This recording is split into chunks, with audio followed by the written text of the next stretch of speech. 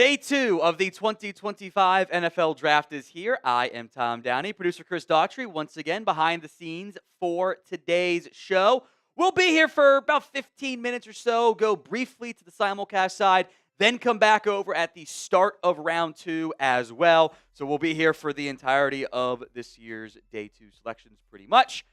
Before we get going, especially right now, and there might be a point we have to cut it off. I did limit the amount I have here. Every 200 likes, we'll do a shot. They got some tequila, by the way, today. So we got every 200 likes today, we will do a shot of tequila. Nice and smooth. I did split it with a couple of people throughout the office. I said, I wanted the bottle, though. So we have limits of how much I will do in the interest of not dying, but there are plenty of beer bongs as well as options today. So do me a favor, please, and thank you. Like the video if you haven't already done so. We are already a quarter of the way there. We've been live for like a minute. So please and thank you. Like today's show for me. We will be live for all of Day 2 for the 2025 NFL Draft, So I'll keep an eye on the likes throughout today's live stream, and we'll see just how many shots we end up doing. And if I need to, Chris, I will make you do one as well. But I got the fun pineapple shot glass here, so we'll be good to go on that one. Like the video right now, please, and thank you on that front. We're at 71. We're actually not that far away from a 50% like ratio, which I really appreciate, folks, too. All right, the Super Chat menu on today's show. Every $10 Super Chat gets you in to the rookie jersey raffle. That could be Tyler Booker, could be one of the picks today, could be a day 3 pick, whatever it is. We will give one of those away via the raffle every single day that we are live. $50 for tortilla slaps, $100 the first one. How about we beer bong or Red Bull to get things going and get some energy going there? Might do that a lot tomorrow in the early morning hours when we get like 4 hours of sleep, but $100 for a Red Bull beer bong to get things started out on that front. The Venmo, in fact, you know what? For this one, I will do, because there's not many people live, we're in the early portion here. If we get 100 before I jump back over to Maine, I will do a Red Bull bong and a beer bong. Not the same time. I think I should separate. I mean, I guess if you want, I'll do it together. That's fine. I was going to do one at a time, but I'll do them both. It doesn't really matter. So 2 for 1 on the start there for the $100. Venmo 50/50 raffle is $20. I figure at this point it's going to be easiest. We'll do that over the course of the weekend and run it at the very end of this year's NFL Draft. So one giant, hopefully, Venmo 50/50 raffle at What Going Downey on Venmo. $20 to enter that. The most hundreds in April gets you the DeMarvion Overshown jersey. Right now, Nandor Bank is in the lead on that front. And all Venmos count double, period.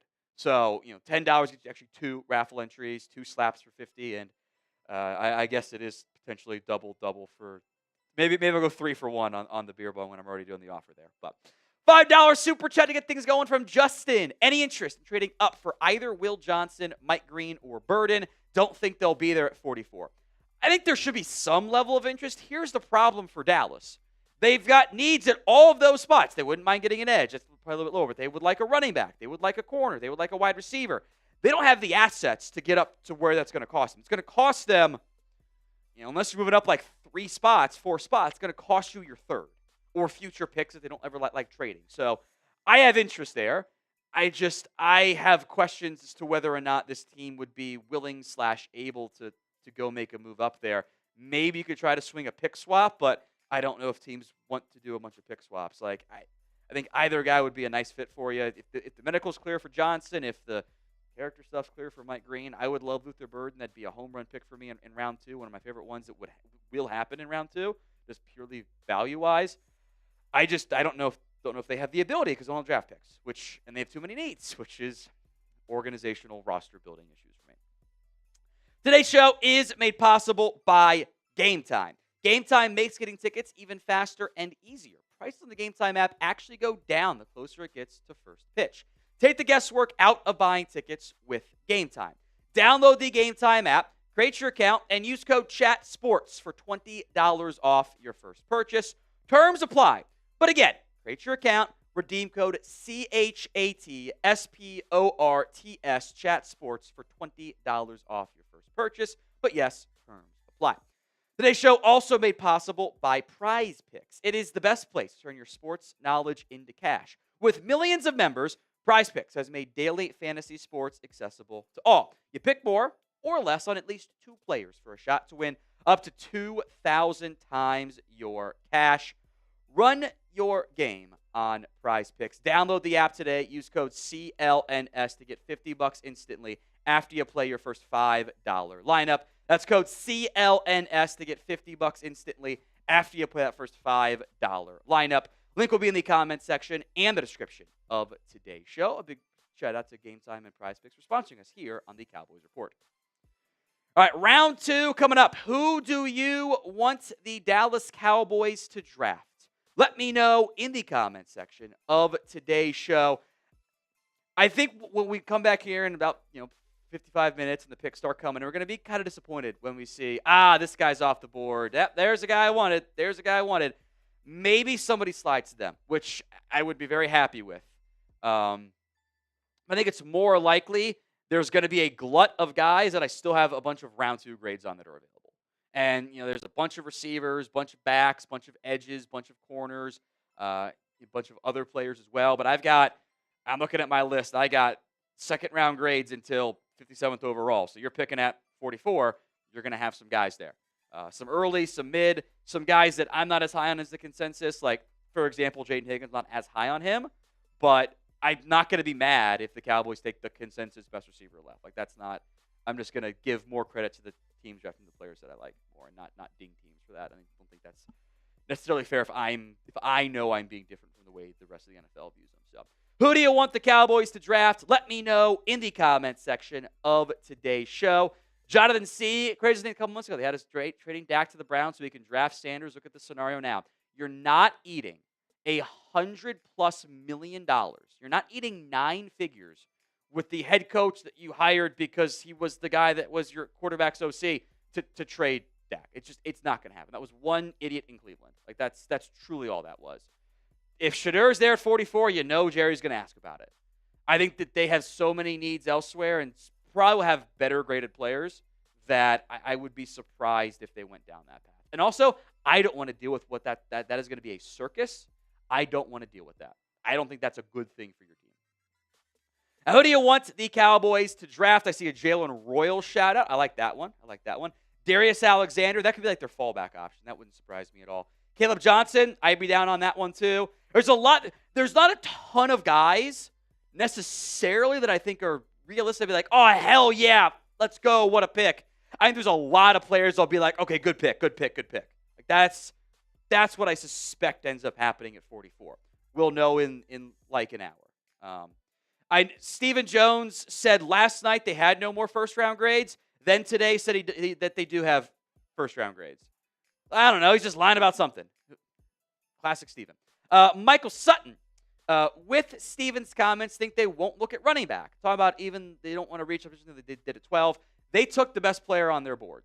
We can disagree, and that's perfectly fine if he should have been the best player on their board. They did not say we're taking a guard. They said they wanted T-Mac. He was gone. They took the next best player on their board. I think it would have been between him and Walter Nolan, which I wouldn't have liked that. I would have hated the Nolan pick more than I hated the Tyler Booker pick. I say this. What I want to believe is he's lying. He's saying we don't need to take a running back, even though they know they need to and want to. And the depth is so great that it will probably be one of their best graded players. Like, there's no benefit to you as an organization saying, yeah, we're looking at backs in round 3, because that just means you're going to get sniped. I don't think that's beneficial for you. So they should be lying. Will they? They can't fill receiver, corner, back, and defensive line now. They can't do it. So I guess they're through about one of it in the end. Brandon, I know you weren't far off on Booker from Golden, but how far is the drop from Booker to, say, Frazier or Lampkin? We need another receiver there, other guards. Well, I'm not putting Lampkin in that conversation. I got Lampkin in the 7th. He's so small, it's tough to go beyond that. Frazier just snuck inside my top 100. I also think this for the Cowboys. I think especially at guard, and I think you can maybe make the argument about wide receiver too. It's not that you need bodies. If you're adding one of those guys, you need a good player. You need a starter. Because otherwise, like I don't need a guard to. Okay, well, worst case he's my guard 3 or guard 4. I have those dudes already. I don't need those. I don't need okay. I'll take a 7th round pick on a receiver because I just need a body. No, I have 6 of those guys essentially. So I would not. For me, it was I just want to take the best player available. I just think we kind of disagree on what the best player available was. Super Chat battle, we are going up against the 49ers Report and Eagles Now. Are they live yet or not? Not yet. They just went live, so let's beat them.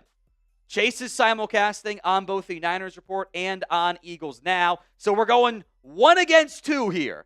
Help us out. Let's win that Super Chat battle. We will check in on that later on in today's show, especially once we get back solo live on the Cowboys Report for the rest of day 2.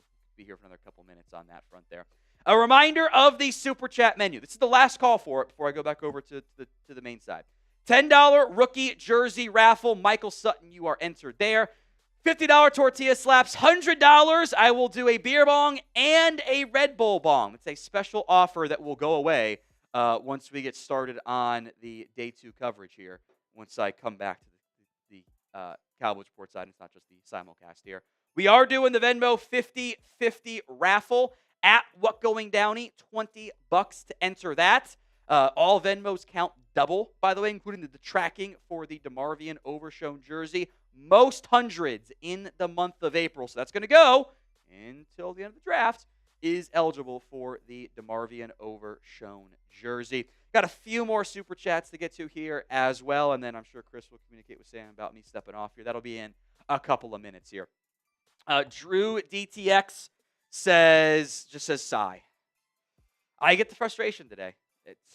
Guard is by no means sexy. I think he's a safe player, which safe always scares me when it comes to the draft because those guys end up not always being safe. But I feel confident he's going to be a good player, if not a very good player.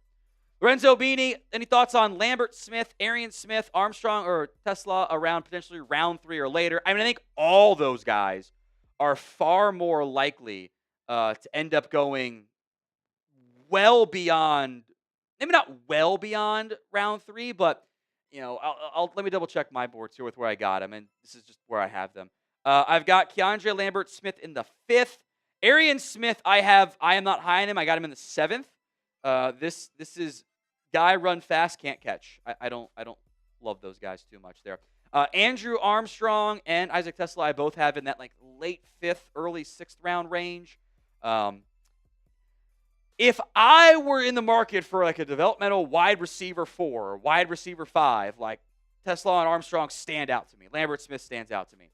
Like, I don't think those guys are better right now than Jalen Tolbert. I don't know if they're even that much better than like Jonathan Mingo or Cavante Turpin. And if they are, it's going to take longer. So for me, receivers go big or go home. Like, if you don't take one today, Lambert Smith in the 5th, I don't think that does anything for you, really. Maybe he develops, but it's not going to help you this year, which is what you need. Yika MF, prepare for Bashal Tootin at 44 or CJ West at 76.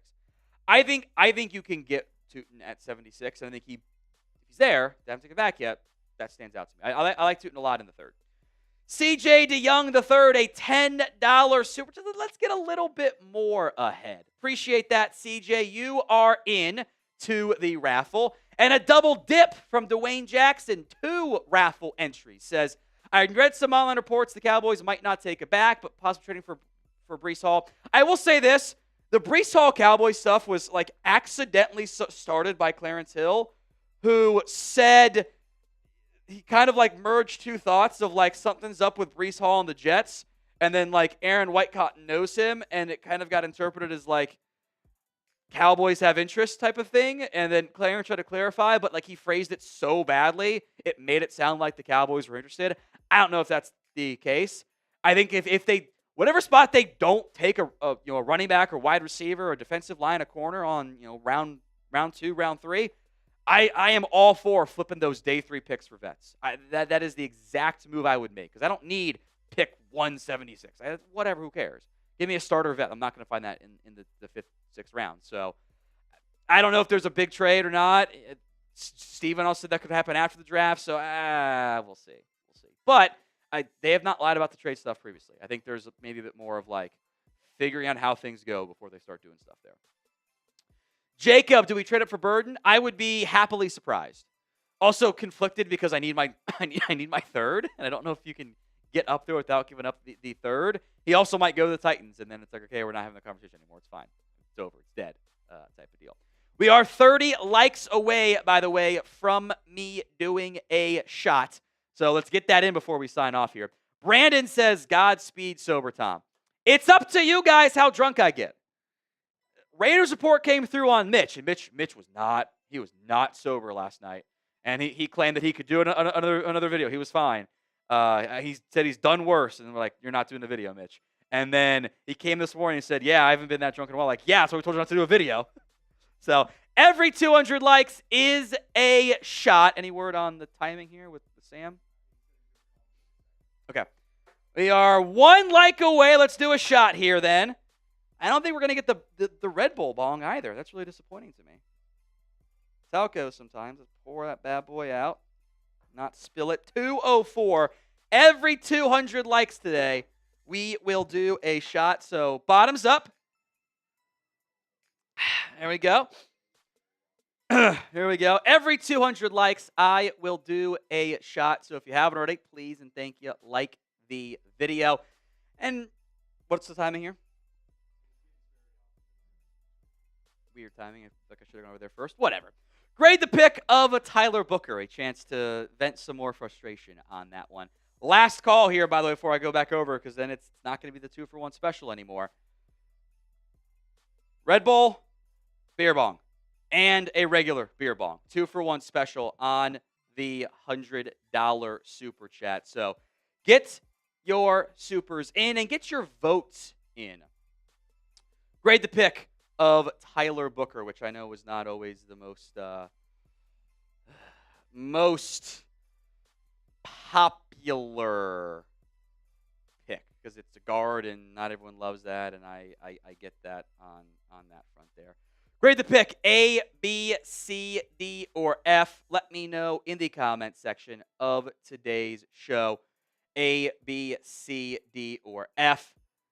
I kind of want to say that one with beer bong and one Red Bull bong. We'll go back over on the chat sports side, and we'll be there for about 40 minutes, then come back over here. So grade the pick of Tyler Booker, A, B, C, D, or F. Let me know in the comment section of today's show. We'll give some shout-outs here. Always have new audience coming in, so we'll always check in on different everything there. Tyler says F Tom's liver. Up to you guys if you want to make that happen or not. A minus, A minus, D, B plus, C, A, B, B plus, A minus, B minus, C for position of need, B plus, B, solid A minus, F, B. All set? I'll sign off here. We'll go to simulcast in just a second. Then I'll come back here solo. Chris Daughtry will take over now. What is going on, Cowboys fans? Go ahead and get that in the comment section for me here. I'll get some shout-outs while Tom's going to shoot over there here in just a second. You guys are going to simulcast with him. Let's see, Lil saying A++, Renee saying A, John saying B-. Bryce saying A. I see a Z- in there as well. Corey saying C. I see a lot of either C's or like B+, I feel like is the reasonable selection there. Just because, I mean, he's a good player, but at that spot at number 12, kind of tough. All right, give me a countdown. All right, Sam's going to count us down here, and we're going to send you guys over to Maine here in just a second. And really good long speed as well. Okay, sounds good. Welcome into our Cowboys Report audience here that is coming in. Tom Downey will be joining me once again here on NFL Daily in just one moment. Sounds good. Okay, so then number 7 pick, Armin Membu, the offensive tackle from Missouri. It seemed like that was the very obvious pick from the start there for the Jets. They needed a right tackle. Membu's the best true right tackle in this class to help Justin Fields, Breece Hall, and the rest of the Jets offense. And Tedoror McMillan with the Carolina Panthers. Apparently Bryce Young went to Dave Canales and said, you got to take this guy. And, they've got a lot of really tall receivers in that wide receiver room already. Xavier Legette, Jalen Coker, Adam Thielen, who's on the tail end of his career, and McMillan is yet another 6'2" or taller receiver to add to that group. So that wide receiver room is absolutely massive, and he's a really good player that I think is going to fit right in. Then at number 9, the New Orleans Saints took Kelvin Banks Jr. out of Texas. I think that they just feel like he's going to slide in somewhere. I think he could be an NFL left tackle, but he could also slide into guard. And, the New Orleans Saints, they're a team that likes to take trenches, and they like to, Kellen Moore really wants to set the foundation there with New Orleans. We welcome back Tom Downey of the Cowboys Report. Tom, how was your trip over to Cowboys? That was fun. No one's done the Red Bull yet. No one's done the 50 yet. It's 50. 50, and I'll do a Red Bull beer bong now. So we were just breaking down these top picks here, and now we get to Colston Loveland, one of the more interesting picks because he went before Tyler Warren. I think that he's a good fit for what Ben Johnson wants to do, and of course he's done a really good job developing tight ends with Sam Laporta there in Detroit. What was your thoughts on Colston Loveland to Chicago? I like Tyler Warren more, but it's not like I dislike Colston Loveland. I don't think that was a consensus opinion either that Warren over Loveland in the NFL, which obviously happened because the Bears took him. But I think a lot of teams, at least some teams, felt that way as well. I would have taken Warren, but I'm curious if the Bears play things out now in terms of the offensive line or the receiving core and tight end room. And do they do a bunch of 2 tight ends? Is Kmet on the move at some point? Maybe not this year, but next year. So let's figure out long term there. Yeah, I agree. Michael Williams, edge rusher out of Georgia, long-limbed edge rusher from Georgia going to San Francisco. Kind of fits their mold of kind of like a bigger defensive end type in their 4-3. And then you got Tyler Booker, your Cowboys. Once again, take a Tyler in round 1 to play offensive line. The Great Wall of Tyler. The Great Wall of Tyler. I like that a lot. Your thoughts for our Cowboys audience here on Tyler Booker? I'm sure they know how you feel about it. He's a good player. It was not the pick I would have made. I think they really wanted Teddarilla McMillan. They claim that was their highest graded player. I'm inclined to believe them. I don't think it's a superstar player. I think he's going to be a good starter in the NFL. Yeah, I would have been over the moon if he was to pick at like 24. Right. It's 12. It's a little bit different. That's also this class too. Yeah, it's just the positional value thing there. Like you said, Booker's a great player. It's just 12 for a guard, true guard. It seems a bit early. $5 from my man, MA Football Guy says, if your boy Big Dad. It's your boy, Big Dad Caleb. Bod.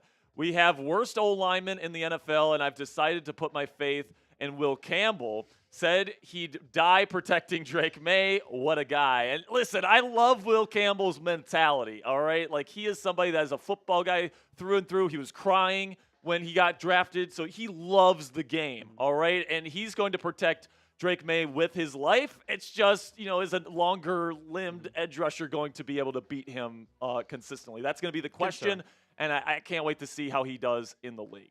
$5 from Caleb. This one's from Cowboys, so I'll let you take it, Tom. Jerry told Brian Broaddus the Cowboys are most definitely looking at Hall. I have not heard what Brian said about that. This is about Breece Hall, by the way. Yeah. Jerry said that they were looking at trades, and they never specified. And Steven said today they're always looking at trades. Last night of those could happen after the draft. So if I were the Cowboys, I would trade those 5th and 6th and 7th rounders and give me veterans who can play for me.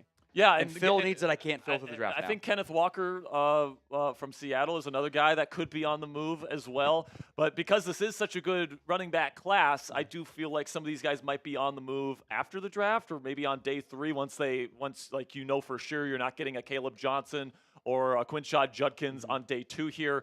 We'll see what ends up happening here, but I would think that we're going to see at least one more running back trade this offseason, whether it's during the NFL draft or after it. That's kind of where I'm at with it right now. Our Super Chat menu, every 100 likes. We need Tom to do a Bean Boozled because I've already done 2. All right, so I like that video. So he needs to. We're 12 we're 11 away. Bring that over here. All right, over here. We're going to get it right now. There you go. 50 for the Red Bull beer bong. Yeah. Can I have the so spinner, though? What's that? Oh, yes, the spinner. Yeah, thank you. There you go, sir. Oh, I see some suspiciously placed candy over there. And well, I got to get – no. I got to get the taste out of my mouth. You're so soft. No, You're so soft. He was so no. I don't want my character questioned here. I just need to get the taste out of my mouth. This is pomegranate or Old Bandage. We just got to 300 likes. So All right, Tom Downey. Also, as Tom downs that Jelly Bean $5 draft hat raffle, $10 talk about your team, I am going to go start our Steelers talk stream here. Tom's going to hold down the fort. Is it an old band? Yeah, it's a bad one, isn't it? Yeah. All right, Tom. Well, I guess I'll see you guys later and hold down the fort, and I'll be back soon. yeah, remember on the chat sports side, $5 for the main raffle entry. $50 I will do a Red Bull beer bong. Dwayne Jackson, $20 super chat. Thank you, Dwayne, my friend. I think the Cowboys have to manipulate the board before the run on backs and receivers to prevent teams from jumping them. Might package those day 3 picks to move around. I would not be mad at that. I think that's actually a fine idea. I question if they would do it. They love their picks so much they don't move up very often. They're not a trade-happy team ever. But if it's not expensive, I think you should consider it. I think at that point it's just like it's value. It's getting key players at positions of need. Like you trade away a 6th-round pick to go to a guy. I don't care about that. Is that doable for you in terms of making a big jump up? No, probably not. Can you do a lower jump up? Maybe. I am intrigued, depending on what the board looks like in the second.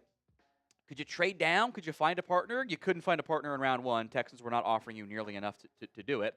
Could you trade down? Maybe. Nick B, $10 super chat. Thank you, Nick. Says, think about Trey Harris. Do you want to go to the wide receiver rankings here, Sam? I'm going to preface this by saying I think my receiver rankings look a lot different than it looks different than the consensus rankings and probably different than what the Cowboys have. So Luther Burden is, I think, for most people, is the best available wide receiver. I had a first-round grade on him because I think he's a great player. I'm a huge fan of L.K.O. Manor.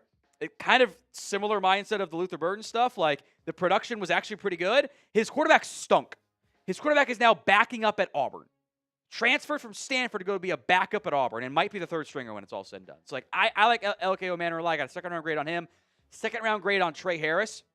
Those are both bigger bodies on the outside. Harris does some really good vertical stuff downfield, which big play machine for Ole Miss. Jalen Noel is more of a slot receiver, but could probably play like some Z in the mold of like a Tyler Lockett. I think he is the better Iowa State receiver. The consensus says Jaden Higgins, and I got thirds on Higgins and Besh and Kyle Williams.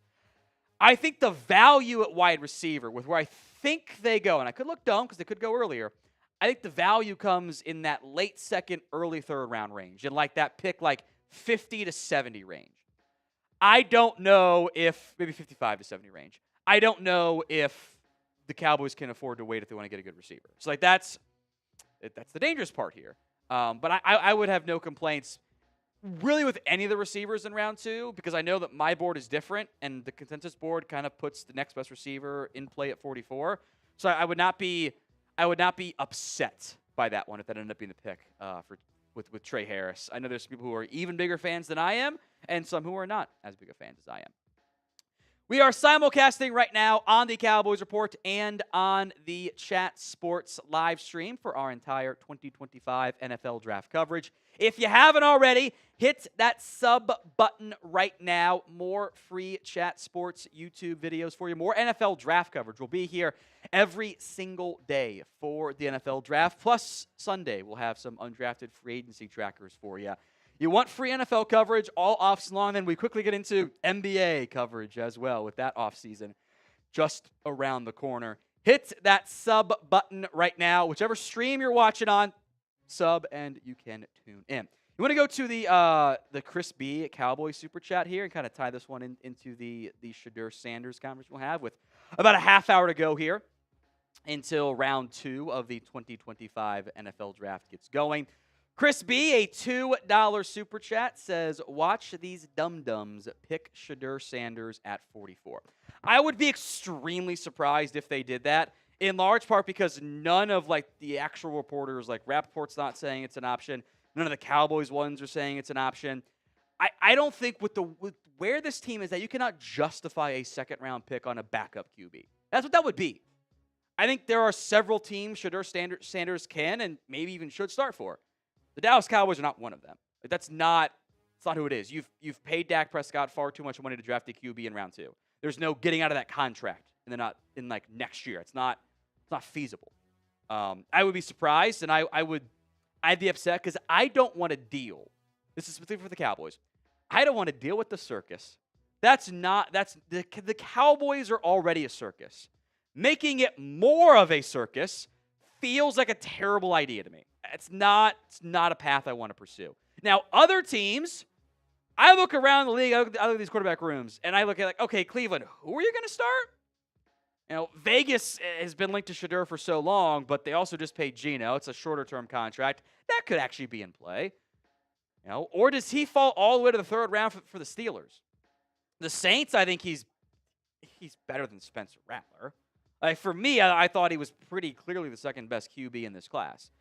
He reminds me a lot of Teddy Bridgewater. And think about the scouting report. You hide the stats, hide the photo here.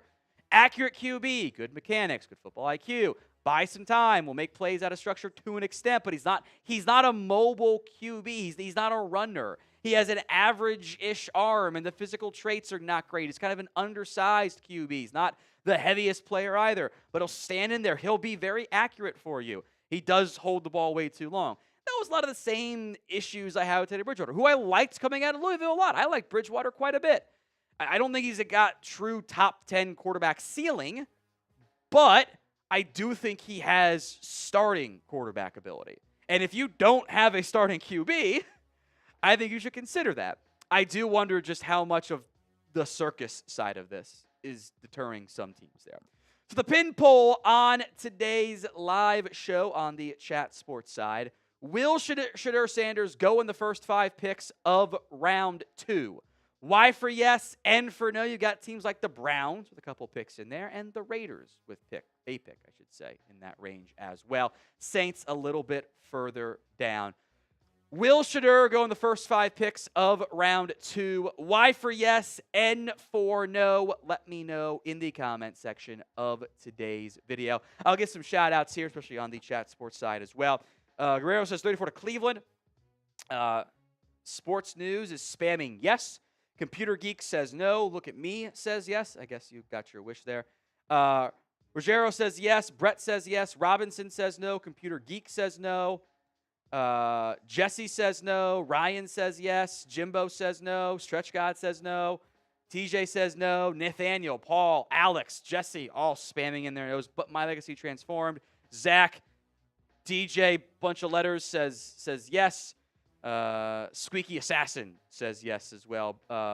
Brian Nation says A. Romeo, Wowboy, all typing in their yeses. Cullen, Kyron's, Kai Trimble, Romeo, all typing in yes. Super chat here on the Chat Sports live stream. Then we got, I think, 2, on the Cowboys side. The Giants go to the playoffs. I pledge a $200 super chat. Nothing would make Marshall Green happier than that. We already got to that one. Nothing would make Marshall Green happier than the Giants making the playoffs, and plus the $200 super chat on that one. We did this one earlier from MA Football Guy, but we appreciate you, my friend. Kai Trimble, I know it's not our biggest need, but would love to see them grab a premier safety. I'm calling UCLA linebacker in round 2. So that's Carson Schlesinger. We'll see if he goes that far. Give me the Pitt wide receiver. So I assume you mean Kanata Mumpfield, who I've got a early 7th on. If we grab him the 5th. I'll say this. I assume I'm talking about a George Pickens trade with the 5th. I think taking a receiver like in the 5th and 6th round is kind of useless. Like, those guys aren't going to be better than Tolbert in year 1, and maybe even better than Flournoy. So, like, I think it's kind of go big or go home at receiver. But who's going to be our running back, Tom? Wouldn't be shocked if Bashal Tootin is the 3rd round pick. Let's see how the board plays out. There's a lot of running backs. I have 11 backs in my top 100. I don't know if 11 are going to go in the first 2 days. I think there will be players there. Chris B, is Tootin an option at 44? Seems early. I feel like this was kind of started by like a Jane Slater tweet saying keep an eye out for Bashal Tootin, and she then clarified that she meant like 3rd round. So I think 3rd round is where it makes sense. Let's see how the board plays out. If there's a big run on running backs, maybe things all change. But 44 would be early for me, but I do love him as a 3rd round pick. That's where I have him graded. I think he is an explosive player. Love the player. That would be a round early for me. All right, the super chat menu on today's show. Every 100 likes equals the Beaned Boozled spin, which Sperry has bent the crap out of this, by the way, just so we're clear. Because he kept, like, flicking it on his finger. He kept putting the finger, like, in the way and was like, why can't I spin it? That's how it goes, you know? Every $5 super chat on the Chat Sports stream is an entry into the Draft Hat Raffle. What's up there? Oh, okay. Deal time. Until the draft begins, so about 23 minutes, double the entries for the $5 draft hat raffle. So 2-for-1 specialty on that side. What's up, Sam? So John already has 2 entries for the 10. So now that's 4 for John there. If he does it again, it'd be 10. So like 10 we'll do 4 entries. 20 we'll do the math and on there. My bad. The timing confused me there. Hashtag math. So double the draft hat raffle entries, $5 super chat to get entered on that one. $10, you will still talk about your team. If we can get a $50 super chat before the draft gets going, the boss has said I get to beer bong a Red Bull, which, you know, I'm not. Sometimes people don't like when I do that because it's a little bit of a lot of caffeine, but I'll do it. So $50 on either Cowboys Report or on Chat Sports, and I will beer bong a Red Bull. But for the next 22 minutes and change, $5 gets you the double 2-for-1 draft hat raffle entry. Jordan Schultz, this is from earlier today. He also sent this out with the Giants at 34 and then deleted it. And almost, honestly, the timing of this tweet makes me wonder if, like, Schultz had scheduled this previously and then had to change it because it said Giants, not Texans, then had to reschedule and send it out a lot later. It's very suspicious timing for me. This is the Browns and Texans and Titans trying to get trade interest. Like, Tennessee would love to trade down. They don't have a third-round pick. They would love to move down 15 spots and get a third. You know, their GM has said that they want, you know, multiple top 100 picks every single year. You can't get that without trading down right now. I do think he's right. Receiver and edge are viewed as the spots where you could have some sizable drop-offs potentially. And I'm curious, there will be a run on edges, a run on receivers, and a run on backs, I assume, at some point. When that run happens, I don't fully know. Cleveland at 33, wouldn't be shocked if they focused on offense.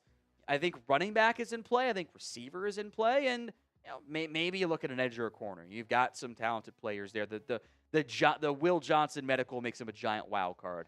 I think Houston probably has interest in offensive line, but you know, is that a little early for, maybe not too much, but Ariante Ursary? Does Marcus Bowe interest them as like a tackle, center, guard, do-it-all piece? Jonah from Zona stands out. Tennessee, I feel like if you're Tennessee and you can't trade down, you just take Mike Green if you trust the off-field stuff, Luther Bird or Donovan Ezeraku, and you got to feel real good about that, right? Right? Browns at 36, kind of mentioned them. We'll see if a quarterback goes in that spot. The Raiders and Saints, 37 and 40, have very much been linked to quarterbacks, and I'm curious if one goes. You know, Saints don't have a long-term or even short-term solution right now. And the Raiders have Geno, but he's getting up there in age. Is that a spot for a QB? Or do they could also like wait until like the 5th and like maybe target a Will Howard or something. Patriots, I'm curious what they go. If they go back to defense or, you know, maybe a corner falls to them. Will Johnson would be super fun if the medical checks out. Chicago, I feel like a running back is in play there, but maybe O-line edge too. Best available players. I'm not taking Scatterby at 38 there, Jack. Calm down.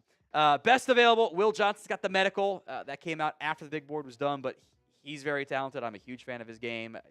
He was one of the best players on that Michigan defense a year ago. Wasn't as good this year, though. Helps with the slide. Mike Green's got character. I just like Luther Burton a lot. I'm probably hiring him the most, but he should not last more than a couple picks. What? Good take, Jack. Good take. Says he likes Burton, too. We'll see how long he lasts. And then it's like, those are my only 3 first-round grades left. Everyone else is a second-round grade. No first, second cheaters left either. So Nick Emenwari, the safety out of South Carolina. Donovan Ezeraku, the edge out of Boston College. Wonder how long we'll wait to hear Travion Henderson's name get called. He had some buzz for a sneaky late round 1 pick. Might be an early round 2 pick. I don't think he gets past 44. I'd be surprised. Be happy if he fell to 44, but we'll see how that plays out. The linebacker class is not very good. For me, it's just on my board. I had the first, second cheater grade on Jahad Campbell, 15th overall. Schlesinger is a round 2 grade. Then I have a late third on Demetrius Knight and some third, fourth cheaters, and I got 4 in my top 100 at linebacker this year. That's it. 2 in my top 85. It's a light linebacker class for me. Xavier Watts, playmaking safety, love his game. Savone Rebel Jr. out of ECU, the cornerback, I think he would have been a first-round pick if he hadn't torn his ACL. He might not have to wait that long, but the medical stuff we don't get good access to. Shedeur Sanders is there. We shall see how long that wait for him ends up playing out. Trey Amos, corner. There'd been some late round 1 buzz. Again, corner could have a little bit of a mini run today. Caleb Johnson, outside zone runner. I think his fit with any of the Shanahan, Stefanski, that type of Kubiak-centric run game offense really is a good fit. Some super chats from the Cowboys report here. Could you see us going linebacker today? If Schlesinger's there at 44, I think it's in play. I would be a little surprised if they took one in the 3rd round, just with the likely value. But if Schlesinger's there, I think they'd have the competition of best available player. Thank you, TMZ. Cooper Vestal, what grade do you have on Armstrong from Arkansas? I've got Andrew Armstrong as a 6th round grade, 224 overall. He was pretty damn productive for the Razorbacks, even more so than the freakier athlete in Isaac Tesla. I think he is a little bit like an undervalued player. I've seen some predictions of him not getting drafted, period. The as many drops as touchdowns at the FBS level is kind of a red flag. He tested really well for his size. I do think there's separation route running issues that is probably why he ends up being a day 3 pick in the end. Cooper, thank you very much, my friend. I appreciate that one. William Cook, what D-line I think will be available for the Cowboys in the 5th? Hard to project 5th rounders, but the guys I have in the 5th round are Vernon Broughton, Riley Mills, Cam Jackson, Cam Horsley, Jay Tuia out of UCLA. Those guys might go earlier, but I don't know if a Jordan Phillips, Jamari Caldwell, CJ West fall to you. I think it's probably some of those lesser run stoppers. On the chat sports side, Joshua getting 2 entries into the draft hat raffle. Is it 4? Oh, because it's double. I can't do math anymore. It is 4. Sorry, Joshua. Don't worry. The team that actually tracks it can do math, and they're tracking it for you. Sanders to the Raiders. Otherwise, what do those tweets mean? What are the tweets? Is he talking about Pete Carroll teasing tweets or? Oh, the Sanders ones. Those are right. Look, allow me to explain. Shedeur sends that out when he gets up on Sunday. And it happens that the Raiders lose a lot on Sunday. So that was just the timing. Because you think about it, they're playing on the road on Saturdays, right? They fly back. They don't have meetings. He sleeps in like a normal college kid. I think that's what that actually was. Once he's up and doing stuff, he sends out that tweet. That's what the timing was, which I thought was kind of funny. Or they did it on Monday mornings, and he's up on a Monday morning to go to class if the Raiders lost on Sunday night.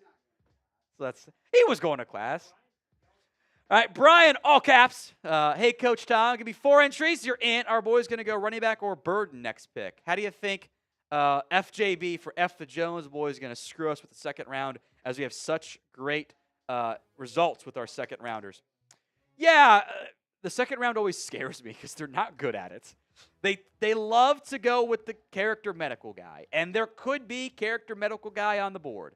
There also could be a good running back.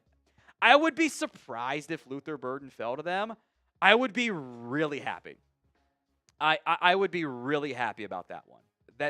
That would be a truly, as far as I'm concerned, a fantastic selection from that one there. So give me 1 second because I have not done that before. Okay. So we get set up here. Appreciate all the super chats that came in on that front. I also make sure I got the details pulled up here properly so I don't screw that one up in the end. So, all right, we have a giveaway offer coming up right now. What I want you guys to do is share today's video on Twitter. Tag @ChatSports. You got to tag @ChatSports for this. Otherwise, we have no way of tracking what's going on, and we cannot do the giveaway. Once we get 25 shares, we will pick one person randomly to give away this House of Atlas Razor Kit and before and after set giveaway. So that is the giveaway offer here. Jack, you were going to say something or no? I couldn't tell if you were going to. Yeah, so this is a really awesome offer from House of Atlas, one of the sponsors here at Chat Sports. We are going to give away a Razor Kit, which actually, Tom, if you want to show it off. Oh, yeah, toss it here. Slide it, don't break it. Nice, good job, good job. So that actually has everything in it. Everything that the people are going to get is in there. So that you got the Razor Kit, and then the before and after set has the calming aftershave. Oh. Sorry, I didn't like when I put that up and it screwed up the chroma. Did not like that at all. Calming aftershave. There we go. And then the Precision Shave Cream. It's a great product. I feel like Vanna White just like showcasing products. It's a great product. I've started using it at home myself. I really love it, and I think whoever wins is going to enjoy it as well. So here are the steps. Share the video on Twitter. Just click the share icon, whatever you're watching on. It makes it a lot easier. Click the Twitter option as part of that. You have to click the share button on YouTube. If you don't do that, your entry will not count. You have to physically click the share button on YouTube, share it to Twitter, and tag Chat Sports. You will not be entered if you don't physically share the live. If you are watching, by the way, on the Cowboys Report side, just go to the Chat Sports one and share that as well. But there's a little bit more people right now on the Chat Sports side because, all the picks versus the Cowboys not on the clock for another, hour-ish, give or take, or something on that front there. So share the video on Twitter. Make sure you hit that share button via the YouTube side and send it up. Tag at Chat Sports, and we'll pick the winner after we get 25 shares, and we'll pick randomly for the winner of the House of Atlas Razor Kit. So share the video on Twitter. Make sure you tag at Chat Sports to be eligible to win. We also, at this time, welcome in our Steelers live audience. Jack Sperry will be tuning in here, or returning, I should say, in just a second, so stay tuned for that. But if you're just now tuning in, about 12 minutes to go until we get to the start of the clock, I should say, in round 2. We are doing a giveaway for you guys. House of Atlas Razor Kit and before and after set is the giveaway. Share today's live stream on Twitter. Hit that share button within the YouTube app side so it tracks the share properly. Tag at Chat Sports. And then our CEO, James, is in charge of tracking all the entries and the shares. He's logged into the account. Got to get 25. The deal is, if we don't get 25, it is not allowed to be given away. So I would love to be able to get there well before we get to the actual pick in round 2 and I step away and then I don't get to see who ends up winning because it's always fun to see who wins. That's entertaining. Got some in there? Good. Good start. Good start. There's 2,800 people watching, so we need a percent of you guys to do it. So share the video on Twitter. Make sure you tag at Chat Sports as well. Once we get to 25 shares, we will pick and announce the winner here on the Day 2 coverage of the Chat Sports live stream. Got a lot of picks to get to today. It is a long day, a tight turnaround the next morning. We will be live an hour before tomorrow's live stream as well. So again, one more time in case you're just now tuning in. Share today's live stream on Twitter. Tag at Chat Sports. And we will then pick the winner after 25 shares. The winner gets a House of Atlas Razor Kit, the before and after set. So if you haven't already, why not enter for free? Hit that share button for me on Twitter. All right, we'll bring on Jack Sperry here momentarily.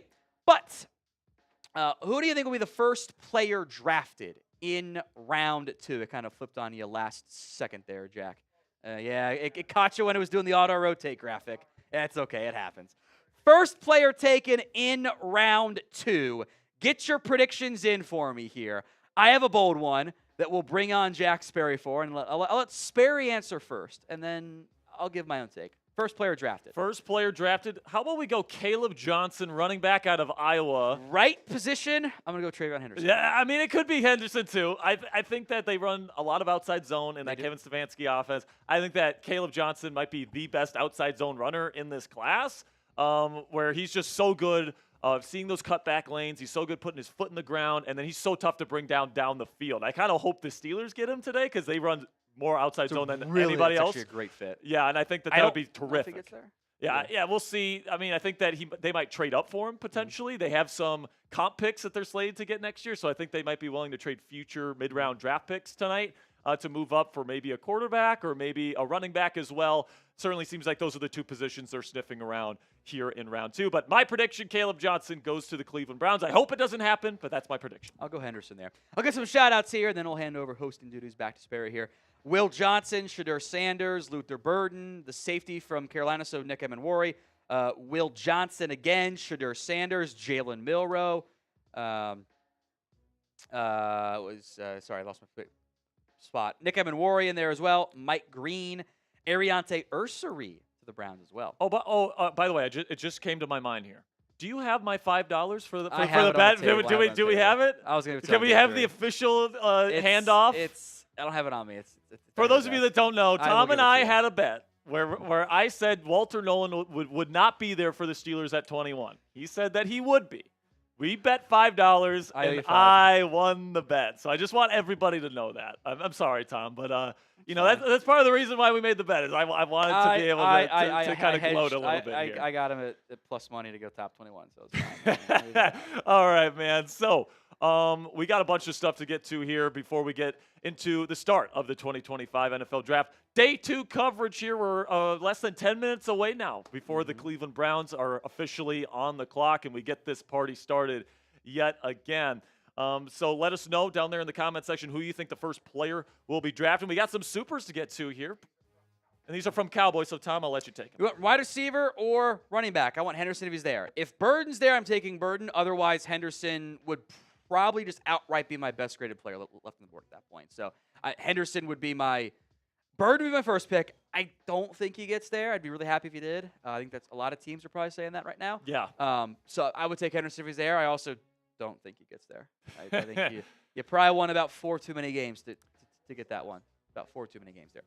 And there is also Ben Jr. Miramontes, however you pronounce it, on Cowboys. Do that one tier 2. Says swap second to give the Browns a 5th. Who says no? I really want Luther Burden. You want Luther Burden? You want to pick swap with the Browns? Got to give them a 3rd. 3rd, or you're not gonna. The Browns are not gonna take a 2nd round swap for a 5th. You got to move your 3rd. It's not that dissimilar in the end to all those years ago the DeMarcus Lawrence trade, a 2 and a 3 to move up and take Tank. So you got to give up a lot to move up there. This one's from Maine. Dylan Heck says saying Tyler Shuck, first quarterback on tonight. Tom, my man Shuck. I've been higher on him since the beginning of the process. Now, I don't have an astronomical grade on him. I think I'm just higher on him than the consensus. What's up, Jack? What's going on, Jack? There actually is a report from Ian Rappaport that Tyler Shuck is in the running to be the first quarterback tonight. And he's connected to the Saints. I mean, I know Schefter said he would not be shocked if Shuck goes. I'm sorry. And, the Saints are looking for somebody that could probably play right away. I would say Shuck can certainly make an argument as the most ready to do that with Derek Carr's situation. But that's just like everyone but Milroe at this point. That's what it is. I mean, I think Shuck is a whole level more ready than Shadur is personally. But he's 30. He's old, but that's part of the fun is that he's ancient and he's more mature, ready to go. So I do think actually Tyler Shuck to the Saints could happen at 40. I would not be surprised. If you want to make another $5 bet, I'd be I'm not doing that bet. That one I don't like. I would be willing to bet that he goes by pick 40 tonight. No, I'm not doing that one. I think I'm going to do that. One might happen. Yeah, that one might actually happen. We got our super chat menu here for you guys to consider here. Every 100 likes. Did you do a Bean Boozled? I'm guessing you did. How many did you do while I was gone? When did we do it for? Is that for 300 or 400? I don't remember. Okay, I'll do one for 400 then. Okay, cool. Because I've done 2 so far. Okay, then I guess so too. Boom. No, I've done 1, so I saw the 1. I saw the 1 then. Okay. Okay, cool. Top banana or wet dog? Great. Great. That's toasted marshmallow. Yeah, it's this one. Quick reminder. Here's the thing. There's no difference between the booger and the pear and the top dog. They're all the same. Quick reminder on the deal that we're running until the draft starts. Double entries for the hat raffle. So every $5 is 2 tickets. One, right? Yeah, that's booger. Okay. Yeah, that's booger. Well, no, top banana or wet dog is the one I want. Jack just can't get a word in here. You guys are just too busy talking about Bean Boozled. I'm trying to get this deal out. All right, give us the deal, Jack. Every What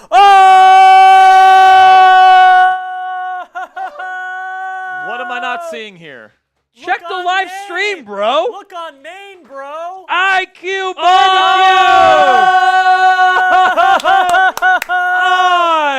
IQ barbecue. Bang! Barbecue. Barbecue. Barbecue. That's one of my. That's a Commanders fan right here. I get my Red Bull bong. One of the all-time MVPs of the Commanders report right here. IQ Barbecue. It's raining money on NFL Daily because of IQ Barbecue. My worst pour ever of a Red Bull. Just Let's it's go, just all Red bubbles. Bull Bong. There we go. God, that thing is Here we filled up. go. Woo-hoo-hoo, IQ Barbecue, my man.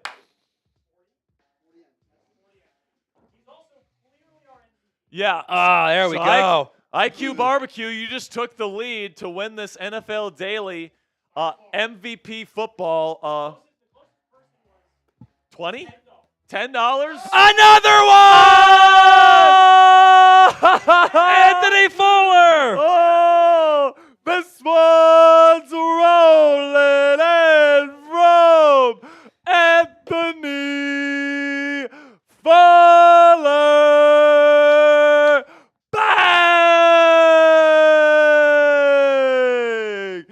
King Yinzer, one of our Steelers talk legends, coming in with a $100 super chat. Make it rain, baby.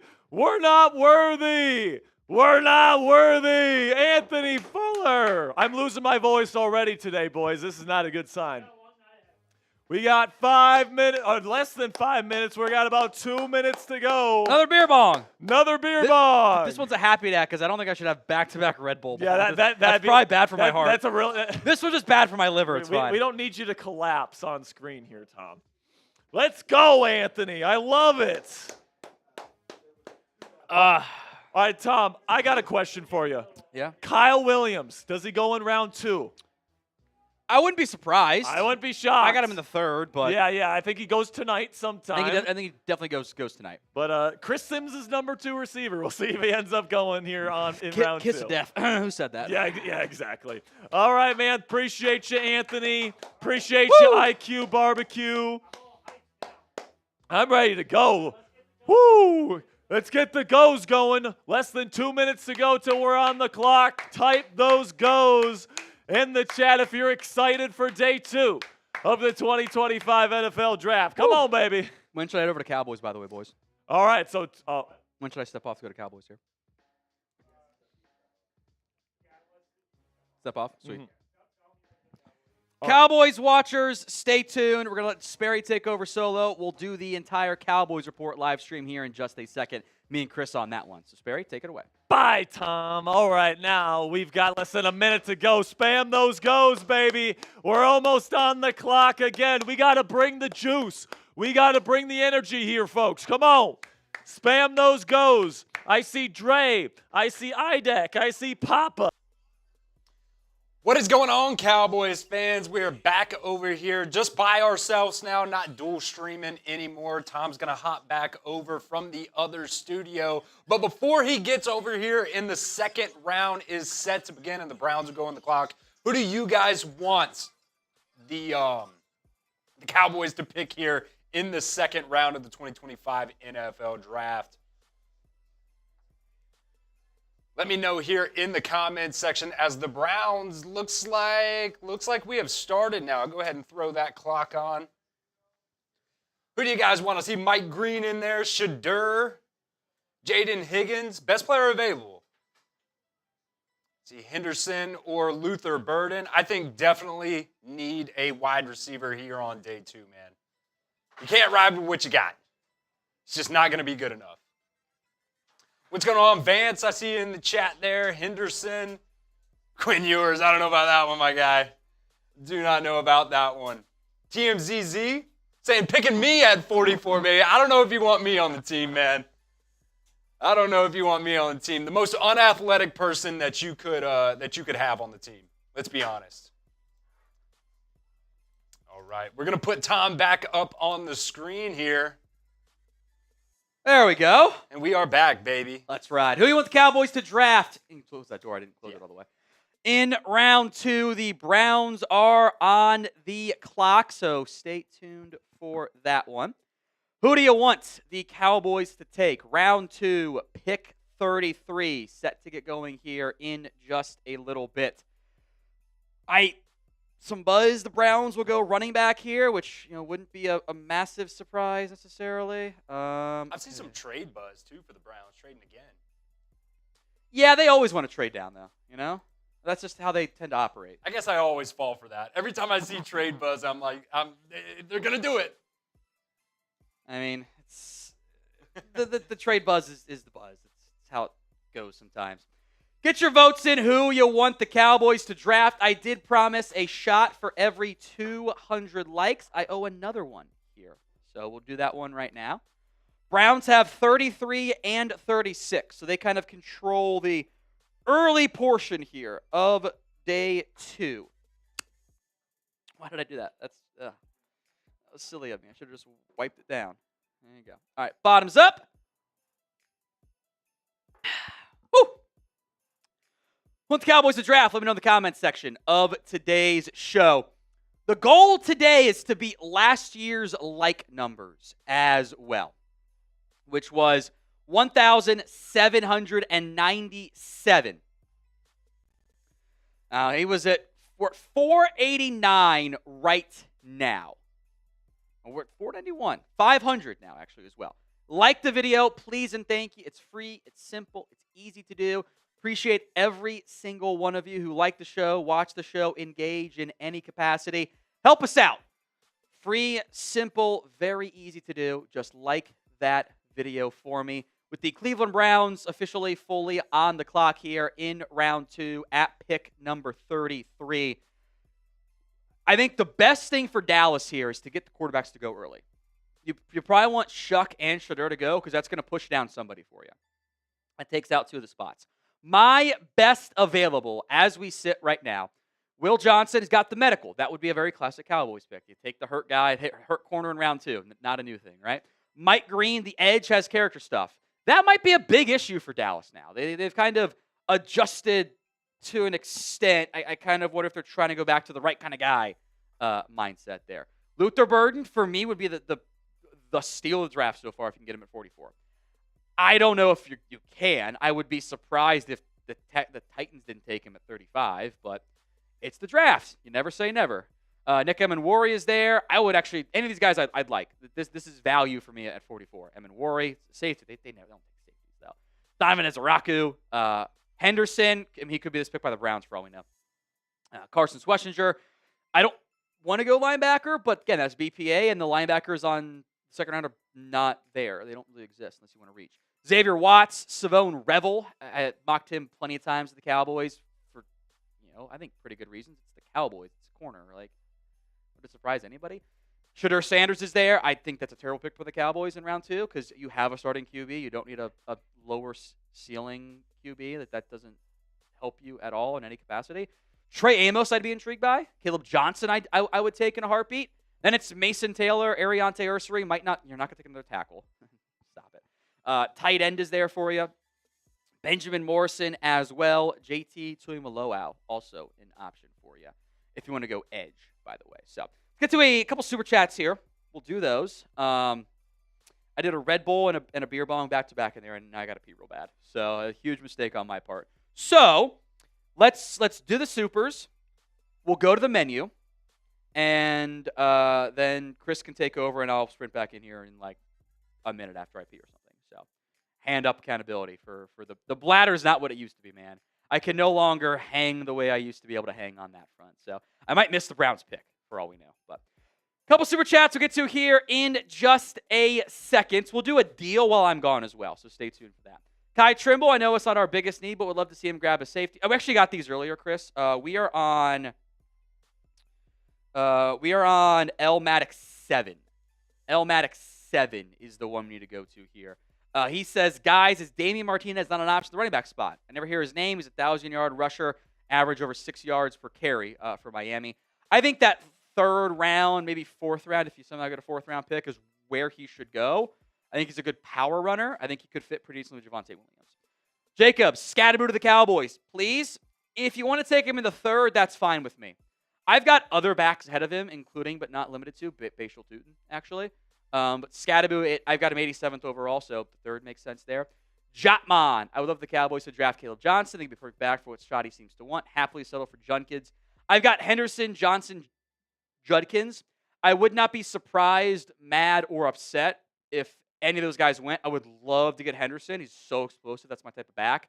I just have doubts that he'd actually be available for them, which is a little bit disappointing. So I have to take a potty break, which is super embarrassing for me because I don't like doing that. So Chris will take over. The deal here, by the way, is this. Every $50 super chat that comes in while I am gone, I will do a beer bong when I get back. We will stack things and allow them to continue to roll and go. So Browns on the clock. I'll be quick. Chris, take it away. Here we go. You guys heard the deal right there. $50 beer bongs. Is that what you said? $50 beer bongs. That is a massive deal right now. Normally $100 for those beer bongs. Also doing $50 tortilla slaps. If you guys want me to slap the hell out of Tom with a tortilla, we can do it, man. Or he can slap me. Whatever you guys want there, we can do it. That's a $50 super chat as well. But right now, $50 as well gets a beer bong when Tom gets back. And if you guys want a rookie jersey, could be Tyler Booker, could be anybody else the Cowboys select today or tomorrow, $10 super chat gets you in on that as well. And I believe also Tom's running the Venmo. If you run the Venmo 50-50 raffle, you can specify if you want to be in the raffle, or you could specify if you want that to go to that rookie raffle as well. Doing the 50-50 raffle, going to be doing it today and tomorrow, so hopefully we can get enough people where it's a massive payout tomorrow after round 7. Most hundreds, by the way, here in the month of April, you're going to get a DeMarvion Overshown jersey. Those Venmos count double, by the way, as well. So get in there. We're doing these giveaways for you guys. This NFL draft stuff, man, we've got so much planned for you guys over the next 2 days. We appreciate you guys hanging out with us here for the 2025 NFL draft. Says the Browns pick is in here, so let's see if we've got our graphics set up here for who the Browns are taking. Not quite yet. But ESPN does say the Browns pick is in. Tiffany, we will get to your super chat here in just a second when Tom gets back. But let me know here in the comment section, who do you guys want the Cowboys to draft? I know we've been doing it, but this is the easiest thing for me to give you guys some shout-outs while Tom is gone. Let's see, Cowboys Rob saying, I didn't know Chris was jacked. I'm not jacked. I'm not jacked at all. I used to be pretty jacked, and then about 2 years ago, I just kind of stopped working out as much as I should have. Let's see who you guys want. I see Scatterboo by accident. Man, I'm just not on the Scatterboo hype, man. Maybe it's because I'm an Alabama fan and I was super anti-Arizona State getting into the playoff. That's a whole other thing, though. I see either Luther or Henderson. I think you got to go either running back or wide receiver here, right? Got to go either wide receiver or running back here at 44. Isaiah Bond definitely not going to be the pick here, man. Just with all the stuff going on with him, it's just you don't know what you're going to have in the future. Don't know if he's going to even be playing football next year. Who knows? Everett here asking who I think the best wide receiver is. Let's see. I will get to that here in just a second. Looks like the Browns pick is in. Don't know why we don't have it yet. I guess nobody leaked this one. Let's see who the Browns are picking.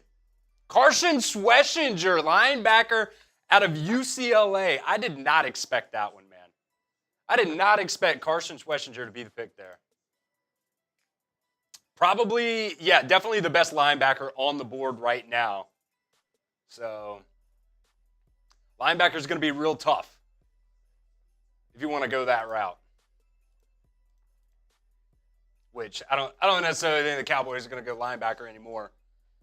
Because after Schwessinger, I think on Tom's big board, it was like those two guys and then like 90 more players and then the next linebacker there. So let's see. So that will put the Houston Texans on the clock here now as well. See, Danny Sutzman, I do like Danny Sutzman as well out of Oklahoma. He really, I mean, you guys know I'm an Alabama fan. I'm the host here at our Alabama Football Report. He did a number on Alabama and Jalen Milroe when Alabama ended up playing them. I see F. Chugs in there from Bloodslinger. Let's go. Carson Schwessinger was the pick there for the Browns, Tom.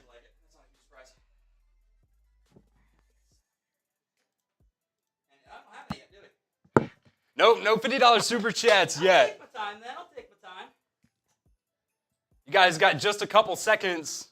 If you want a $50 beer bong here from Tom. Let's see. Draft Jaden Higgins.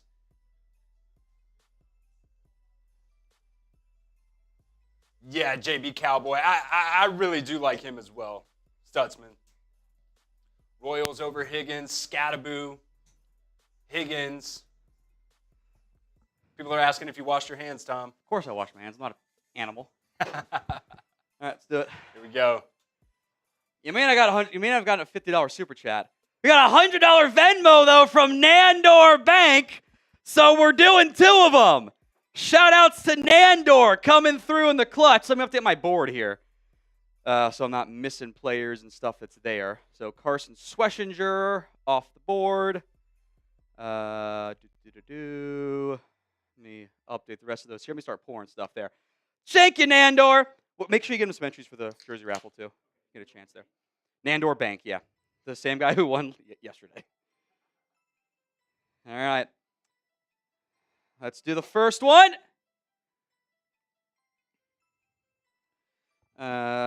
Any supers you missed while I was gone there? Okay, which one?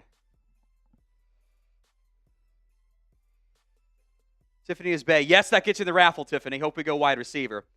Of note, the Houston Texans have just taken a wide receiver. They are taking not Luther Burden.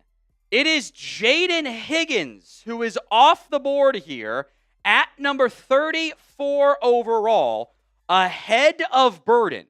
So Schwessinger off the board at 33. Higgins off the board at 34. So first beer bong coming up for Nandor. By the way, Jack was doing the list 2 top rotation. So if that works, I think that looks really good. But I know it might not be easy for you. So here we go.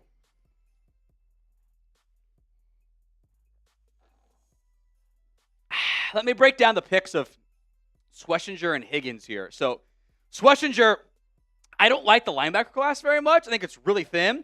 So I'm not that surprised he went early round 2. I had an early second round grade on him. This is like the coach's dream. He's the former walk-on who isn't the biggest. He's like 6'2" and maybe gets to 238 as pro day. But he's athletic as all get out with great instincts. This is my clear-cut second best linebacker in the class.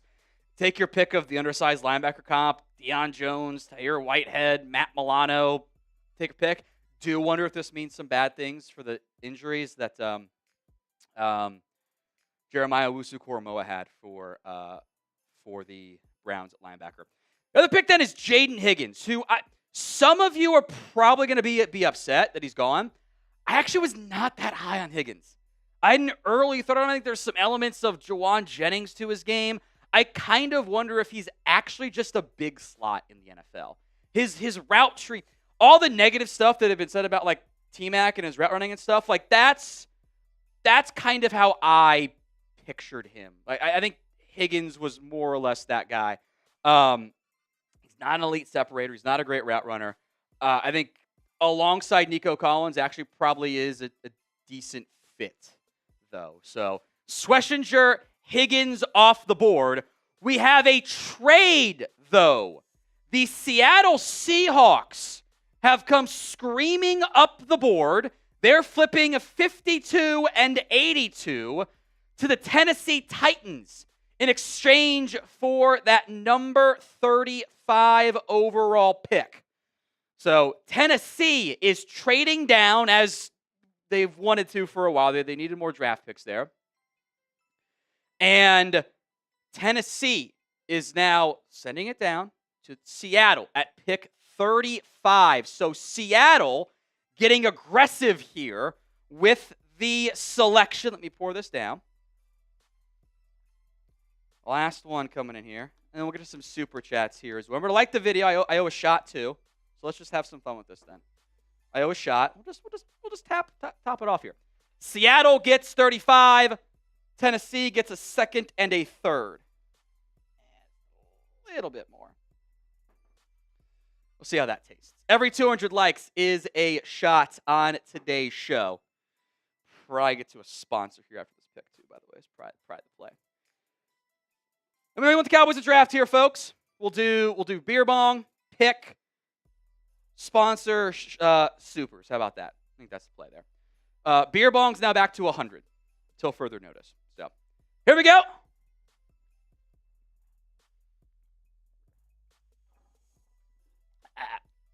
Oh, that was just tequila at the end. That's very burpy of me. I somewhat apologize for it. But I'm just going to be burpy boy the entire time here. So, pick is in at number 35 overall. Nick Emenwari is the player the Seahawks have climbed up the board to take. I got Jeremy Chin athletic comp here. This is a very physically gifted athlete, as many of us do. If you like the relative athletic scores, he's a 10. You don't find 6'3", 220-pound safeties who run a 4.38 and have a 43-inch vert. He also had great production, too. He had 3 TFLs, 88 tackles, 4 interceptions, 2 PBUs. Little bit surprised he slid outside of round 1. I think my biggest issue is that sometimes Emenwari does not play like he's 220 pounds. He plays like he's 200. It's not as physical as I would like him to be. I don't think he can play full-time on the side. He's not shifty enough. That great Rass didn't have the agility testing. Skip that. Probably would have been a 10 if he had it there. But this is your classic strong safety these days. He's not the hitter that Cam Chancellor is. I don't think that's a fair comp. But Seattle, who has extra picks for the DK Metcalf trade, aggressively coming up the board here to secure Emenwari for their defense. And I think it's a great fit with what McDonald wants to do on that side of the ball, too. So my top guys, Will Johnson, Mike Green, Luther Burden, for now, all still on the board. We get to some more picks, but first, today's show is made possible by Game Time.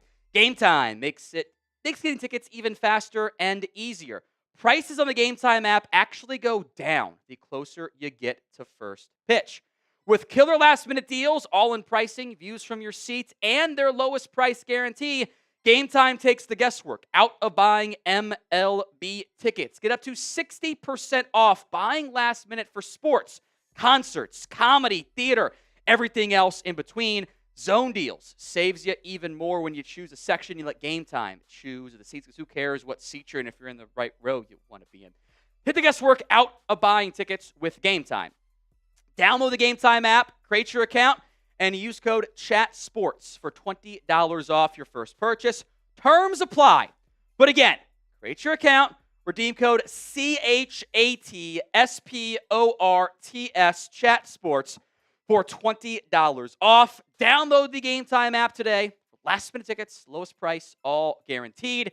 Links in the comment section and the description of today's show. Appreciate Game Time for sponsoring us here at the Cowboys Report. Pick 36 is in. Quinshon Judkins is off the board ahead of Travion Henderson. So Judkins is the third running back taken. I had him in the second round. I like Henderson and Johnson more. I don't mind it though. I think he's still going to be a very good football player. But the pick here is Quinshon Judkins, a more of a power runner than Henderson is. I think a decent scheme fit for what the Browns want to run. He'll be the lead back in Cleveland. So there's, dynasty fantasy owners. There you go. The top 3 for me: Mike Green, Will Johnson, Luther Burden, on that order, and Henderson and Ezraku, all guys I have in my top 30, continue to slide down. But for how much longer is the question mark there. I would be super excited if it ended up being Luther Burden.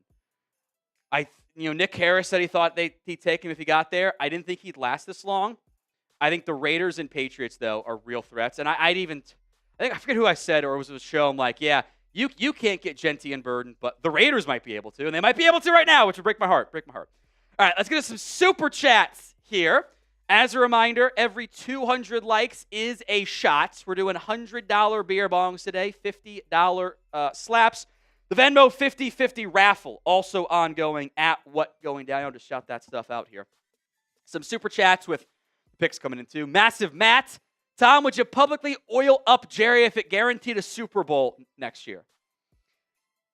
I cannot utter the things on air that I would do to guarantee me a Super Bowl. I can't. That isn't even a high thing. That's like an easy thing to say yes to. I do a lot of bad things, a lot of inappropriate things, a lot of things that I probably could never come back from. But I do it. They wouldn't, but I would. Bloodslinger, is it okay to say F Chugs on his TikTok videos? He'll appreciate the hell of it, actually. As long as you don't get banned from TikTok or something, yeah, he'll appreciate the heck out of it.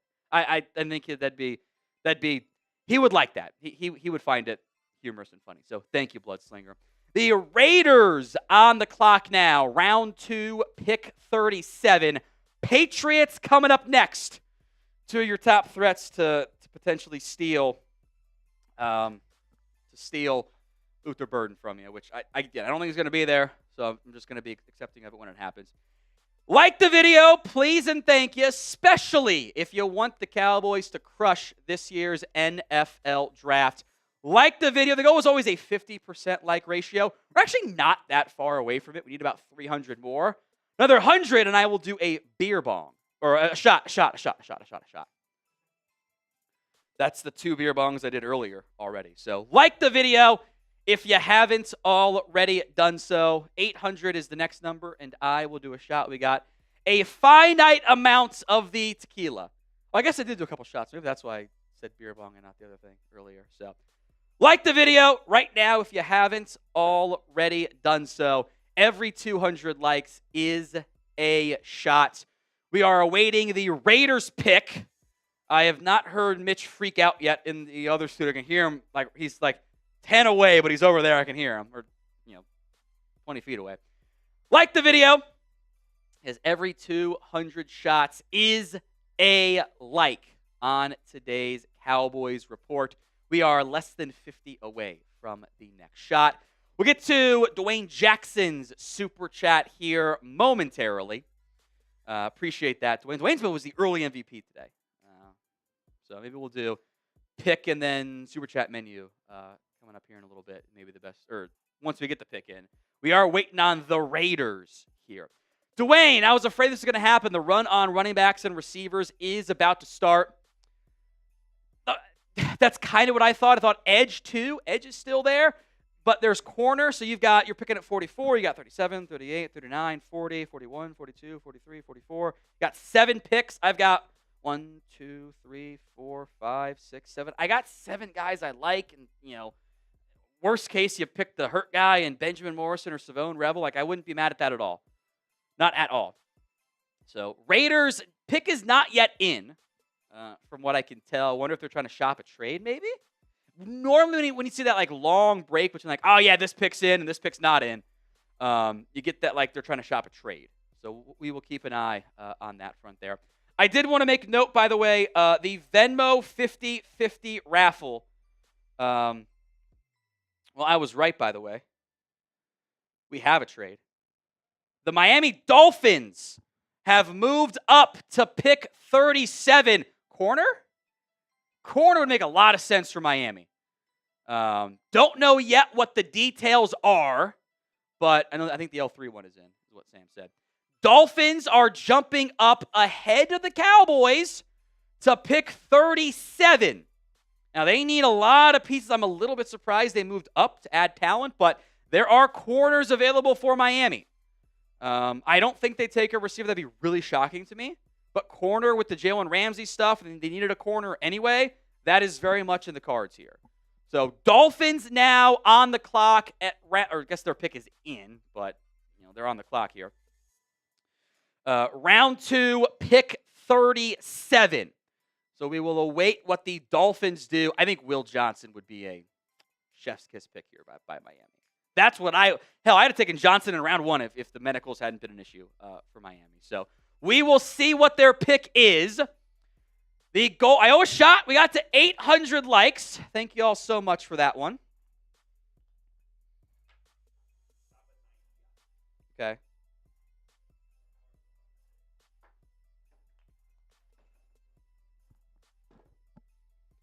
Bottoms up. If we break the chat rate high, I guess I'll. Oh my God, I'll do the entire bottle. That's not going to be fun. Trade details here, by the way. I hate the way he formats his tweets. Raiders trade the 2nd, a 5th.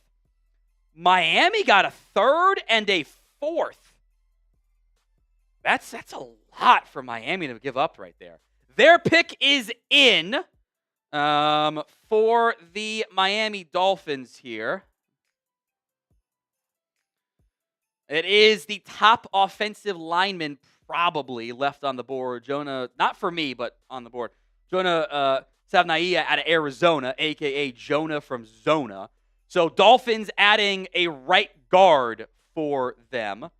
So early round pick there for Miami. Again, that's not a top guy I had on the board. This is mostly positive stuff so far for the Cowboys with who's sliding, who's still available there. So Dolphins have picked Jonah Savnaia out of Arizona. Savnaia, I've heard like 5 different pronunciations. It's Jonah from Zona. I play a lot of right tackle for Arizona. I think he's going to be a guard. I think you plug him in at right guard, and I think he's played left tackle, played all over for Arizona. I think that's a good fit for Miami, but boy, that's a lot to give up in a trade up. That was a significant amount of draft capital to move up. I think like that was more than like what I think the Titans really got to trade down. See what the numbers look like there. So we had some super chats here in just a second. We are at pick 38 with the Patriots on the clock. Patriots, Bears, Saints, Bears, Jets, Niners, then your Dallas Cowboys. Nick Marine Burnett did back-to-back, so we'll count him for the raffle entry. He did 5 in a row. We'll count that there. It said the same thing twice, so I think he just meant to put it as 10s. I will lose my mind if Jerry picks Sanders. The only way that they take... I spilled some of this beer bomb here. I'm going to get a paper towel so I don't make a mess. The only way the Cowboys take Shedeur Sanders is if Jerry does go rogue. They've got so many needs, and I think right now, higher-graded players than Shedeur Sanders. So, there was never going to happen in round 1. I don't think it happens in round 2. Round 3? Although, I almost wonder this part too. Is that what Deion wants? Does Deion want his son to go to Dallas? Or does he actually want him to go somewhere he could start like a Pittsburgh or a Vegas down the line? Now, they traded down. So, thank you, Nick Marine Burnett, for the $5 super chat. Greatly appreciate that one. Patriots on the clock. Round 2, pick number 38. Got a few more supers. We can go to those while you build out the super chat battle there, Chris. Appreciate that, my friend. Justin says, please, Mike Green, Burden, or Will Johnson. Look, Green's got character stuff, and the longer he falls, I was under the impression that, how do I phrase this delicately? When you got 2 accusations against you, and you're a first-round talent on the field pretty clearly, and you don't go in the top 37 picks, maybe 38 picks here, my interpretation is the NFL does not trust you. Never got charged, but clearly the NFL is. I didn't know if they were going to have issues or not. I kind of thought that they were okay with that. I thought he handled it really well at the combine, but clearly a problem. Clearly a problem. Will Johnson's got medical. Luther Burden, some buzz, like he threw some fits, but the Missouri QB was terrible. I would take him so fast at 44. I don't think he gets it. The Patriots should take him right here at 38. Be a great pick by New England. I did that in a heartbeat. The meta, Jack Sawyer. What about Jack Sawyer? I got him 57th overall. He's the last of my second-round grades at defensive end. I got Mike Green, Ezaraku, JTT, Nick Scorton, Princely, Uman Mielen, and Sawyer. Edge, they'll probably take one at some point. They've never not taken an edge rusher in the years that Will McClay has been in charge of the draft. They always take one. I can't justify an edge right now. That's so expensive for me to give up right now. Like, that's such a premium asset that I'm fine at edge right now. Next year, maybe a different conversation. But right now, I need help. All right, the Super Chat battle. Then we'll go through the menu here one time as we await the Patriots pick. Cowboys, 212. Niners report, 102. Eagles, 205. We are narrowly in the lead in the Super Chat battle.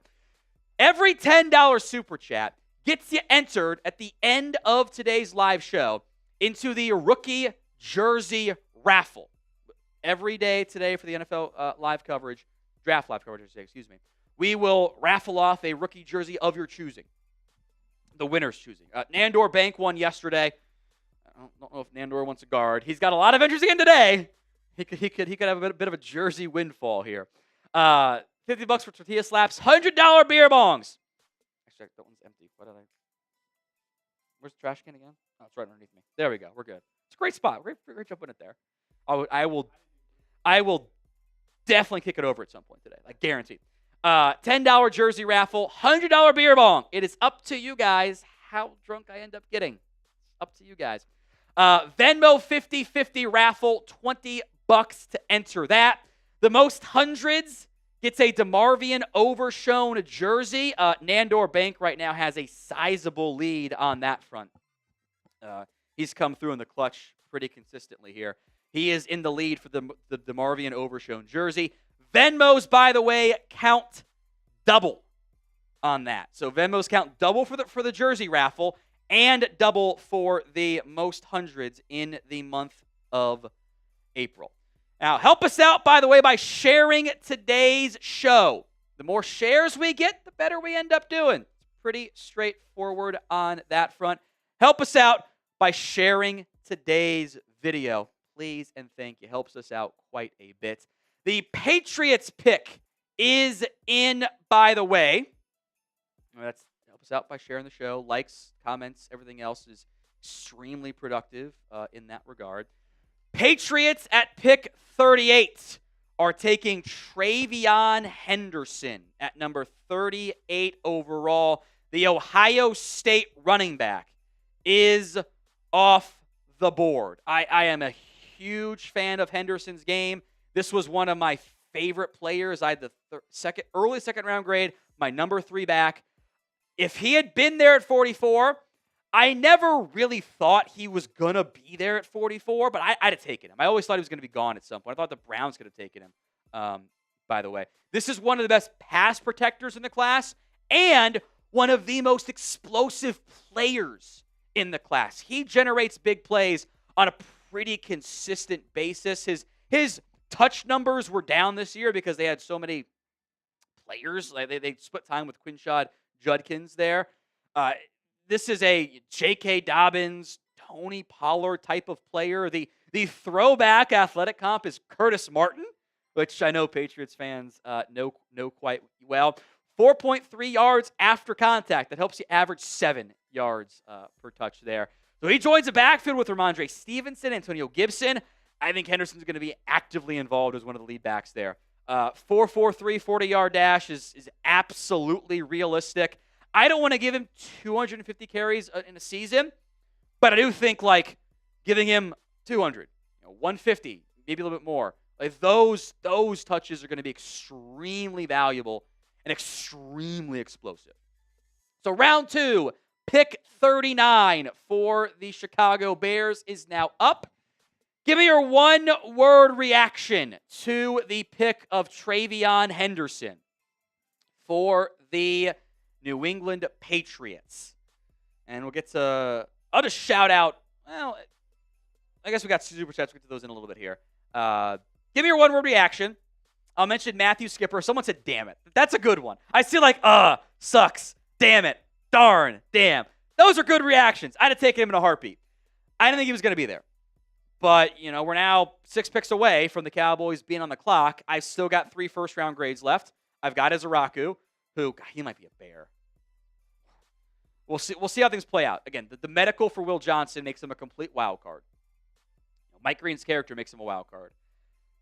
Maybe there is character with Luther Burden, but that guy's a damn good football player. Like, I would take him in a heartbeat. I don't think the Bears go wide receiver. It's possible. The Jets, the Saints, shit. All these teams could take Luther Burden, frankly. Niners just plug him in as their Debo replacement. 1-to-1 there. Matthew, is there any chance of Green Bay dealing us a wide receiver now? I mean, sure, but like, does Dontavian Wicks change your offense? I kind of don't think so.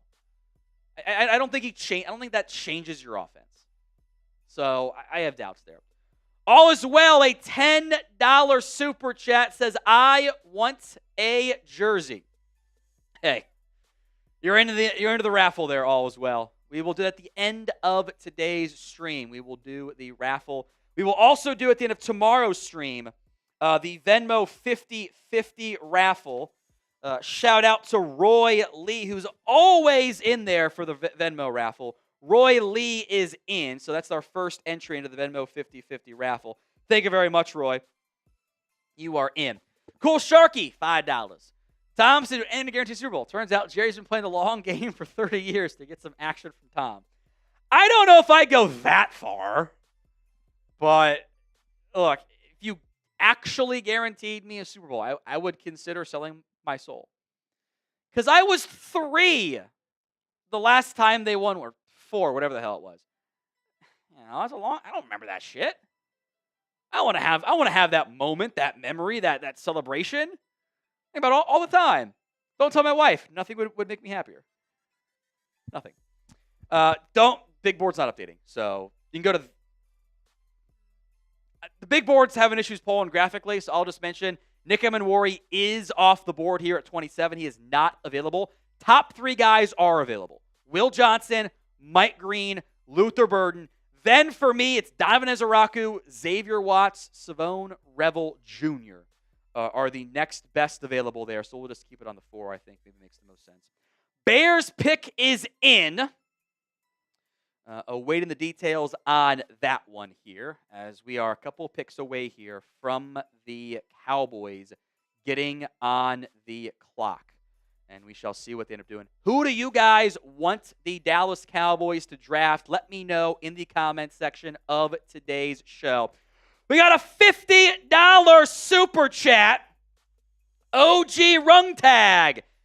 You are in the raffle 5 times, and he wants to slap you too, Chris. So we'll get the tortillas. They're out in the main lobby. I do have bad news. Luther Burden is off the board to the Chicago Bears at pick 39 overall. So Luther Burden is no longer a candidate here for the Chicago Bears. They double up on playmakers. Shout out to OG Rungtag. That is a bunch of entries into the raffle. And we'll slap around producer Chris here with I'd say just go get it yourself, by the way. I think that's just going to be easier with everything, all the chaos out there. Plus, I'll handle this. Luther Burden, the pick at 39 overall. Luther Burden is sniped by the Dallas Cowboys. It's a great pick by Chicago. Yeah, I know I was higher on him than everyone else. I actually had Luther Burden above Colston Loveland on my board, just with where I had them graded. So Burden's gone. That one is not happening, as dreams dashed everywhere. I told you every player could be taken there. Corner options. We'll see what the Saints do at 40, because they could go receiver. There's a lot of receivers left. Only Burden and Higgins have gone off the board. My best available is Ellick A.O. Manor. Not everyone agrees, so I'm not going to hold the Cowboys against that if they don't do it. But Luther Burden is off the board at pick number 39 to the Chicago Bears. I get to slap producer Chris now. All right. There we go. There you go. There's another tweet there. No, I'm just kidding. That was terrible. I think I have to do that again. Sorry, bud. There we go. That was better. That was much better. Yeah. They got to give the people what they want and give good slaps there. There we go. Oh, I will eat this tortilla later tonight when I get hungry because I don't get to have dinner tonight because the food didn't get here in time.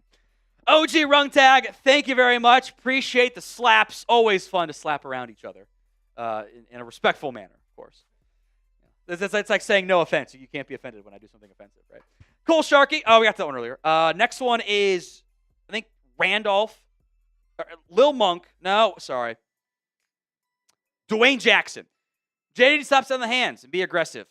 Yeah, but moving up to 38 would have been really expensive for you. And I don't know if they wanted to move down that far. The Patriots, so they're just take Henderson. Would have been fun though, wouldn't it? Lil Monk. Honestly, Jerry's woken up yet. They have to roll in the crypt and unlock it so he can wake up. It's 6:41 Central Time. He is definitely up right now. He's been up for hours. It's when he gets to like midnight. Like, can he stay up? Funny though, Lil Monk. I appreciate it. Randolph Parsons, cornerback or receiver, is the best choice of 44. CB seems like most likely with none really off the board. I'm inclined to agree, but my top guys outside of Trey Amos all have medical issues. Will Johnson's got a knee.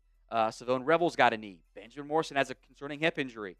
All those guys would have been first-round grades and picks for me had they been healthy. They're not. That's why they're available.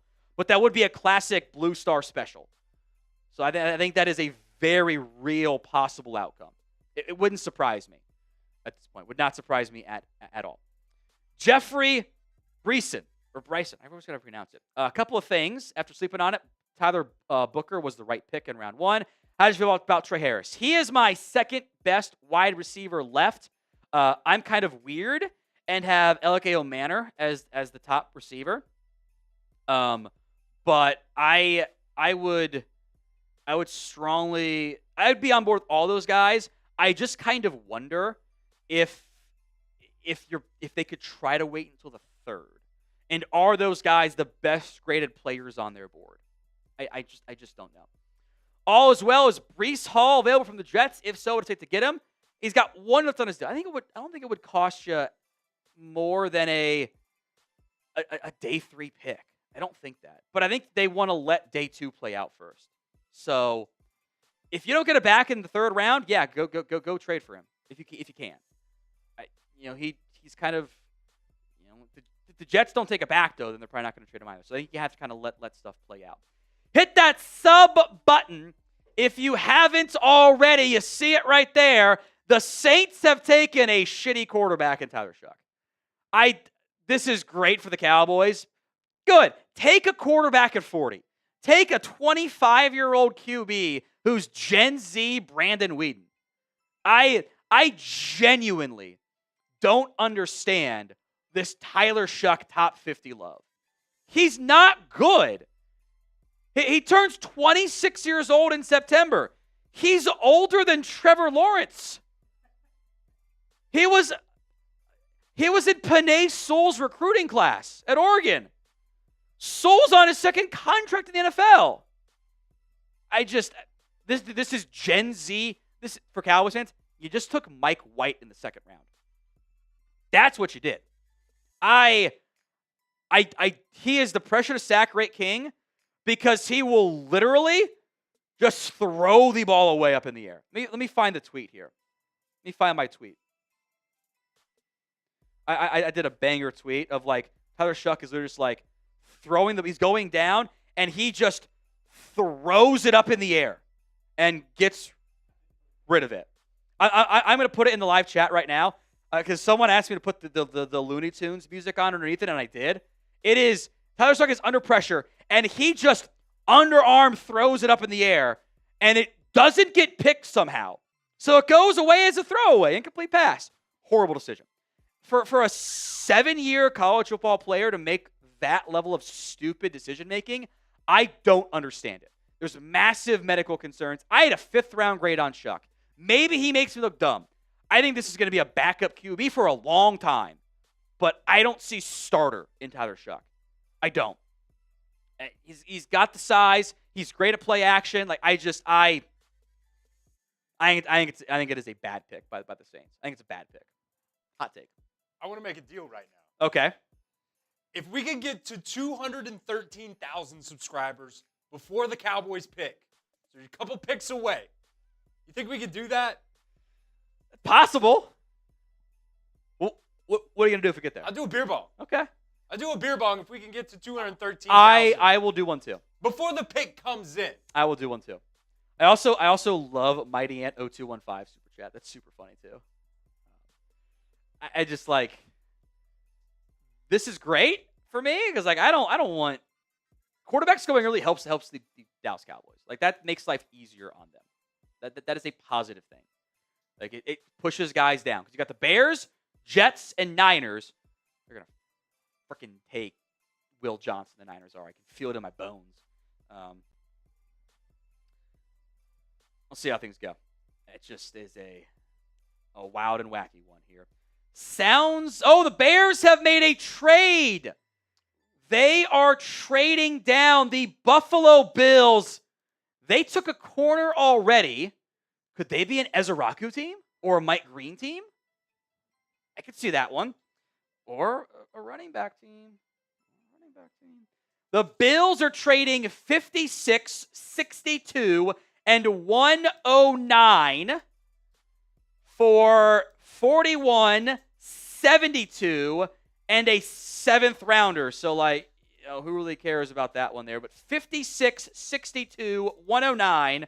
So it's really swapping seconds, almost swapping third, late second for an early third, and 109. So the Bills, on the clock there. Bills on the clock.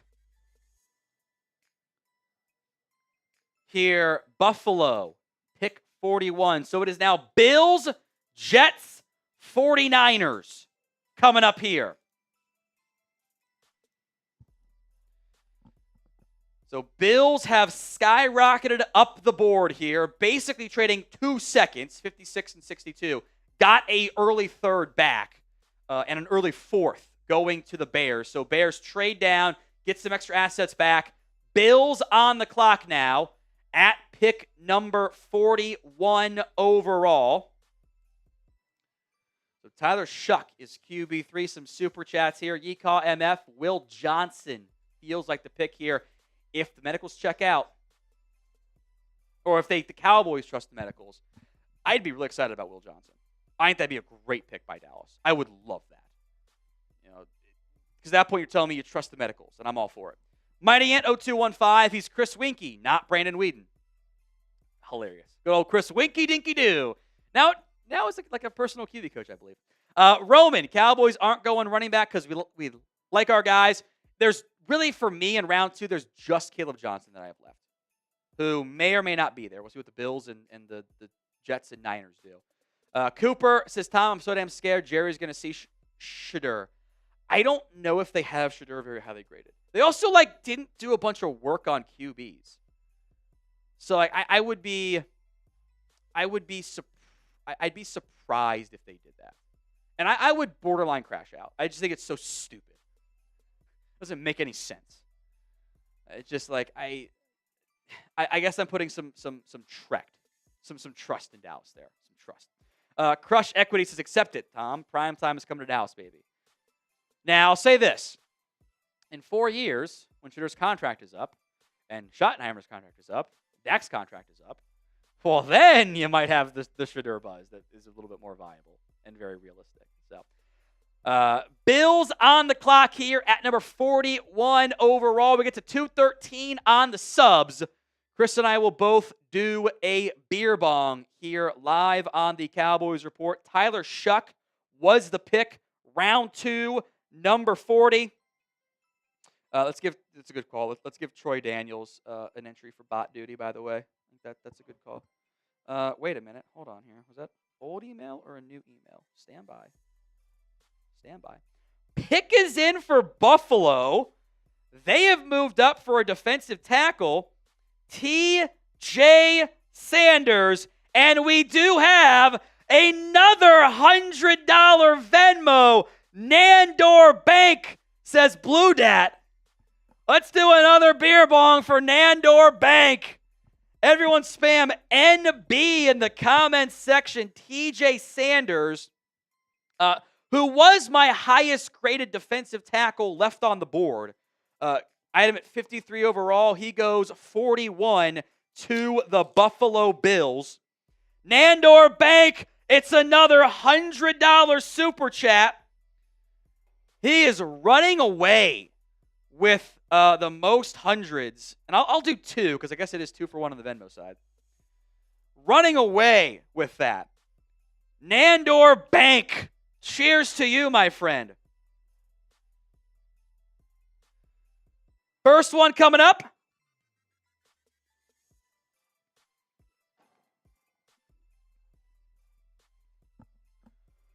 Woo! Jet. That was bad.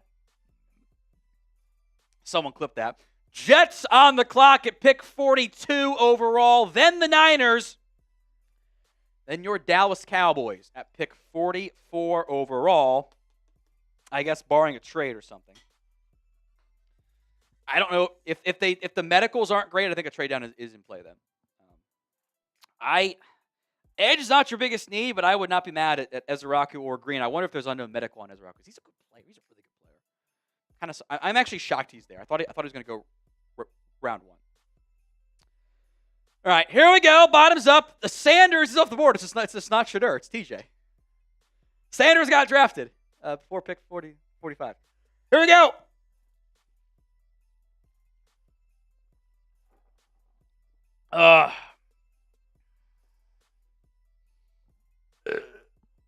There we go. Jets, pick 42.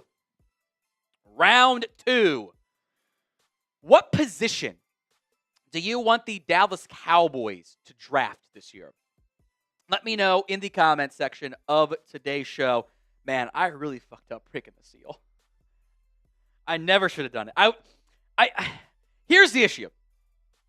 I tried to drink a lot of water today because I wanted to be hydrated and not have a migraine and get hungover. And now I have regrets because I have to pee a lot.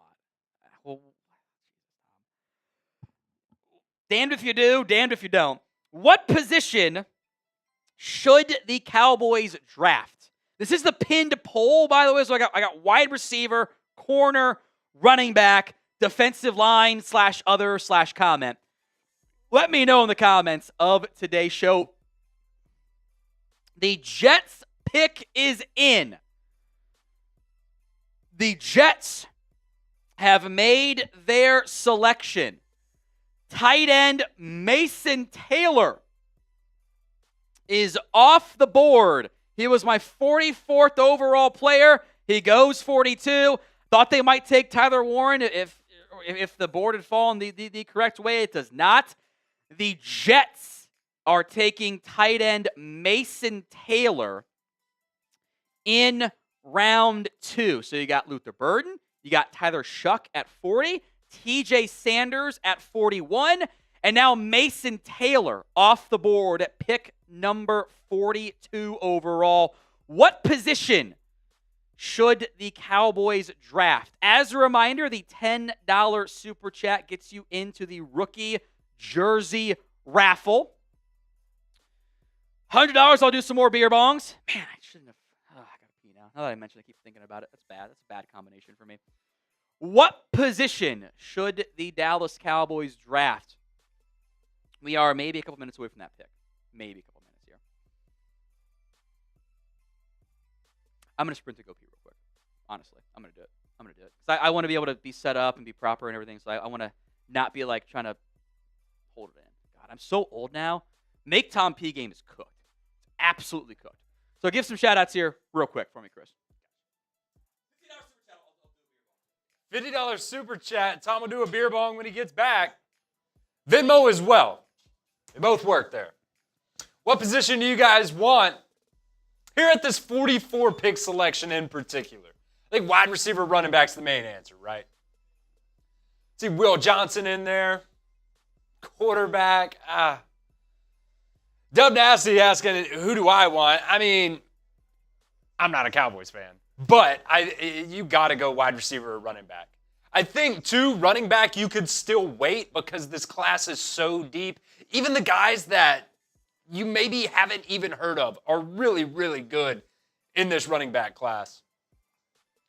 See another GM and her owner. Let's see.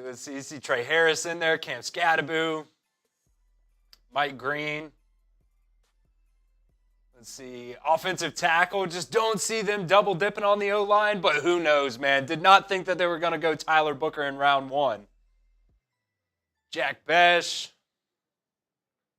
RJ Harvey. I'm pretty sure that's who Tom mocked this morning in our second round mock draft, or day 2 mock draft anyways. We did 2 and 3.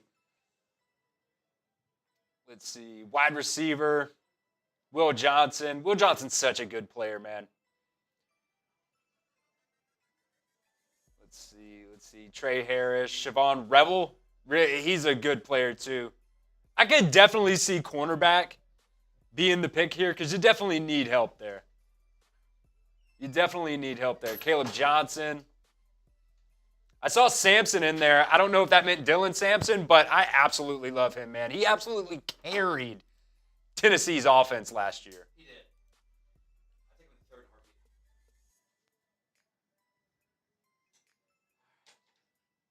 heartbeat. Any 50s? No 50s. It's fine. No Venmos either. We're fully emptied now.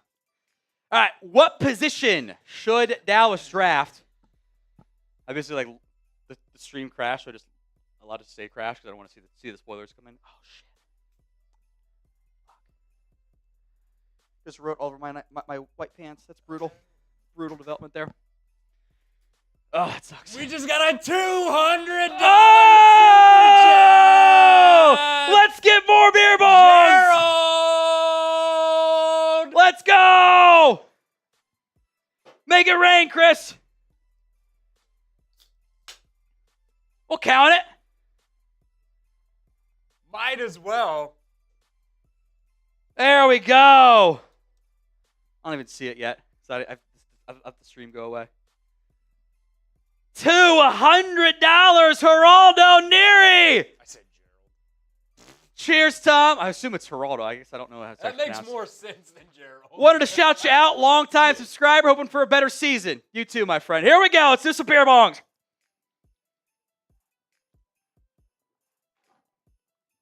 I would assume, I'm going to check the numbers here. Oh, yeah, we are absolutely crushing the 49ers and the Eagles stream right now. They're both sitting around 320. We're at 550 right now. Let's continue that trend. I hope that pen comes out of my white pants. I'd be really upset if it didn't. I might cry. I'm not. Everyone spam GN in the comment section here. Here we go.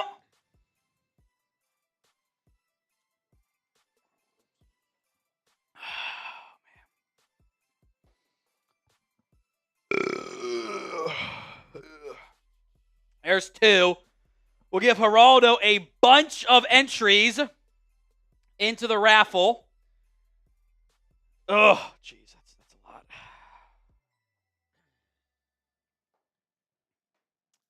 Looks like the pick is in here for the 49ers as well. Let's see what they do.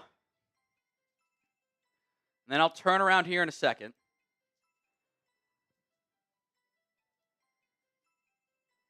Niners are taking Alfred Collins is off the board. The Niners go interior defensive line. The Texas DT is gone. And Cowboys on the clock. I'll turn around here in a second. Just go to probably the shout out or get your who's the Cowboys draft in round 2. So to recap who's here right now. I'm going to go silent on the computer. Will Johnson, Mike Green, Donovan Ezeraku, I'd be really intrigued by. Savone Revel. My gut tells me defense. I know the 30 visits were Revel, Darius Alexander too, which I I wouldn't be mad at it, but I wouldn't love it either. So I won't turn around yet until you tell me to. Don't preview it for me. Don't preview it for me. So Johnson, Green, Ezeraku, which I would be all for that. Its edge is out of bigger need, but that's one of my best available players, and there's no medical, no character stuff. I would actually love that pick. I know that they like Darius Alexander too. So I would not be shocked if Alexander ended up being the pick. I wouldn't, but I would just kind of be okay with it. I wouldn't love it necessarily. So don't change the preview too, so I don't see it there. Yeah, thank you. Cowboys, the pick is in. I'm going to turn around now. Okay. We'll do what we always do. I turn around and you get the instant reaction with no spoilers here. So you can see the back of my shaved head. So Cowboys on the clock. Pick is in round 2. Let me know what you think the Cowboys will do here. The medicals for Will Johnson, character for Mike Green, making him drop. I don't know why Donovan Ezeraku's on the board. He's one of my best, I think clean. I don't know if it's clean or not. Potential picks there. So keep an eye on Nick Harris. He'll probably break the pick more than anybody. Also, I do love the fact that Michael Gelkin came out of retirement and tweeted the pick before it came in too. I loved that from Gelkin. I miss him. He was a good reporter. I think Nick's best new guy right now. Round 2, pick 44. Get your predictions in for the Dallas Cowboys here. We'll do the turnaround short, instant reaction style. I wouldn't if it's Ezeraku, I'm going to be excited. If it's Will Johnson, I'm going to be super hyped. If it's going to be the receivers might last, running backs might last. You can't fill all your needs. You need a corner, you need a receiver, you need a running back, you need a defensive lineman. I can't fill them all. There's just no way. Alexander, by the way, out of Toledo, is my best available defensive lineman. Collins going at 43 actually kind of shocked me, Chris. I did not think he was going to go that early. So if you want a premium DT, you're down to your 30 visit guy in Darius Alexander, who there's pros and cons on that one. I don't want to spend too much time there. It's Ezeraku, edge isn't the biggest deal, but you're taking the best player available. Okay, thank you. So the chat might know already then. Chat's got, honestly, I think Nick is the best reporter for the Cowboys right now. I think he does a fantastic job. He's so good. He is so good. So we're waiting on the pick for the Cowboys, especially graphically, so we can actually do the proper instant reaction here. Ready? All right, here we go. Donovan Ezeraku out of Boston College. Cowboys take the cleanest player left on the board. He was a top 30 player for me in this year's NFL Draft. I know he doesn't fill the biggest need. I actually had Ezeraku as the exact same grade as Tyler Booker. This is, I think, a really good pick by the Dallas Cowboys. They're sticking true to their board by this one. I have really no complaints here with the selection of Donovan Ezeraku. There's a long-term number 2 edge opposite Micah Parsons. I think he is a damn good football player. You can grade it in the comments. I'm giving this one an A. He is 28th overall on my board. You got him at number 44. You still need a lot of help. Don't get me wrong. I love the pick, though, of Donovan Ezeraku. Let me reboot the stream here, and I'm going to change the pin poll, and we'll get into the full cut here in a little bit. Ezeraku is the pick here in round 2 by the Dallas Cowboys. Let me change the pin poll. Grade the pick of Donovan Ezeraku. I'm going to do A, B, C, D/F. I am a big fan of this player. I thought for sure he was going to go in round 1. I really thought he was going to. I really thought. This is, for me, when you factor out the medical concern for Will Johnson, when you factor out the character concern for Mike Green, this was the best player left on my board. And there is almost a 20-spot difference between all the other edge rushers in this class.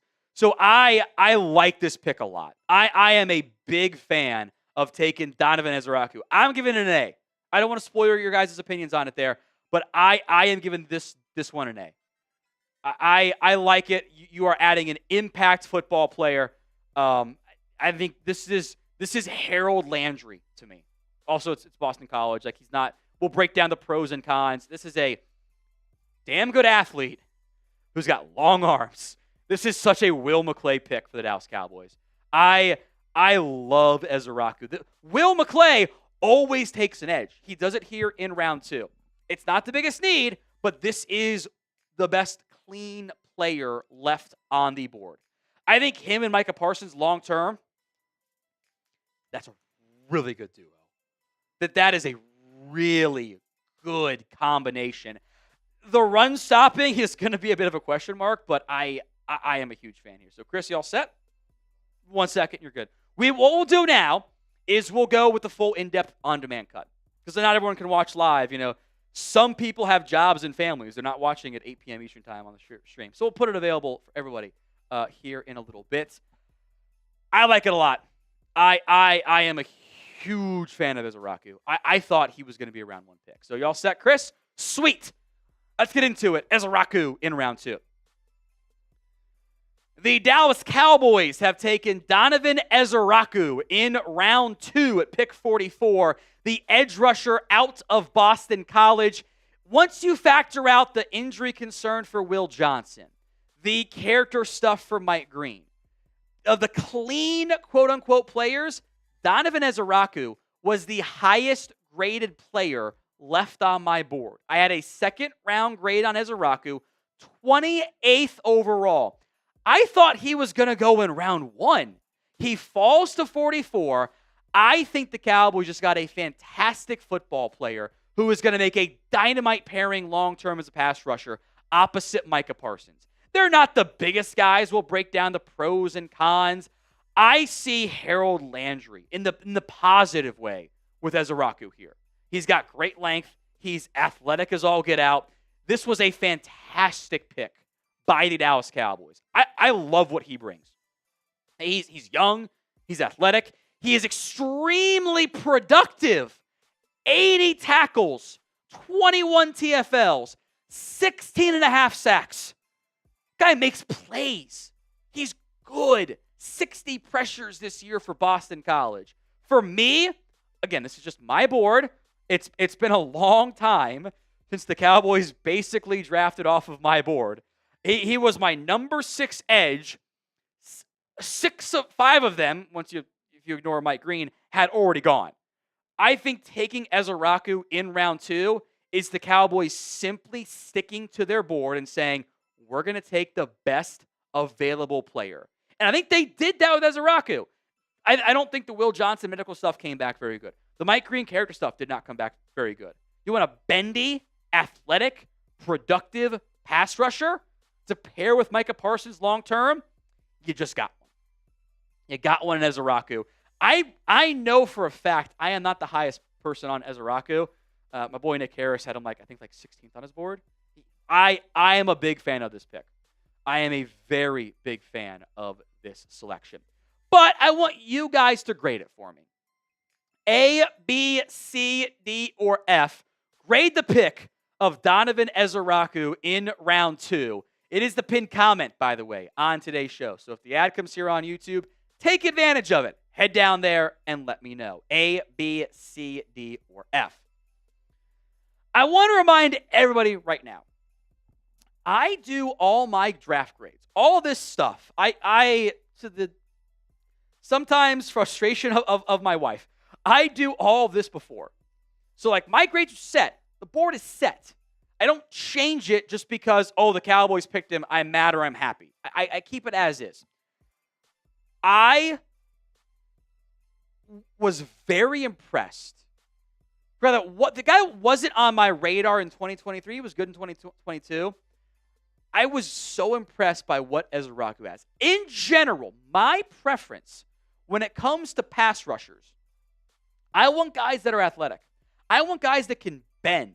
I want the speed rushers, the athletic rushers, not the power guys. You need power, and Ezraku has power, to be clear. I want players who can make plays happen. I want the guys, I can teach power. Power is easier to find. I want guys who are athletic, who are bendy, who are productive. Ezraku is that guy. At one point, he's 6'2 and a half, 248, 34-inch arms. That's textbook for Dallas. They love that stuff. Boston College gave him 3 technique reps in 2022. I don't know why they did that. I thought that was stupid as all get out.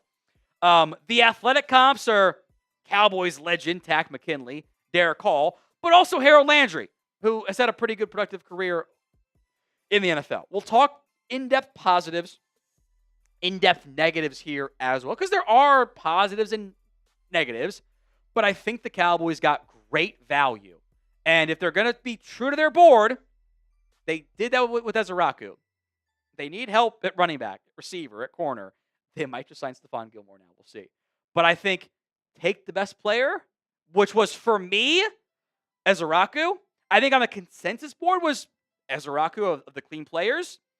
When the Cowboys, me, and the consensus board kind of all agree, those picks almost always work out for the Cowboys. Historically speaking, it almost always works out. Now, today's show is made possible by Game Time. Game Time makes getting tickets even faster and easier. Prices on the Game Time app actually go down the closer it gets to first pitch. With killer last-minute deals, all-in pricing, views from your seat, and their lowest price guarantee, Game Time takes the guesswork out of buying tickets. For MLB tickets, if you're not in the Dallas area, you can go buy NBA tickets. F.U. Nico, I suppose. Get up to 60% off buying last minute for sports, concerts, comedy, theater, etc. The Game Time Picks feature makes getting those last minute tickets easier than ever by quickly highlighting the best deals in the stadium. Take the or concert, arena, 'cause it's not just sports, it's concerts, comedy, theater, everything else in between. Take that guesswork out of buying tickets with the Game Time app. Create your account, redeem code CHATSPORTS for $20 off your first purchase. Terms apply. But again, create your account, redeem code CHATSPORTS, CHATSPORTS, for $20 off your first purchase. Download the Game Time app, create your account, redeem code CHATSPORTS for $20 off your first purchase. I am positive with this pick. I like it. Let's start positive. Then we'll mention the negatives. I think it's important. I actually should know what the weaknesses are of a player because I don't want to be like, he's great at everything, and it's like, okay, why'd he fail? Well, here you go. It is tough to find actually bendy edge rushers. There's one play that sticks in my mind. There's a photo of it too of like Von Miller is like this going around the corner. He's so low to the ground and he gets under the tackle and he makes the play. Ezraku has bend. Bend you cannot teach. Bend is, I think it's a natural trait. You have it or you don't have it. He was the NCAA leader in sacks this year. Again, 80 tackles, 21 TFLs, 16 and a half sacks. If you want to just feel good about Ezraku, go find the Pitt game. 4.5 TFLs, 3.5 sacks, 14 pressures. A quarter of his pass rush snaps resulted in a pressure. It's ridiculous. He was much better this year as a tackler and a finisher. His pressure rate didn't jump up that much. It was only a 2.5% growth. His sacks went from 2 to 16.5. He's got bend. You wouldn't expect a 6'2.5" edge rusher to have 34-inch arms. You would expect it. He's got that.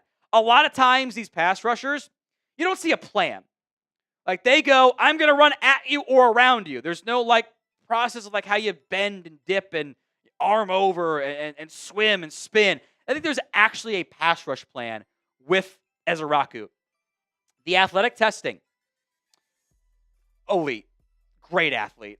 You're looking at a 9.41 at edge among the relative athletic scores. No 40, which I'm not that worried about. 4.91 shuttle was great. 6.94 3-cone. Under 7 is good for any position, especially edge. 35.5 inch vert, 911 broad. He's a great athlete, and he gets results. In general, if you're a good athlete and you produce, you normally end up being a good football player. Crazy, right? Just draft good players. That's what I've always said, right? We will have round 3 coverage, day 3 coverage as well, right here on the Cowboys Report. Hit that sub button, youtube.com/@CowboysTV. Don't miss out. We will have all the other picks here, and if they make a trade on the Cowboys Report.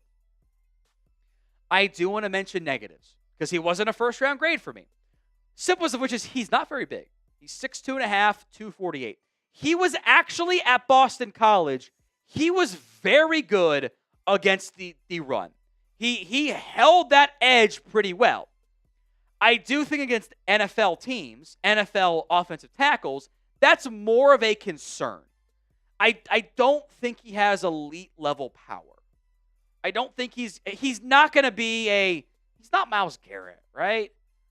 He's closer on the Parsons spectrum. I don't think he's ever going to be an elite level DeMarcus Lawrence edge setter. That's the trade-off you have when you have the production as a pass rusher, though. The length helps. It's the whatchamacallit, the Three Stooges. He's got the arm out and you're just holding the guy's head against you. It's that. Length helps you a lot. But he's also 248. He's never going to be I don't think, an elite run stopper. But I don't think he's a liability either. At times, I wish he was better at converting speed to power, which is think about it like the bull rush, right? It's a lot easier with a full head of steam to run over somebody than standing still. But some guys, they stop their feet. Always keep your feet moving, right? I don't think the power isn't always there. Everything else is. That's why he's a top 32 player for me in the class. That's why I thought he was going to go in round 1. So overall, I love this pick. If you had told me Ezraku at 44 a week ago, I'd be like, hell yeah, but it's not very realistic. Well, it was in the end. So Ezraku, look, you got needs. Don't get me wrong. I get that. Just draft the good player. It's normally a pretty good idea. So one-word reaction to the pick here for the Dallas Cowboys. Let me know in the comments section of today's show. To recap, by the way, Tyler Booker in round 1, Ezraku in round 2. For comparison's sake, I had Booker 24th overall on my board. I had Ezraku 28th. They were both second-round grades. It's not the spots we thought the Cowboys would address. I told you they're going to take an edge. They always take an edge at some point. But I think that the value here, it's too good to pass up. And long-term, you did need edge help. Fowler's on a 1-year deal. Nealand, I do kind of hate you have 3 second-round picks at defensive end. I will say this, too. I think there is a chance that Sam Williams gets dealt. Because I think I had a higher grade on Ezraku. I'm pretty sure I had a higher grade on Ezraku than Sam Williams. So keep an eye on that one as a substantial trade of Sam Williams on the block. Commanders need a pass rusher. Just throwing that out there as a hypothetical, no sourcing involved. I always got to mention that these days. Possibility for the Dallas Cowboys. So it's Booker, it's Ezraku in round 1, in round 2. And you need a receiver, a corner, a defensive lineman, and a back. You can't fill them all. You didn't have enough picks in the first place. Who do you want to draft next? I think running back is the spot to monitor in round 3, but maybe a receiver falls to you.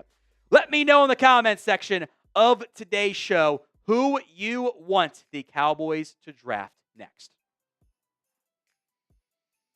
I like that pick a lot, man. I like it a lot.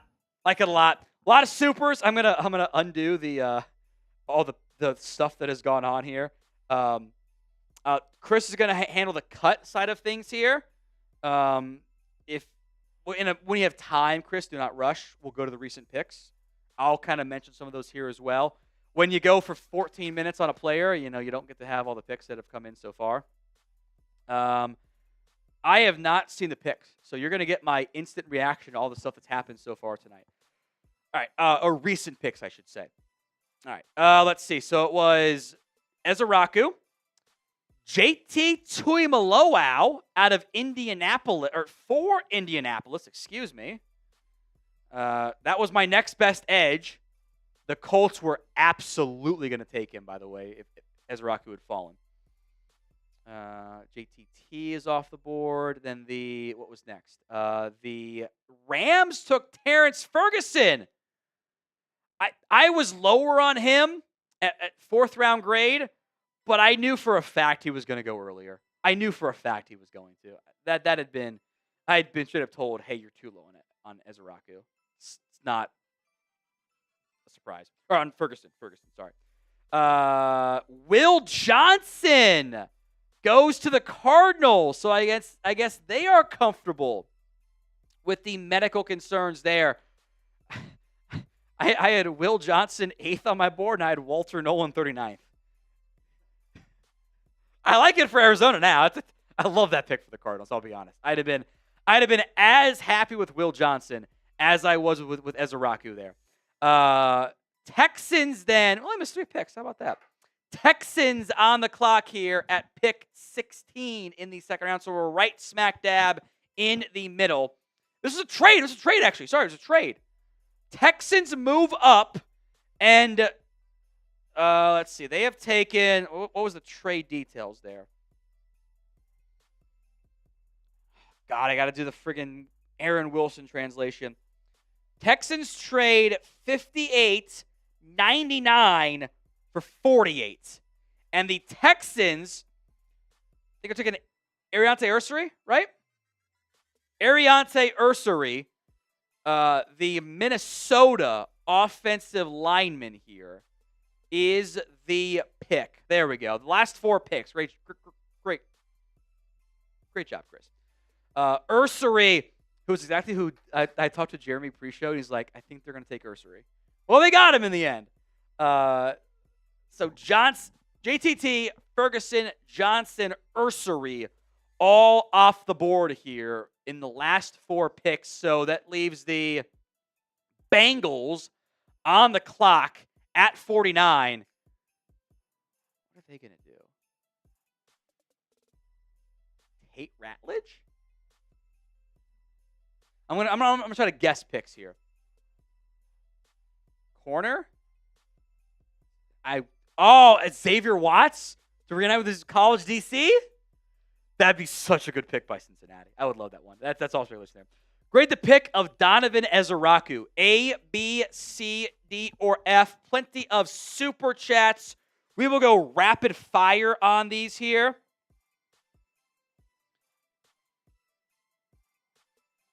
At this point, you really have to wonder if receivers in the cards as a trade option. If you can send a 5th round pick or a 6th round pick for a receiver, do it.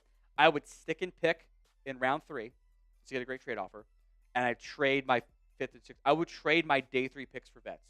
I would do that so friggin' fast in a heartbeat.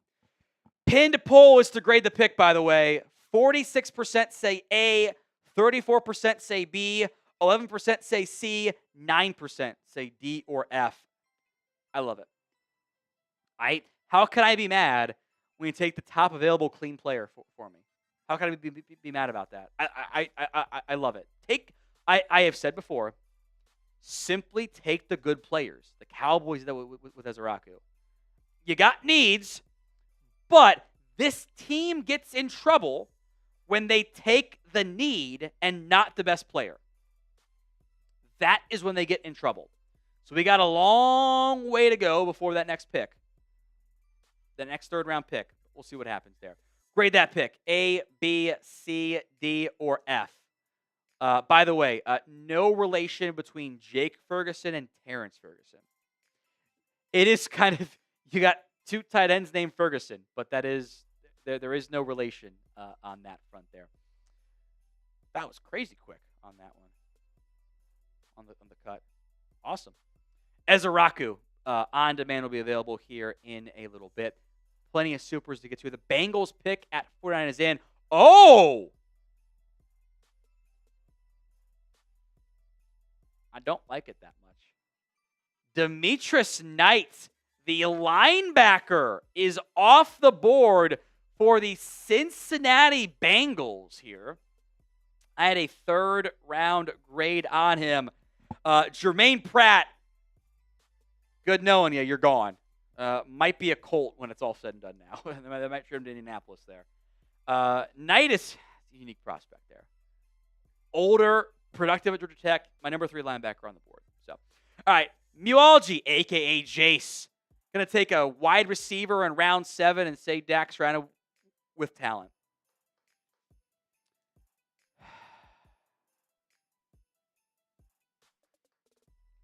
Probably. Honestly, at this point, if you don't take one in the 3rd, go trade for one. Give a 5th for Pickens. Do it. Jorge A, you need to take one of Besh, Noel, Johnson, or Will Johnson. I had to put Ezra in that list. Maybe one of those guys fall to you. It's not impossible. Not, obviously, Johnson. But Jeff, Johnson, Mike Green, or Will Johnson. I had them ranked, ignoring character medical, which you can't always do because that's Will Johnson and Mike Green. Ezra was number 3. Then Watts, Revel, Amos, Johnson.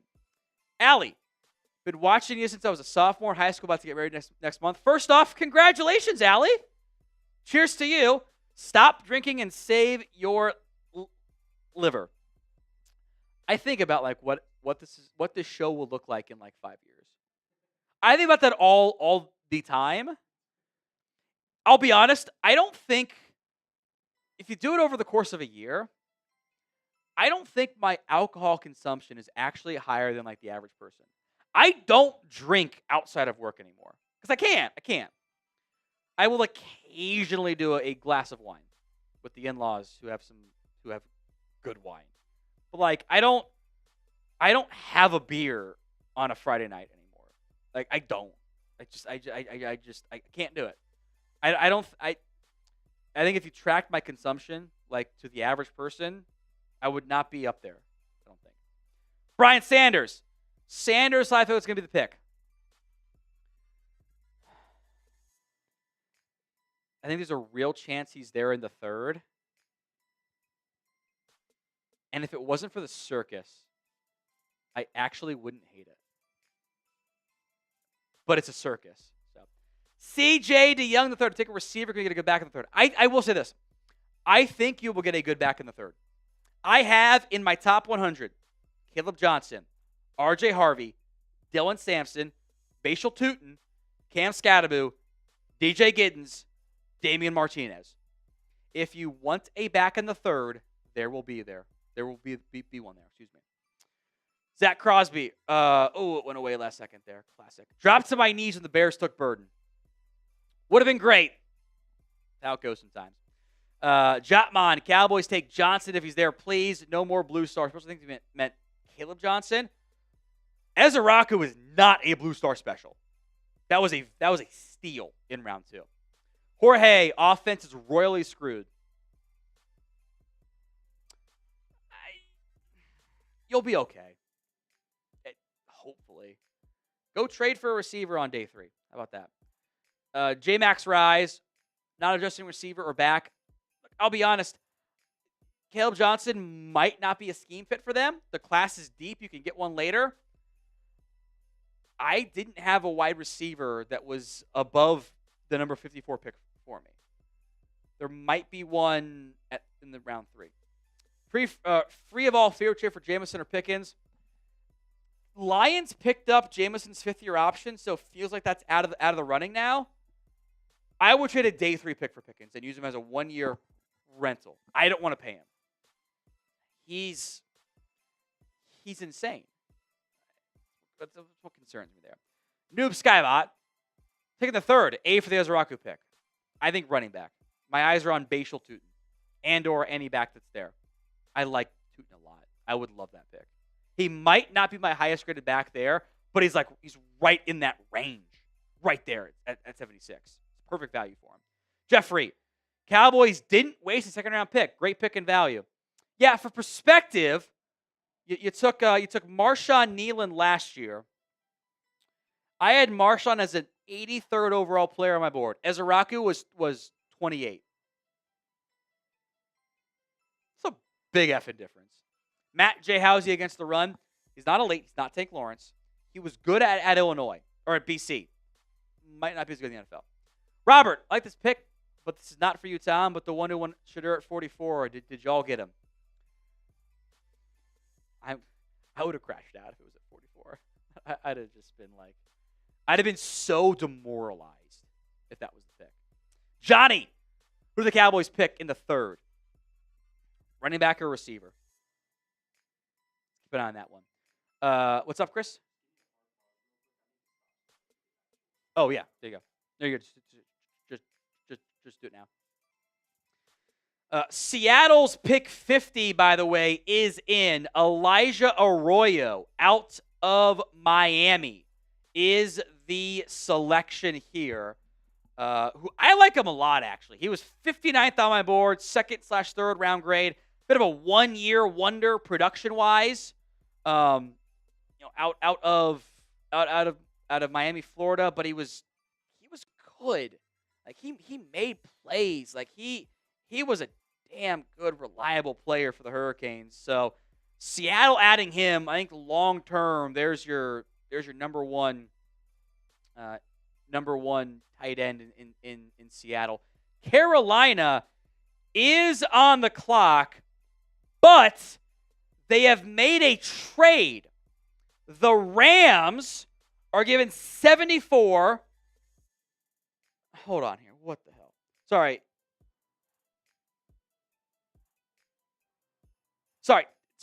Carolina has flipped this pick to Denver. Denver, trying to read Aaron Wilson tweets is impossible. Carolina is sending 57, 74, 111, 230 for 51, 85, 122, and 208. So the Broncos are now on the clock. Caleb Johnson?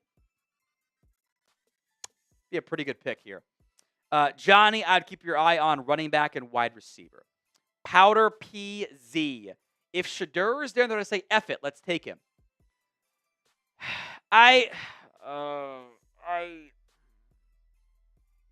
Here's the thing. The value I'm actually fine with. But if you're taking a QB in the 3rd, you're telling him he might be your franchise QB. And I don't know if I want the drama. It's not fair to Shedeur, the player, the person. If you take Shedeur, you are bringing the Sanders primetime stuff. Every time there's a pick by Dak, it's start Shedeur, start Shedeur, start Shedeur. Every time there's a sack that was the O-line's fault, it's Shedeur wouldn't have done it. Shedeur wouldn't have done it. It just it'd be nonstop about Shedeur, hire Dion. I don't think that is good for your locker room. I don't think that's a good thing for your team. I don't want to deal with that. So I would take him if I were the Rams, if I were the Raiders, if I were the Saints over Shuck. Dallas, I don't want to deal with that circus. It's a bad thing for me. It's a bad thing for me. James Carr, who the F with other than CD? Maybe they go trade for a receiver still. Or 3rd round pick. You know, that's what I do.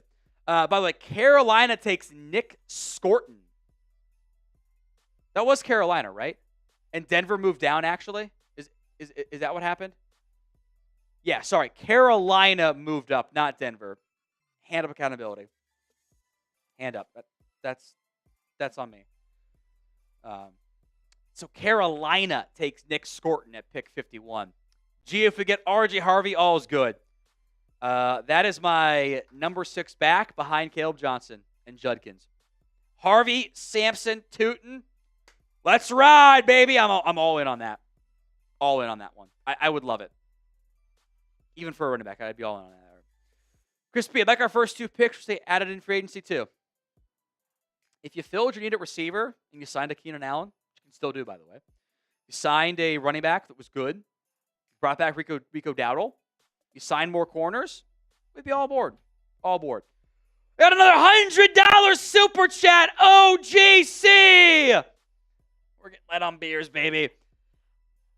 Addressing the trenches is key, but offense needs a lot of help. Running back, wide receiver. You can always make a trade, guys. The Cowboys have been trade happy. So I wouldn't rule that out, by the way. But I agree. This is, I think, more of an off-season issue than a draft specific issue. I can't fill all my needs. I have 3 top 148 picks. The math says I cannot fill them all. So OGC coming through, a $100 super chat. Thanks to you, my friend. Beer bong coming up. I've not checked Venmo in like an hour. What feels like an hour. So let me pull that up here. My wife is sending me TikToks. I ain't reviewing that stuff. Cheers to you, OGC. Here we go.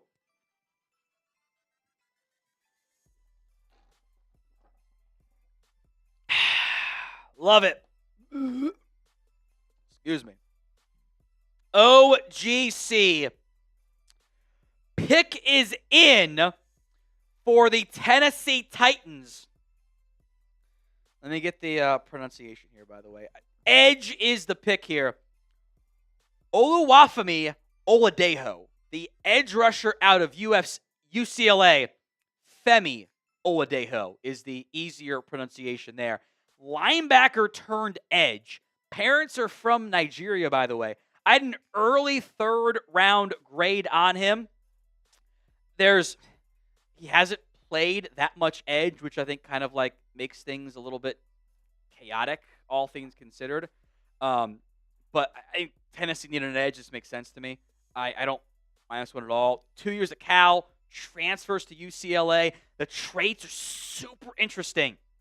You simply have to be patient here. All right, Chris. I have bad news. I got to pee again. Like, real bad. So, just take over for a little bit. The short can be out later. It's fine. It's not a big deal. So, because Cooper got the cutout, which is insane. So, Chris will take over. I'm going to go to the little boys' room and take a quick break here. You can shout out the super chats here, too. I'll say not Bond at 76. So, take it away, Chris. Thank you very much. You said what at 76? Not Bond. Can't do it. Okay. Character. Can't do it. All right, we got Jeffrey Breeson here, $2 super chat. Thoughts on Kyle Williams or Isaiah Bond at 76? You just heard Tom right there saying. Yes, Kyle Williams, yes. Isaiah Bond, you absolutely cannot do that. Let's see, $2 super chat here from TMZZZ saying, love the pick, now go Tootin at 76. You got to think, right, go running back in round 3. That's definitely one of Tom's, highest guys right now in terms of guys on the board right now at running back. Let me look real quick to see. We were having some trouble earlier, but let me see if that big board is working now. Sam's always working overtime there to try to get things right. So let me see. Yeah, it looks like, I believe so. Looks like right here. Caleb Johnson. I don't think anybody picked him, right? I don't think anybody picked Caleb Johnson yet. Got him right now as the top running back so far, or still right now on the board. RJ Harvey as well. That's a guy that Tom mocked to the Cowboys. I believe it was in round 3 this morning in our mock draft. And for me personally, I love Dylan Sampson. You guys know I'm a Bama fan. I mean, we played against Tennessee last couple of seasons, and this kid just is really, really good. I think he brings the juice that the Cowboys need as well. Asian persuasion right there saying Dylan Sampson would be nice as well. Really, any of these guys at that running back spot would be a solid pick for the Cowboys, I think. Who else we got here? Cam Scatterbo right here at 5. Number 9 running back overall there for Tom. DJ Giddens as well out of Kansas State. Definitely mocked him a couple times to the Cowboys as well. Damian Martinez and Jarquez Hunter, I think, super underrated in this running back class as well. I think that kid's really, really good as well. So definitely got a lot of options there at that running back spot if that's the way you want to go. And I do think that's probably the way the Cowboys are going to go. But I'll be honest, I was not expecting a edge rusher right there either. So, which I guess I don't really know what I was expecting, but I think I was expecting wide receiver, definitely. But appreciate that $2 super chat there, TMZZZ. Okay. Still good there. Let's see, we got Chris coming in here saying, which Ferguson tight end will have a better season? Jake. Tom's saying Jake Ferguson. So we'll go with that. Let's see, Jorge A is saying, I say we take Brashard Smith and Taj Brooks later on. I'm down. Back-to-back fifth-round picks? Who says no? $5 super chat here from King R. By the way, we will get everybody caught up. Everybody that needs to get into the jersey raffle there, we'll get everybody down there. King R, $5 super chat here saying, I would love to grab Noel or Tootin. It's Noel, right? No. No. It's not like Christmas. I stay doing that. It's understandable. Nobody watches TVU. But if you do, you'd see that bro is a horse. Watch Miami versus TVU game. Insane. I have a soft spot in my heart for Virginia Tech players. I love Tootin. I think he's awesome. I think I'm probably higher on him than consensus. I can double check that, but I like what he does a lot. I would be fully on board in the third round. Not just because of the speed, the overall play. $5 super chat from Byron Joe David. He said, wait on the rise and fall of the Sanders documentary on Vice TV. That would be hilarious. All right, we're going to bring Tom back on here as well. All right, Daniel, while Chris gets the short up here, full breakdown of Ezeraku is on. I've watched the tape on Ezeraku. So just me, we're picking D3 players to have Jerry's dumbass say we're all in. No real accolades in my opinion. Pick Scotty Move if anything. But Boston College is not a. I don't know what you mean by D3. Bama and Boston College are Power 4 schools. I love Ezeraku. Booker was early, but he's a good player. I don't. I guess I don't get the criticism. Which is fine. This is a safe space to vet. You guys can vet, be happy. It's fine. It does not bother me. I have no complaints there. This is a safe space to always complain or be happy. Either way. By the way, pick 53 is Benjamin Morrison, the cornerback out of Notre Dame. Love that pick for Tampa. The hip is a real red flag. If he's healthy, I think he's going to be a really good football player. Bit worried about the knee for Revel at this point with how far he's fallen. But I think that's a really strong pick by Tampa there at pick 53. Packers at pick 54 are about to take they're doing a long time there. We'll come back to it here. Bradley, what would you think if Dallas drafted Raheem Sanders? They could be a starter. The class is deep. I am not as high on Sanders. I have him in the 7th. To be fair, I have 32 draftable grades on running backs. Is a lot this year. You can get somebody. How patient will you be is the question mark there. OGC. I have limited faith in the Jones boys trading the right way in the draft. I get that.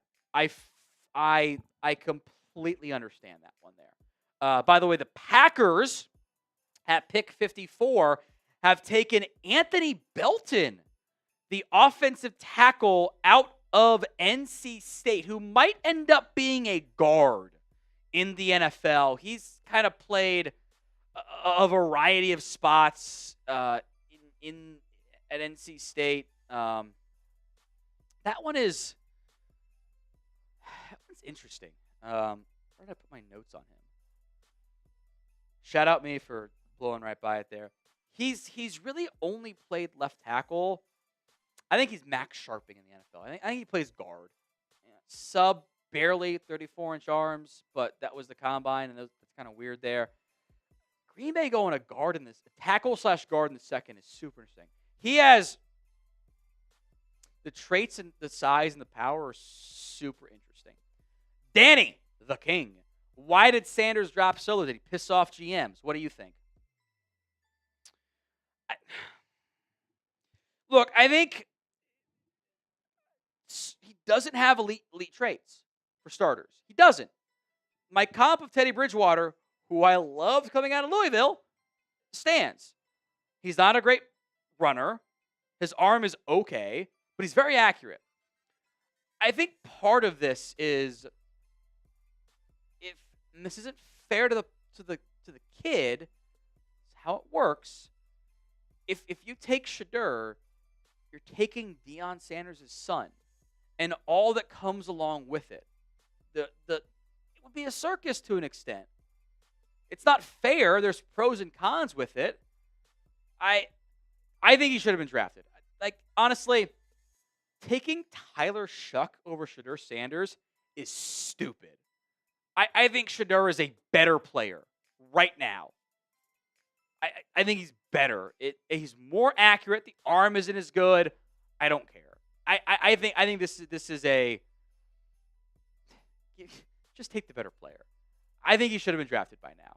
At this point, maybe he goes to the Steelers in round 3. I will say this: the stuff that we don't get to see is the behind-the-scenes stuff. How did you interview? The intangibles. He probably didn't interview that great. Probably didn't. Confidence versus arrogance is a very thin line, and maybe that was an issue. If I'm the Raiders, I'm the Steelers, I'll take him, and I would like that pick. It's just, general NFL, he should have been gone by now. Cowboys, different conversation, I suppose. All right, Mind Life. Any of the receivers or receivers left day one starters?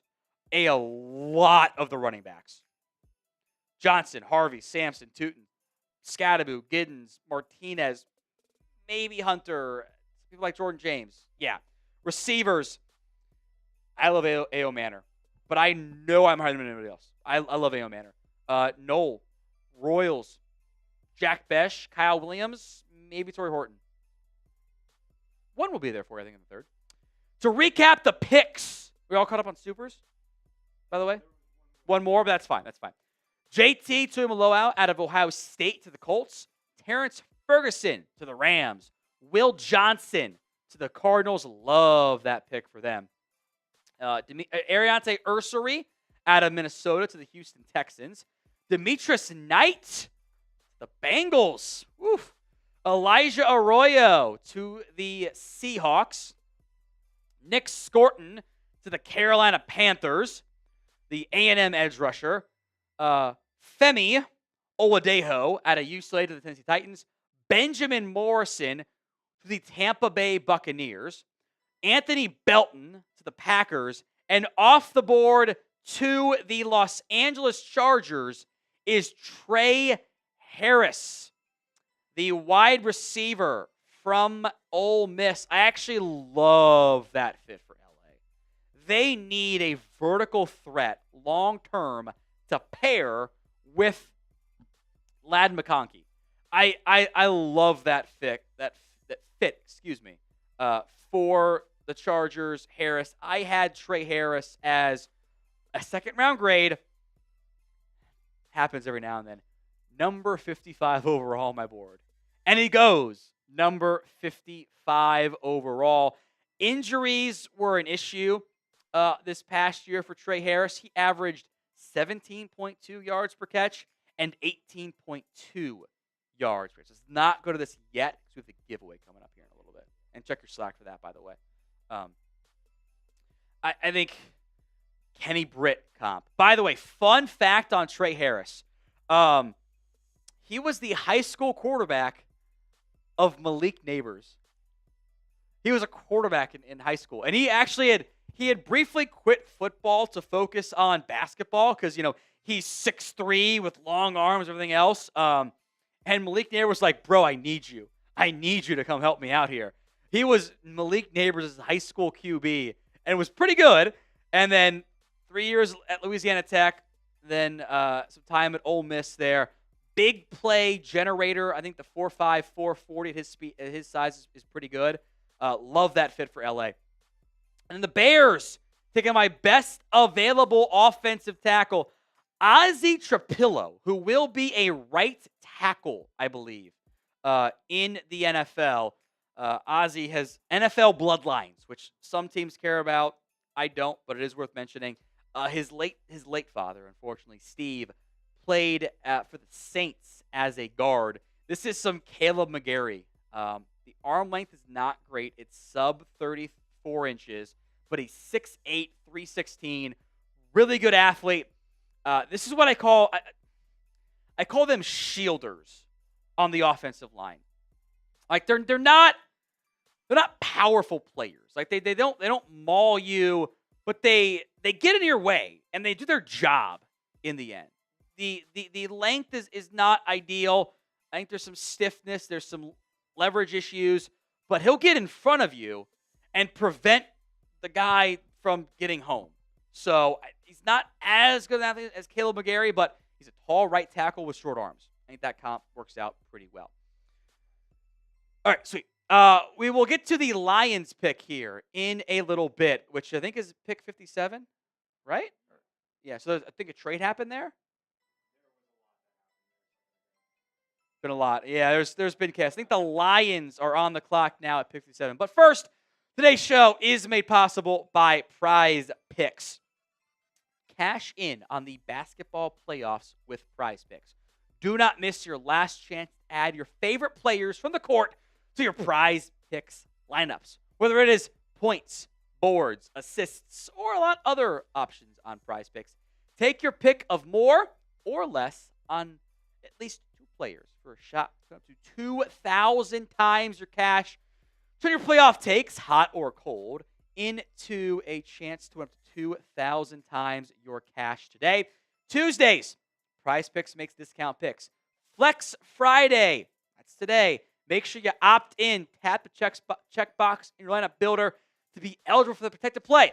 Choose squares from any games on the board. If your lineup does not win, you get your net losses back in promo funds up to your promo limit as soon as that lineup settles. You can do football season-long Prize Picks as well. Breece Hall less than rushing yards. CeeDee Lamb, Dak Prescott more than receiving and TD passes respectively. Download the app today and use code CLNS to get $50 instantly after you play that first $5 lineup. That's prizepicks.com/CLNS and use code CLNS to get $50 instantly after you play your first $5 lineup. Links in the comments section and the description of today's show. That's prizepicks.com/CLNS and use code CLNS to get $50 instantly after you play your first $5 lineup. All right, Lions pick 57.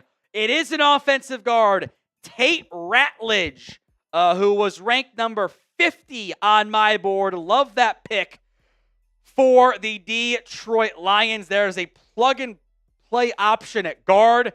They gave up 60 and 130. Also got 230 back to trade up with the Denver Broncos for that selection. The Raiders at pick 58 have taken Jack Besh, the wide receiver, out of TCU. I want to spend some more time here on Jack Besh, if we have time for it there, and then we'll do the giveaway here in a little bit. And TCU kid, so it's local. This is one of the most heartbreaking stories in this year's NFL draft. As I'm sure many of you have heard, his brother Tiger, a Princeton wide receiver, was killed in the New Orleans New Year's terrorist attack.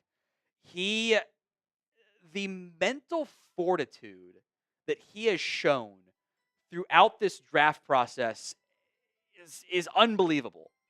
He has not shown a hint of being defeated. He's doing it all for his brother.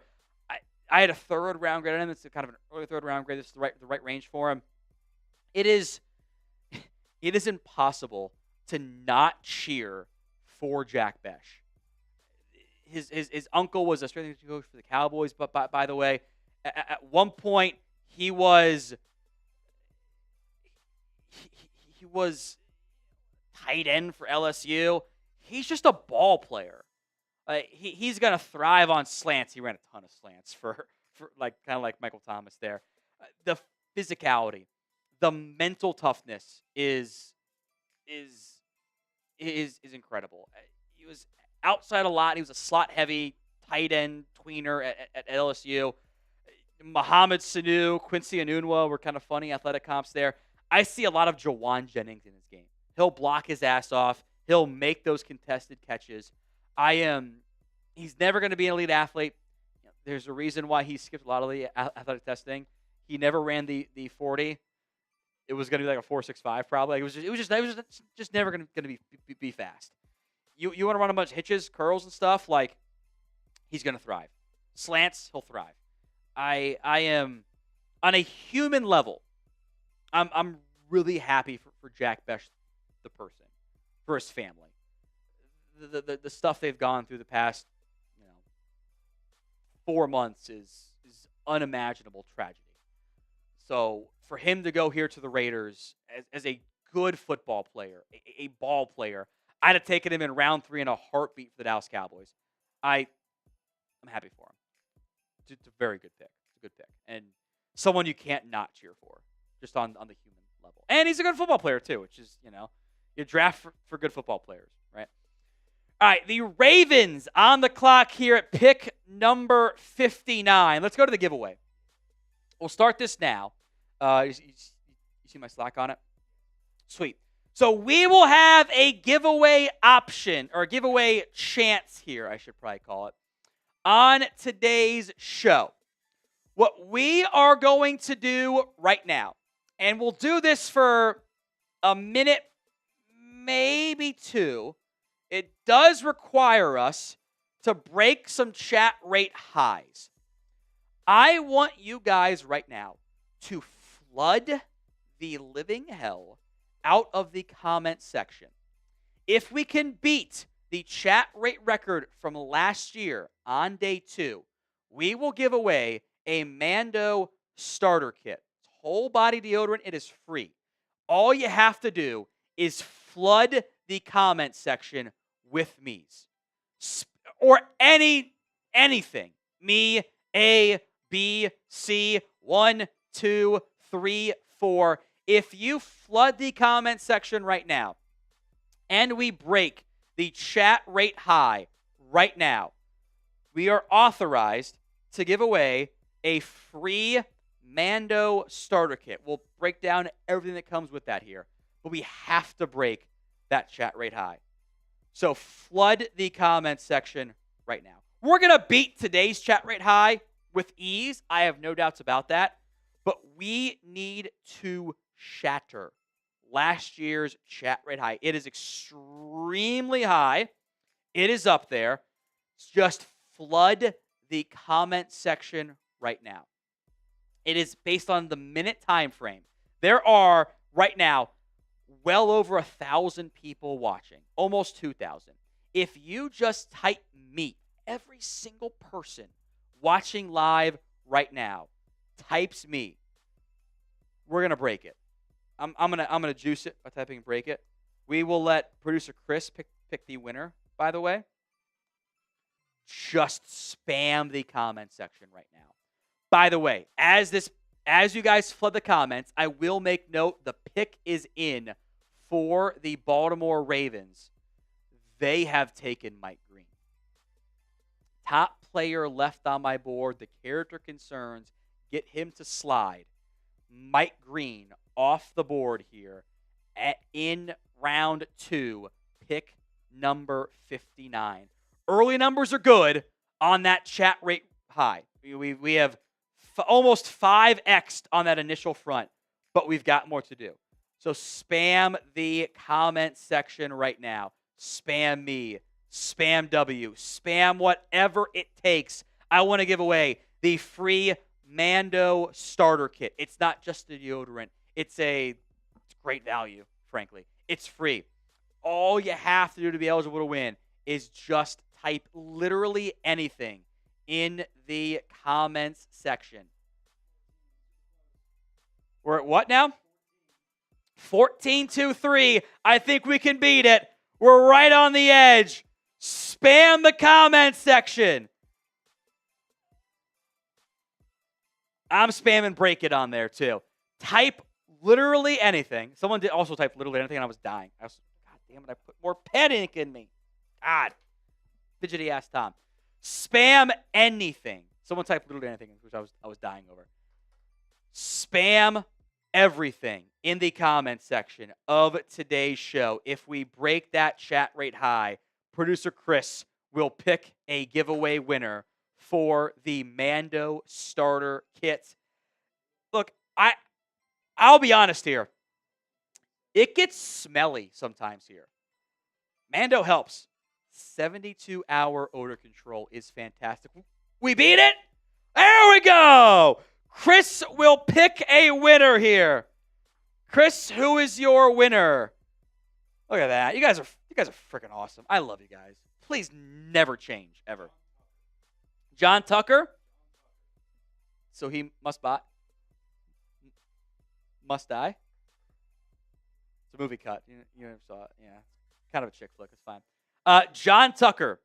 Email me, tom@chatsports.com. tom@chatsports.com. Email me, tom@chatsports.com, and we will get you hooked up with the Mando starter kit giveaway. I appreciate every single person who shattered the chat rate high today. You guys are friggin' awesome. What was last shot I did? It was 800, right? It was 800, right? So I owe 2. Every 200 likes is a shot. We are also 46 away, 46 away from another.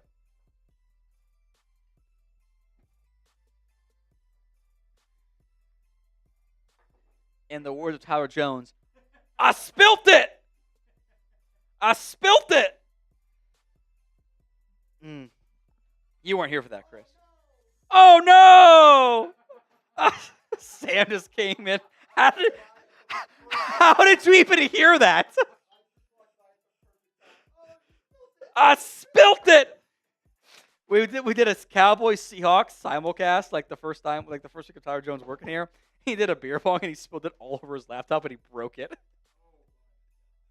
I have the clip somewhere. It was one of the funniest things I've ever seen in my entire life. He just he took the beer bong and he did it like this. He just tilted it sideways instead of just cracking it open. He just did it this way. He said he hadn't done a beer pong before.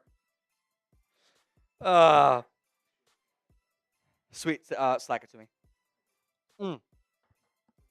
Hand up accountability then on that front. Full VOD is out.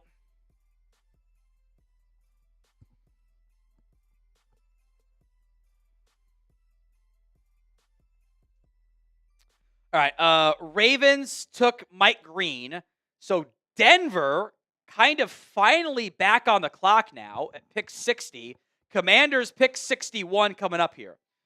I'm going to tweet out the short instant reaction.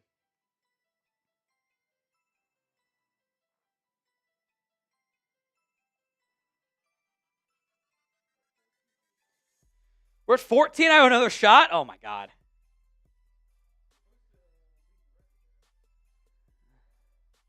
Can I drunk type the Donovan Ezeraku properly?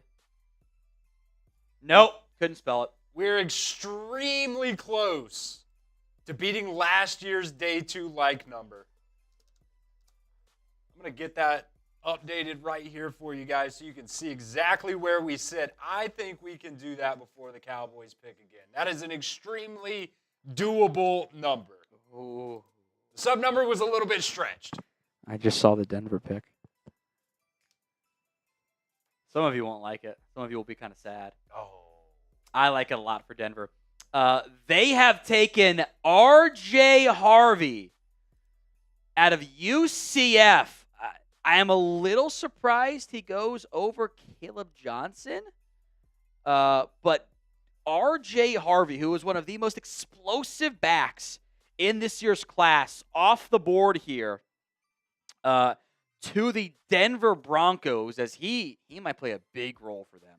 He has a tendency to kind of bounce things to the outside, maybe a little bit more than he should.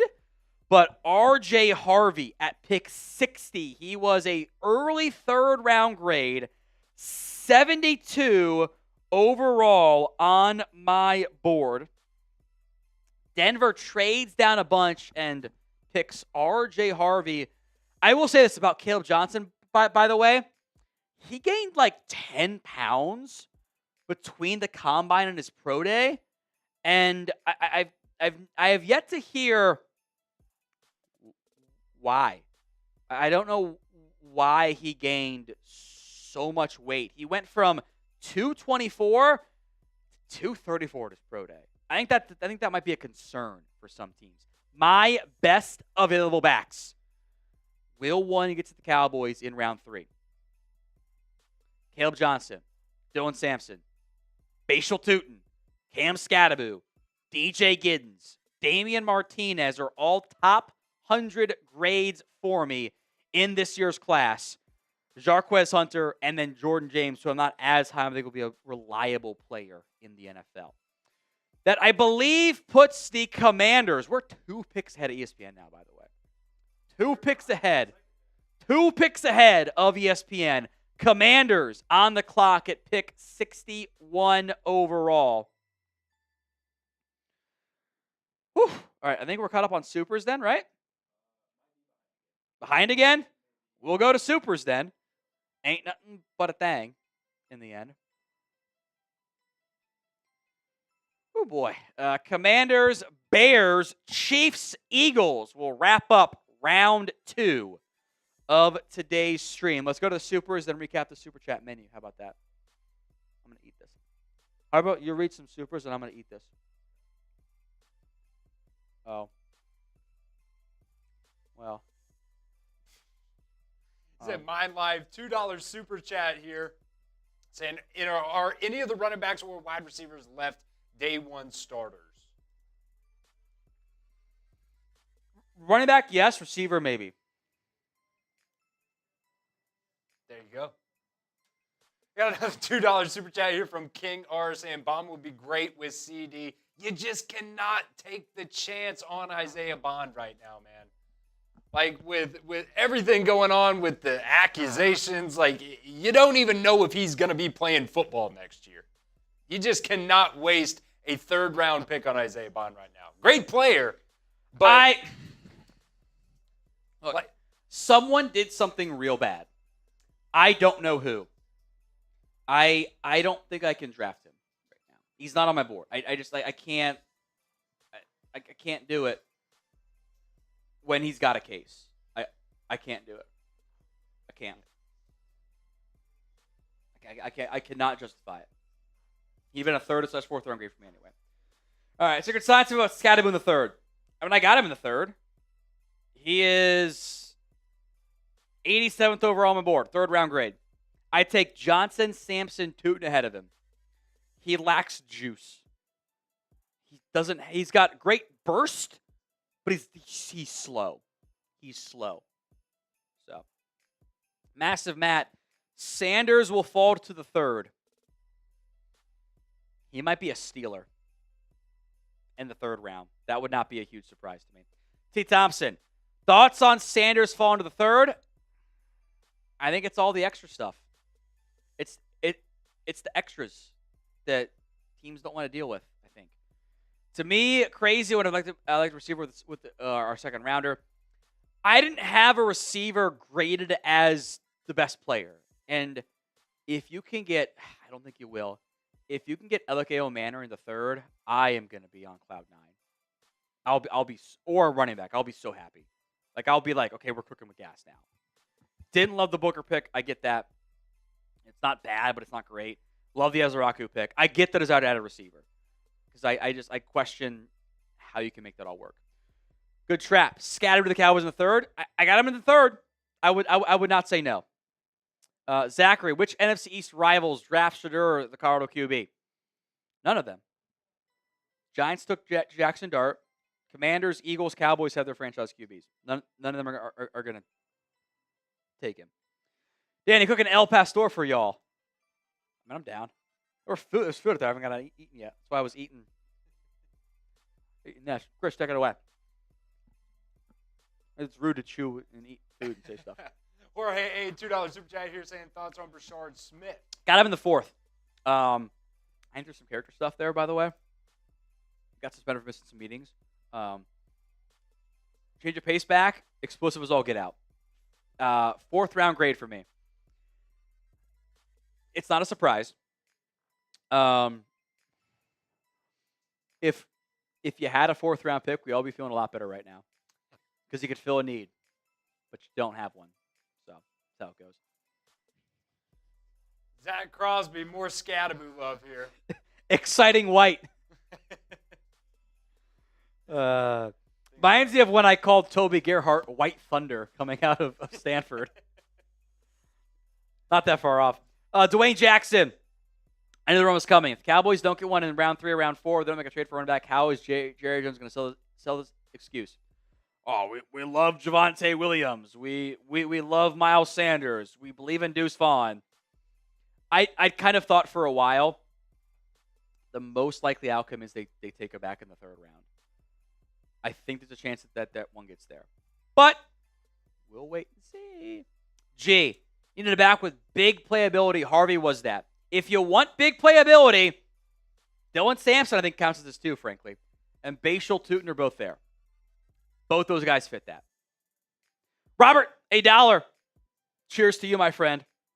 Let's go to the Super Chat menu once we're done here. Appreciate that, Robert. Are we all caught up now? Look at that. Love to see it. The Super Chat menu with the Commanders. They just took, by the way, excuse me.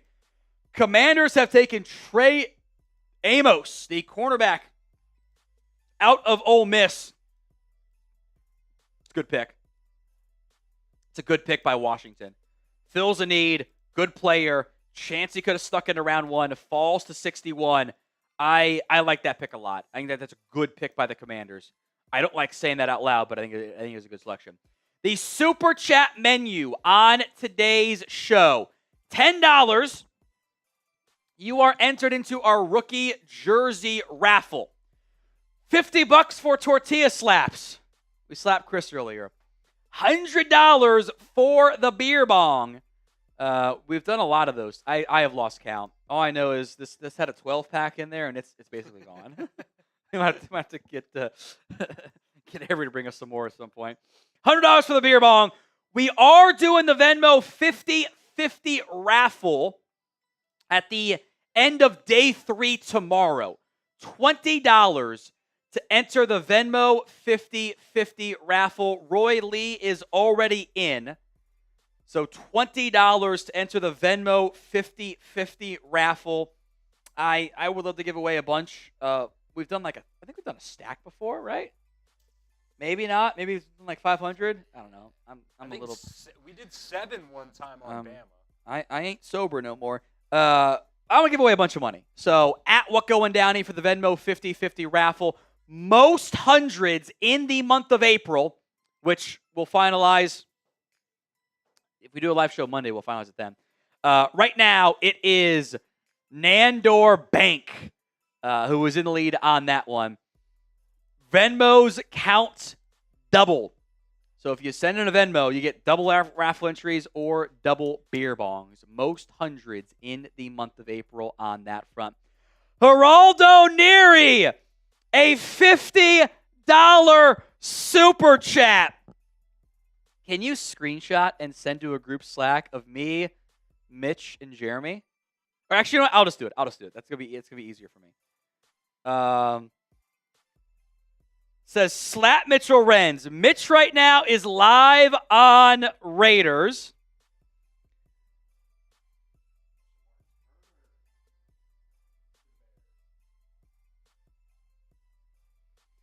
Shamar Turner, by the way, you pushed it across, is the pick here for the Chicago Bears.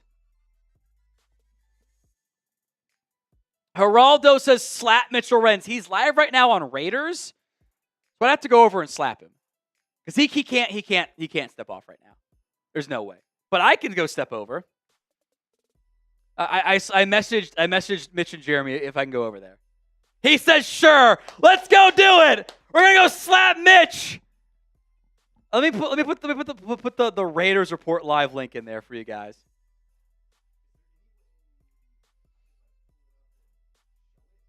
Yes, you could do the duck race. Do the duck race.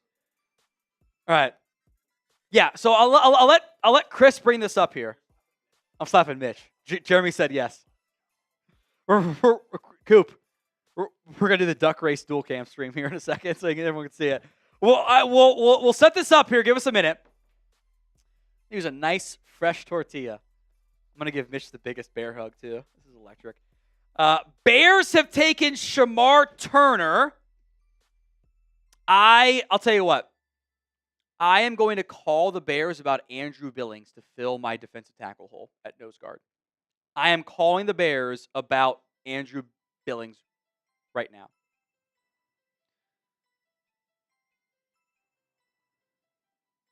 That's what I would do.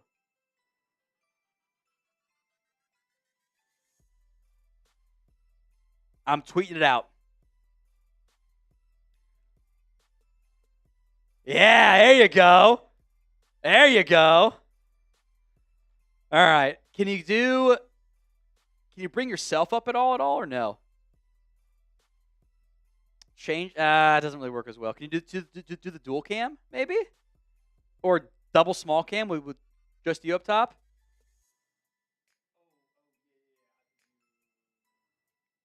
Yeah, just do that.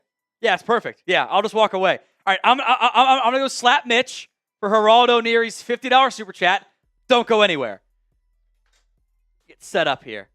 All right, this is going to be absolutely electric. We are streaming right now. The Raiders Report. You see Jeremy Chuggs right there as well. Tom's going to pop on the screen over there here in just a second. This is going to be absolutely electric. Everybody spam slap in the chat. Everybody spam slap. Let's see if I can. There we go. I've got it pulled up over here. I got G over there, Turd Ferguson, Jonathan, Delusional, Victor, Nick, Al. Spam that chat. Dominator saying F Chugs in there. Looks like Tom might have just walked in that studio. Mitch has a big old smile on his face there. We can't hear what they're saying, but that's okay. That is totally okay. There he is. I see Tom getting in the screen there. This is electric. Keep spamming those slaps.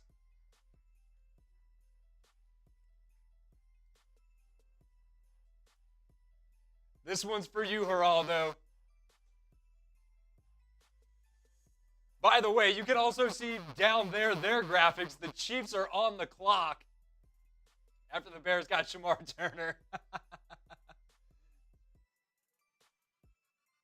I don't know, though, if they could see us or not. John Tucker in the chat, putting the slap in there. Eric Turd Ferguson. Looks like they're getting set up. Okay, here we go. Here we go. Getting set up here.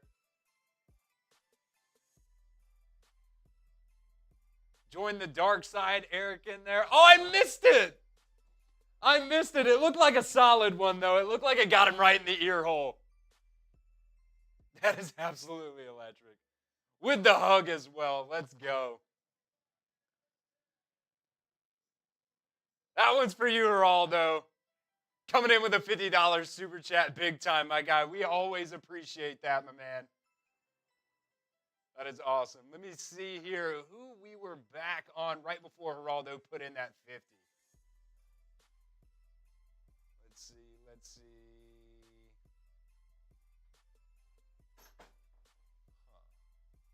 We'll figure it out.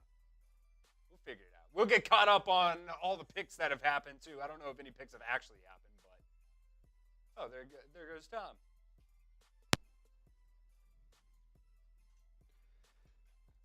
We're back! No more dual cam.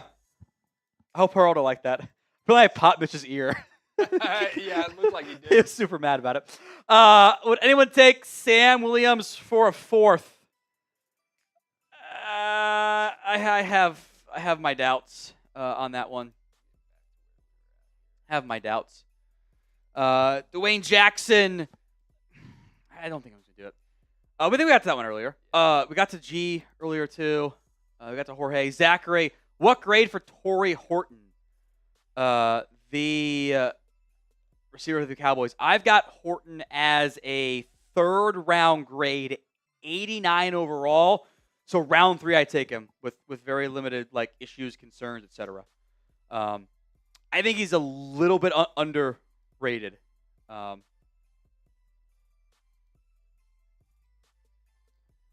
He's a bit underrated. Robert, Jalen Royals in the 3rd, DJ Giddens in the 5th. If you could pull that off, I would be so on board. I like Royals a lot. I think he's an underrated football player. I got him 2nd/3rd round grade. I got Giddens as a 3rd, 4th round grade. If you can pull that off, I would sign up right now. Don't care what the other picks are. Don't know what's going to happen.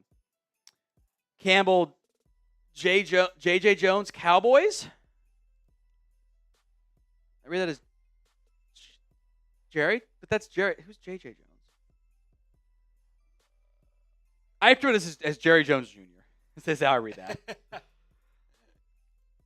All right, McCall Trayvon, Jalen Royals or Bond are far better than A.O. Manor. Watch this film review. Can I say this, though? I respect Steve Smith. He's great. Steve Smith, and this is true for a lot of former players, they tend to prefer the guys who played like them.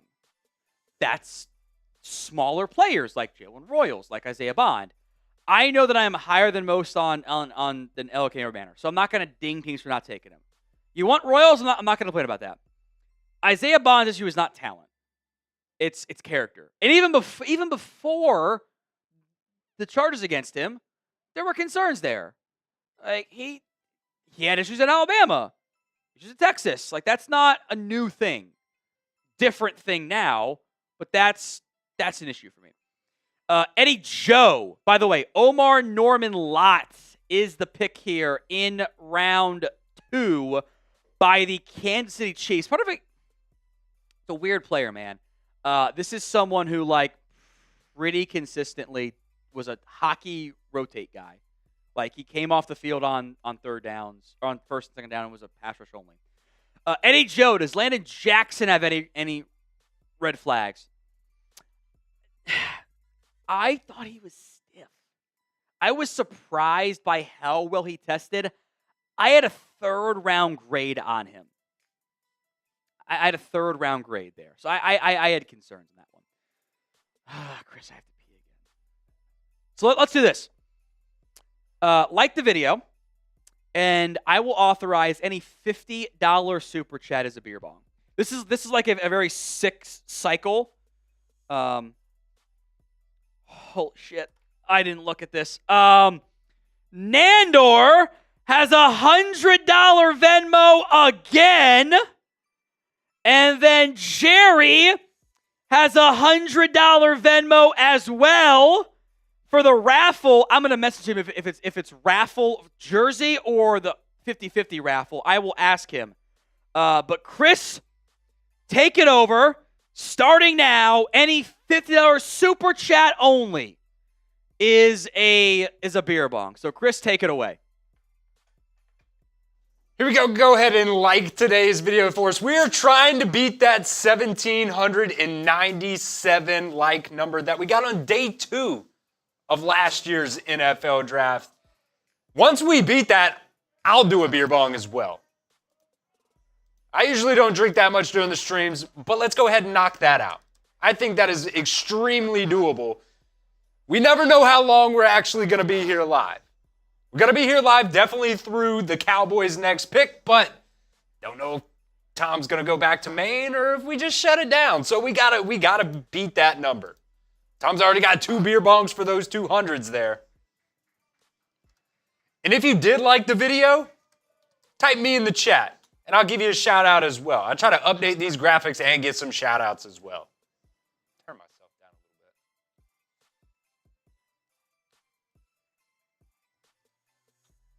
Let's see, Jeremy in there said he liked it.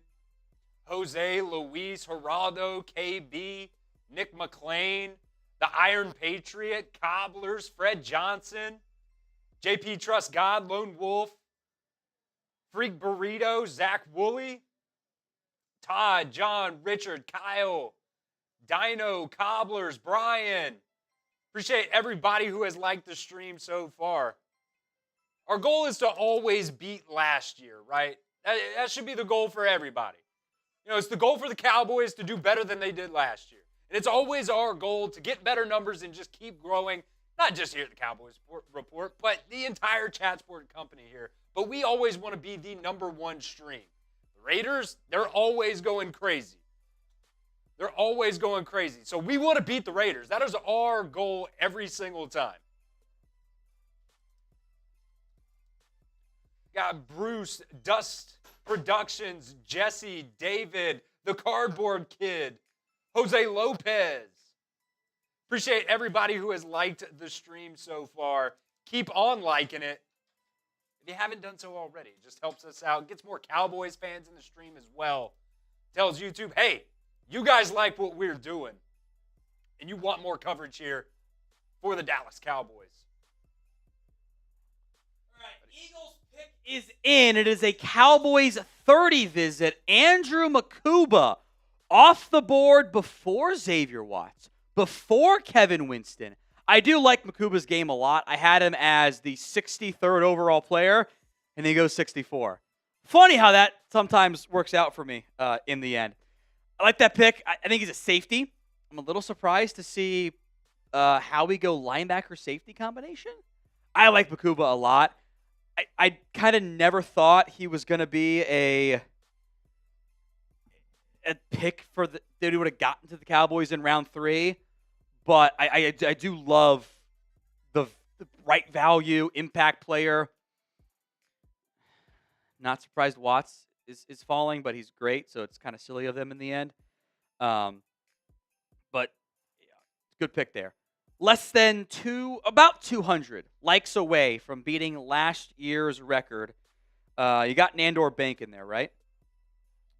Sweet. I am waiting to see what Jerry Julius wanted for his $100 Venmo. He is in on the jersey. So Jerry Julius is going to get 20 entries for today's jersey raffle. He gets 2 for 1. Thank you, Jerry. I owe beer bongs from Nandor Bank. He said to finish the box. You got it, bud.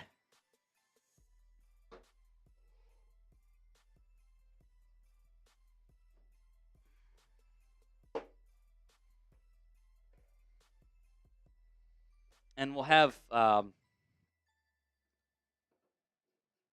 too drunk to taste this chicken. We'll have so-and-so bringing in a fresh case in a little bit here. Yeah, it's not right now. We'll challenge him to do more. There we go.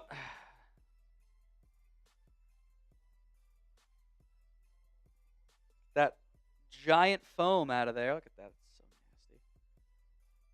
Just come on, phase out. Phase out. Like that video. Let's beat last year's numbers. The Giants are on the clock. Their pick is in to begin round 2 of round 3. I can't do math, guys. I'm so bad at it. This is just counting 2 to 3. 32 plus 32. First beer bong, Nandor, we love you.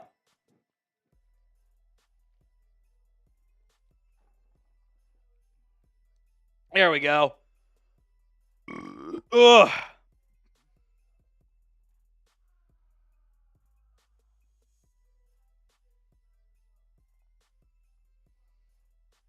That one's gone.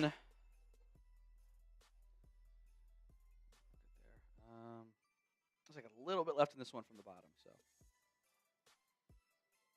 There we go. Ugh. The trash can's almost full. It's just full of beers. Or they're Happy Dads. Not a sponsor, but there you go. I like them. They're good. If they want a sponsor, if you know anybody. Hit us up. All right, Giants, pick 65. I know Marsh wants a receiver. Wants a receiver real bad. I know he was telling me about that earlier. God, they should take. What if they took Shadur? How fucking funny would that be? 65. Giants pick is in. They take Darius Alexander, my top-ranked defensive lineman left on the board at pick number 60, which I'm kind of hoping like non-receivers, non-running backs. Let them all slide. I'm shocked Savone Rebels there. Probably a bath on the medical stuff. Alexander's a good fit for the Giants. I like the pick a lot. It's a good pick. Let's pound this last beer bong. Here we go.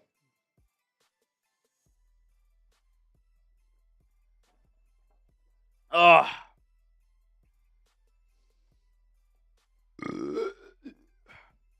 I can't do math, but I think that's a lot today.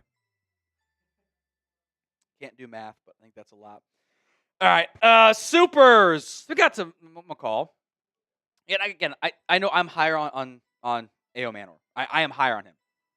I will not ding teams for not being as high on me. Chris, players the highest floor left on your board. Xavier Watts, Caleb Johnson, Umanmi Ellen, Jack Sawyer. I actually think Jalen Knoll might have a higher floor than A.O. Manor. Jonathan, if Sands available at 76, the Cowboys draft him, future Dak replacement. You can't rule it out, but like, I don't want to draft a Dak replacement in the 3rd to sit him for 2 years. Like, I don't think I'm benefiting from that. You also traded for Joe Milton. So, by the way, pick 66 is in.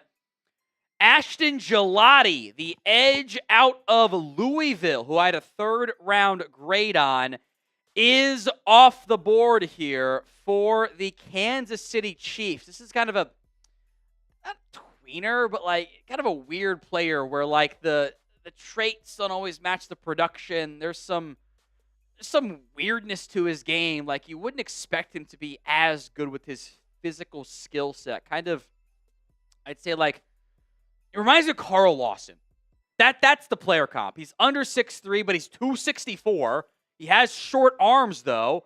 He's not going to be for everyone, but he won a lot as a pass rusher. So I think that's a good pick by the Chiefs. My best available edges at the time were Umanmi Ellen, Jack Sawyer, a guy I'm super high on, Antoine Powell-Ryland. That's my guy this year. I had him at, this is like, I am higher than almost everybody on Antoine Powell-Ryland. I am at 64th overall. But that's me. So when I am aware of what the consensus board says, I will not ding teams for not being as high. I will just give them extra credit for being super high on me. Jerry is into the Venmo 50-50 raffle as well. Jerry Julius is in. If I could spell your name right in the doc. Thank you very much, Jarius. I just merged Jerry and Julius there. Jerry Julius, you are in. We will do the Venmo 50/50 raffle end of tomorrow's live stream. So stay tuned for that one. Appreciate that, Jerry. Hit that sub button.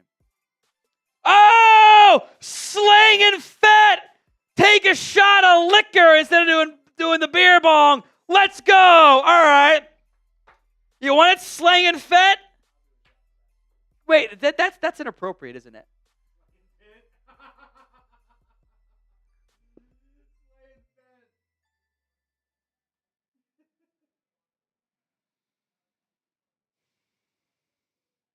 Hey, I mean, doctors prescribe it. Yeah. As a parent, that's like the one thing that concerns me. So I feel like a bad person for that one. It happens. It made me laugh, though. Slang it. Oh, I thought he said slaying fan, but slang and fan, baby. Let's go. All right, do your shot first, bud. That's incredible. I don't know if I've ever seen slang and fan in the chat before. Give him a bunch of entries into the raffle, too. Yeah. I'm going to put him on the most hundreds there. I'm going to take a shot for that as well. And good thing for me, I love tequila. Someone said, I'm not getting drafted like this. I'm also 33? No, I'm 32. Once I turn 30, I can't remember how old I am. I've already gotten to that spot, and I'm only 27.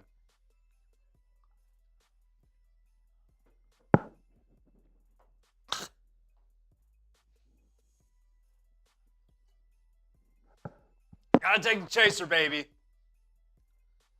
Let's go. Everybody spam fan in the chat. How about we spam SF? SF in the chat.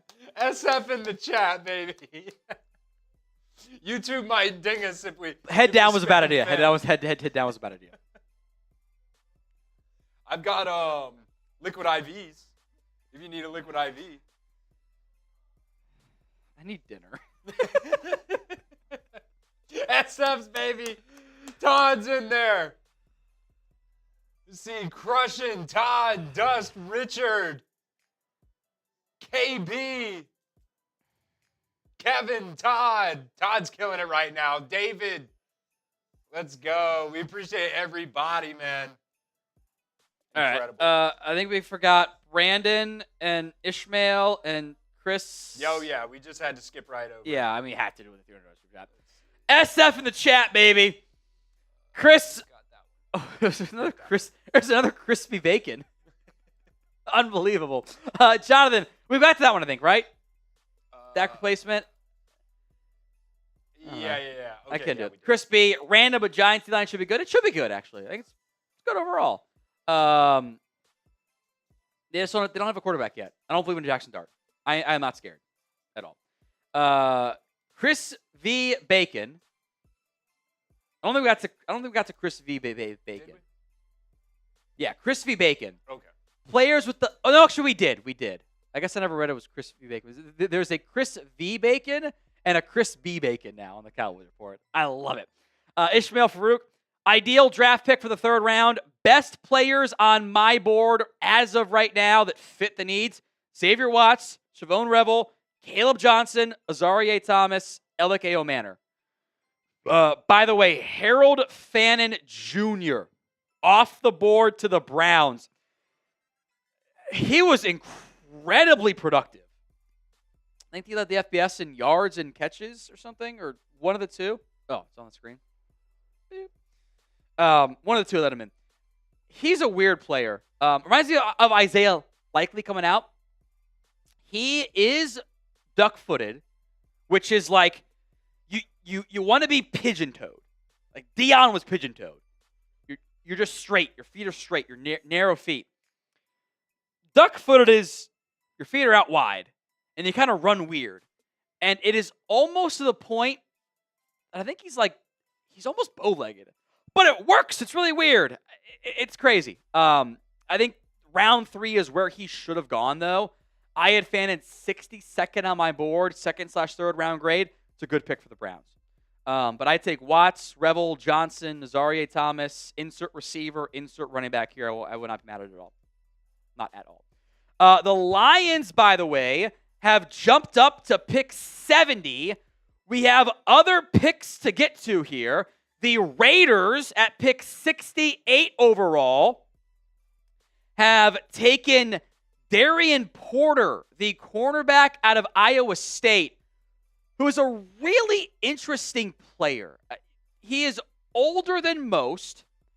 I had him at 90th overall, third round grade. Darian Porter began his career as a receiver at Iowa State.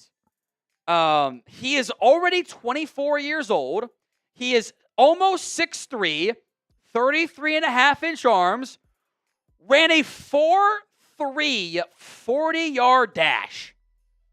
He allowed catches this year in 4 games. In his career, he has faced 41 targets. It is one of the most unique profiles in this class. Like, he's old, receiver turned corner with great ball skills who allowed 5 catches all year. But, like, he wasn't targeted. They just ignored him. But he's got great size and length. It is such a unique profile. Like, he's actually, sometimes it's like it's easy to get the eval, but the value is tough. The eval was hard for me on this one. So not surprised he goes in the third. That's essentially where I had him, just a little bit early. Pick 69 is in. A wide receiver is off the board. Kyle Williams, the former teammate of Cam Ward. A very popular third-round grade. That is where I had him graded, by the way, at a third round, kind of mid-late. He is a vertical threat, but he's undersized. Under 5'11", 190. I had a sleeper tag, as I think like literally everyone did, on Kyle Williams. Shockingly good in contested catches, but the 4.40 speed absolutely tracks. He feasted on some lesser competition this past year. That hands are good, but not great. Does some nice stuff after the catch. Patriots need a receiver. This makes sense to me. Makes a lot of sense. So Lions now on the clock here at number 70. Sorry, Jacksonville's on the clock now, right? Jacksonville? Which way did the trade go?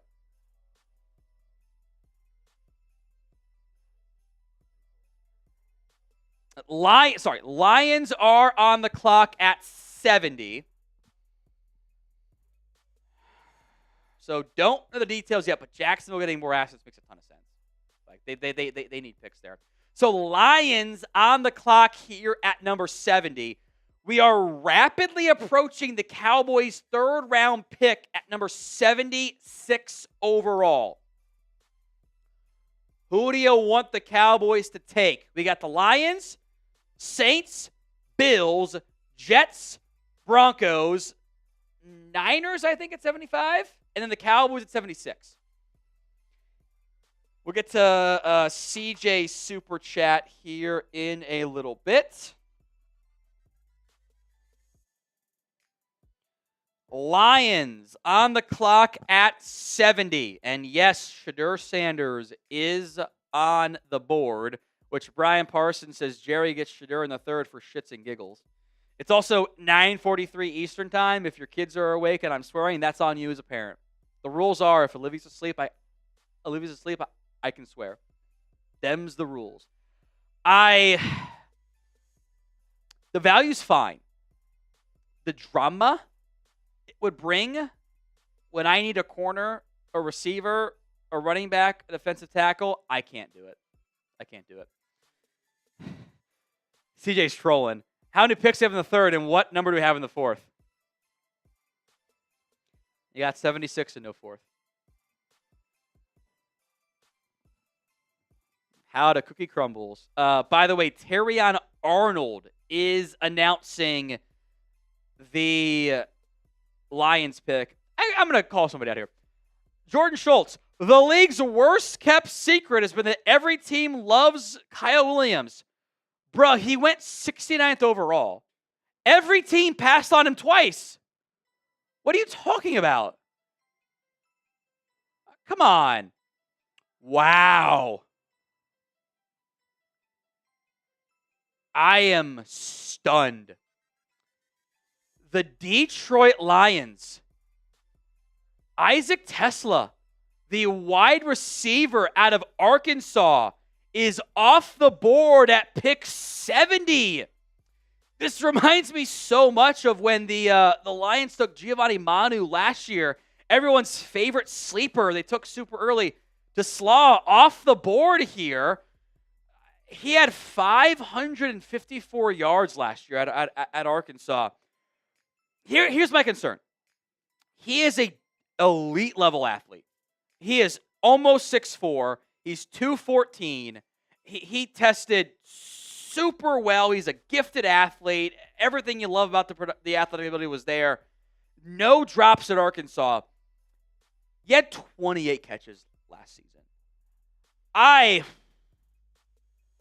He is not open as much as his speed says he should. In my notes, I have written down, is he just a workout warrior? That's my concern.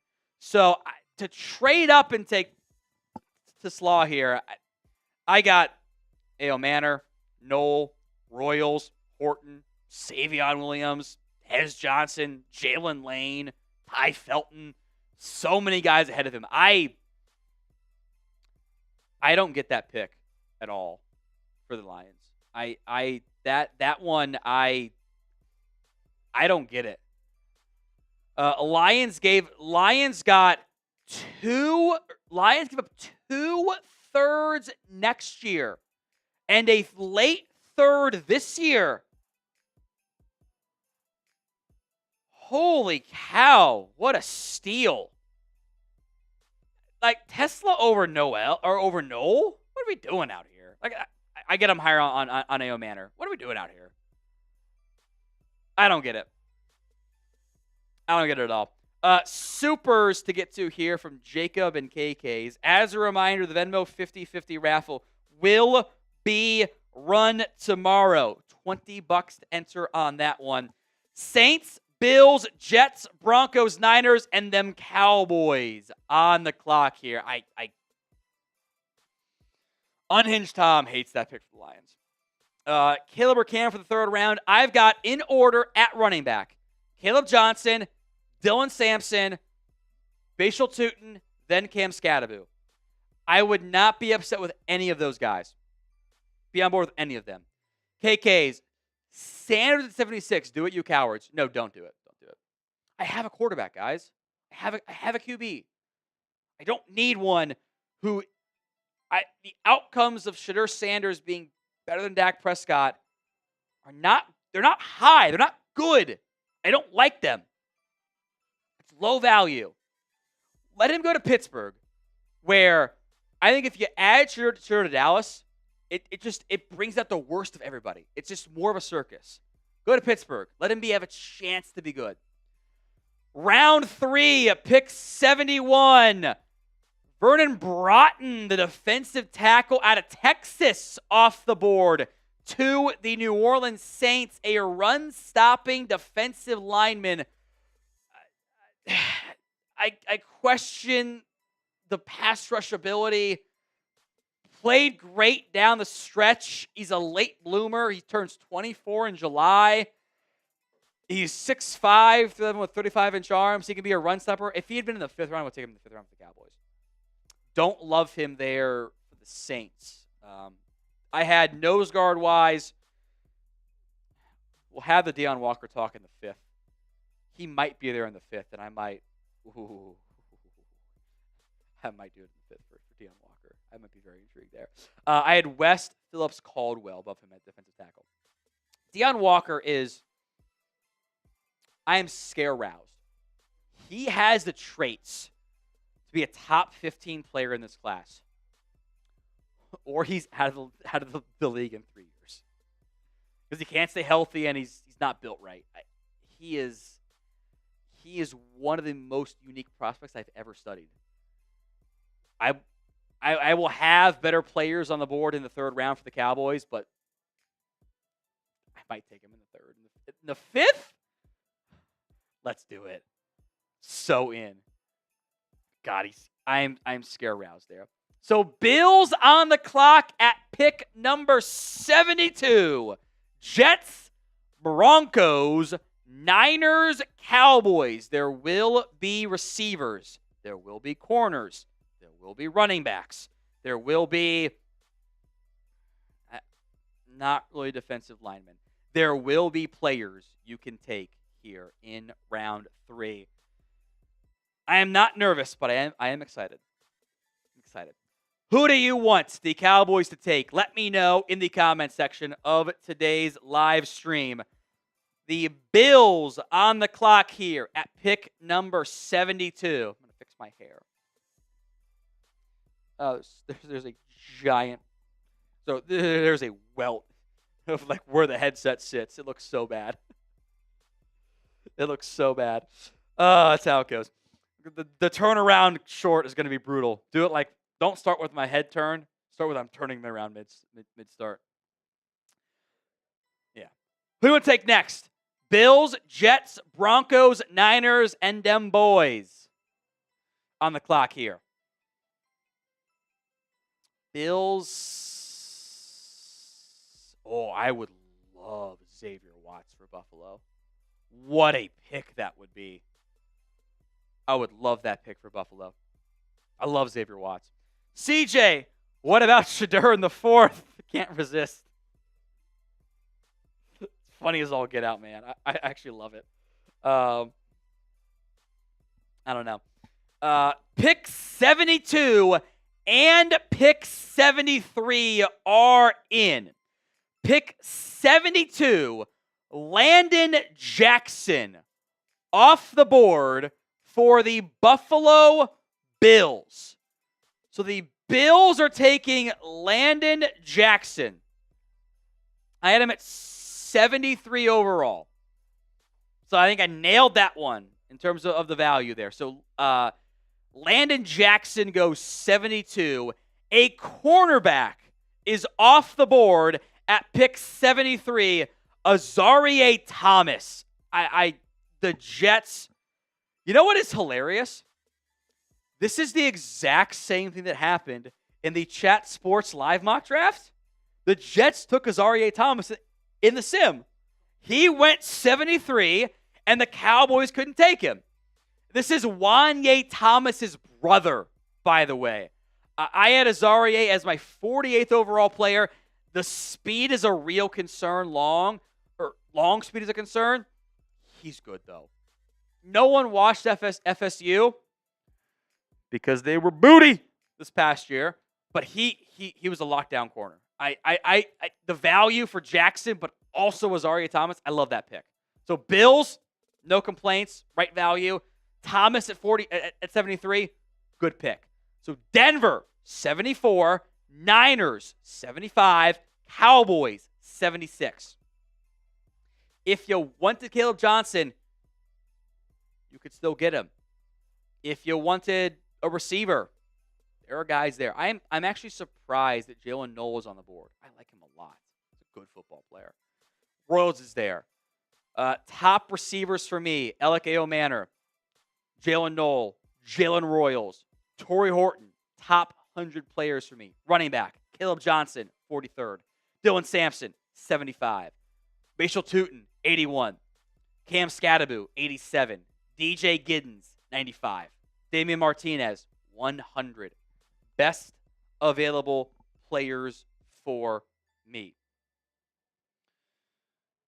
So the Broncos on the clock now at pick number 74. Niners pick 75. We will see what they can pull off here. Denver, what's up? Oh, Slay SF! SF!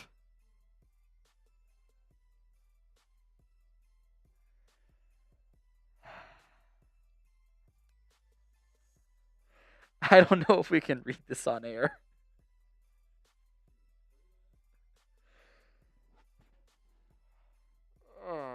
Okay.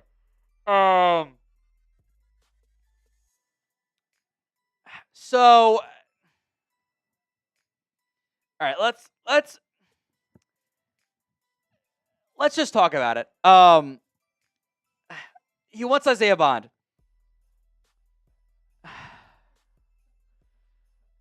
The issue with Isaiah Bond, I'm going to hell.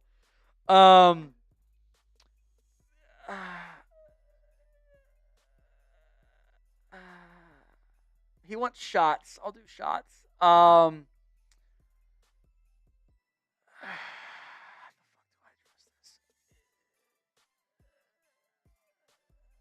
Just push it across for like a minute and then go to a Bond something.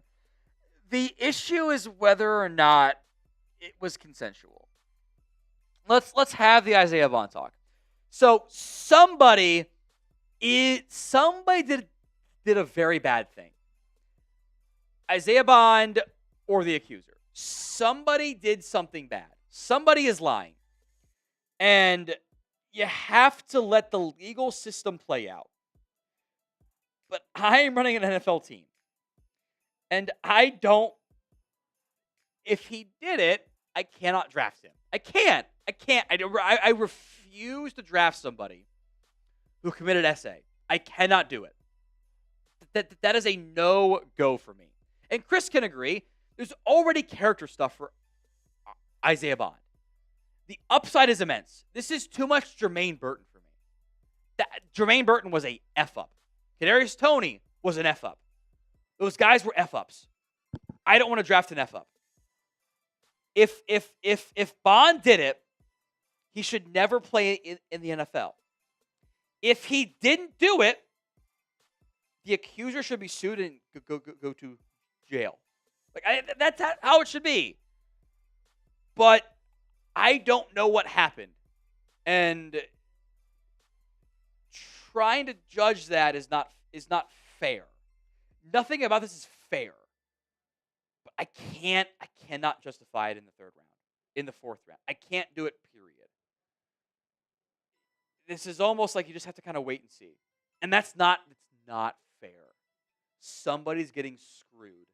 And someone did a bad thing and cost somebody their lives. I don't know what happened. I will not judge what happened until we know what happened. And we're not going to know that for a while. That's why the whole situation sucks. Somebody did a bad thing. It is absolutely innocent until proven guilty. But the draft is not the court of law. Those are two different things. So fair or not, I have to let things play out, and I cannot draft that guy right now. I can't. It's not fair, but I can't. Read some super chats here, Chris. Got a $5 super chat here from Jay. Do you think the next Dallas quarterback is going to inherit a similar situation Dak was in with a great line in their prime? Hopefully. God. CJ, what was he accused of? Look. It has not been specified. But, I mean, you can just, read between the lines. Something that... I need to be delicate here. A consensual act did turn non-consensual. That's the accusation. The super chat from SF was not wrong with what the accusation is. Consensual act turned non-consensual. Frisco PD investigated for like a month. You just have to let it play out. It's not fair. Someone did a bad thing, but I don't know who did it. So you have to kind of just let things play out, and that's not fair, but that's how life goes sometimes. Extreme example was Lyle Collins. Did nothing wrong. Had to let it play out. He chose to go undrafted. Denver at pick 74 has taken Pat Bryant, the wide receiver out of Illinois. So Bryant off the board here. I'm a little surprised he went this early. There's no special teams value. I had a 5th round grade on him. I thought he was going to be a day 3 steal, but he went in the 3rd, so I guess not. Doesn't drop passes. Physical possession wide receiver. I don't see great separation. I don't see special teams value. And I see I see a 4.61 40, and I go, that's not a good combination. But he was good at Illinois. He went for 984 yards with iffy quarterback play. My biggest concerns there, his best games were against the best teams. His least productive games were against the best teams. That scares me. I don't like that. So Bryant off the board. I've got 4 guys in my top 100 at wide receiver, and I have 1, 2, 3, 4, 5, 6 running backs among my top 100 at that spot. I've got Xavier Watts, Savone Revel, Caleb Johnson, Princely Oman-Mielen, who's got run stopping. She's not going to take him there. Alec A. Manor, Marcus Bowe, Jack Sawyer, Jalen Knoll. Lots of guys here. Is it trade at 77 already? All right. Niners pick is in. Nick Martin off the board at 75. I think he's an underrated player. I am surprised he went so early. Nick Martin was awesome in 2023, but got hurt, had a bad knee injury. Undersized, disruptive, playmaking linebacker. Man, 74 is rich for him. I'm going to turn around here.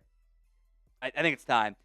Cowboys on the clock. The trade happened at 77, so it'll take no time for us to know pick 76 for the Dallas Cowboys. I'm sure Nick Harris is breaking early again. I'm sure he is. He did? Yeah. Harris. Sam knows it? Or he knows Nick Harris is going to do it? Shout out Nick Harris. Guy's awesome. He has broken it? Okay. So momentarily we'll do the same thing. I will turn around. Hair probably looks like crap, but what are you going to do? It look bad? Bad or surprise pick? I'm making noises. Okay. Makes me nervous, Chris. Pick 77 is in for the Dallas Cowboys. We will do the old turnaround, react to it instantaneously. No spoilers for your boy. Okay, I can't really hear anything, so I'll just keep talking. That kind of covers it up there. Cowboys pick is in at 77. We will do the short clip and do the full breakdown as well. Feel free to spoil it in the chat here. Cowboys pick is in. I am, the fact that no one's been in the office, the studio, makes me feel a bit better about it, frankly. Round 3, pick 77. Cowboys waiting for the graphic. All set? 3, 2, 1. Cowboys. Savone Revel out of ECU. The Cowboys have once again taken one of the best players on the board.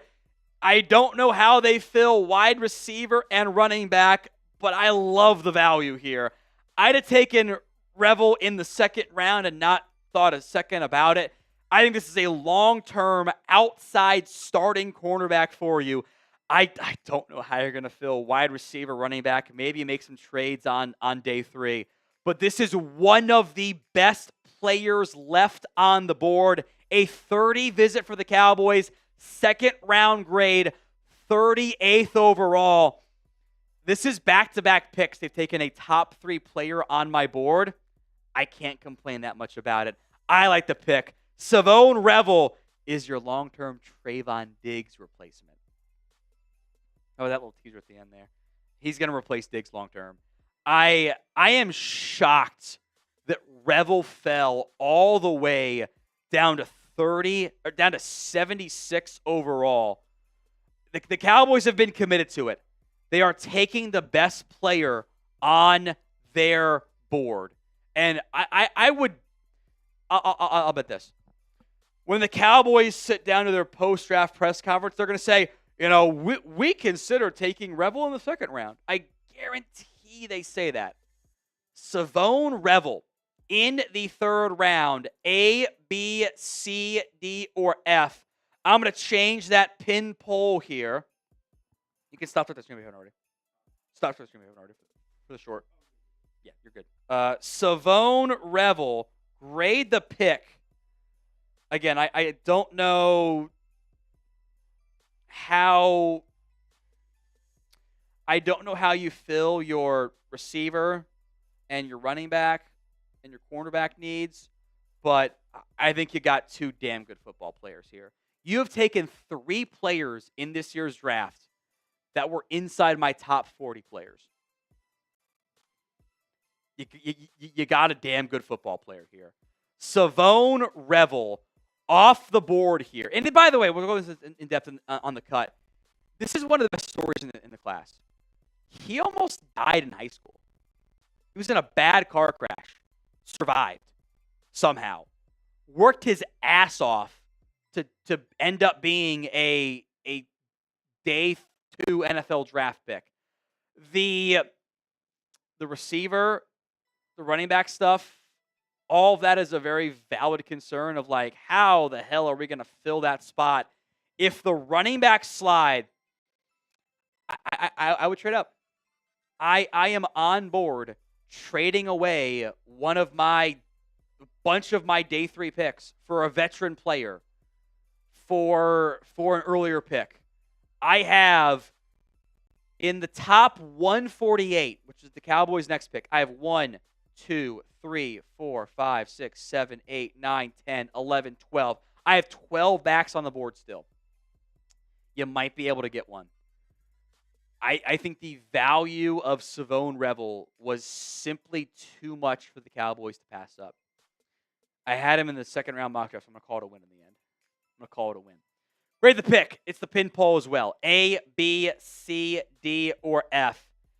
Let me know in the comments. It's the value. The Cowboys trust the medical there. I like it.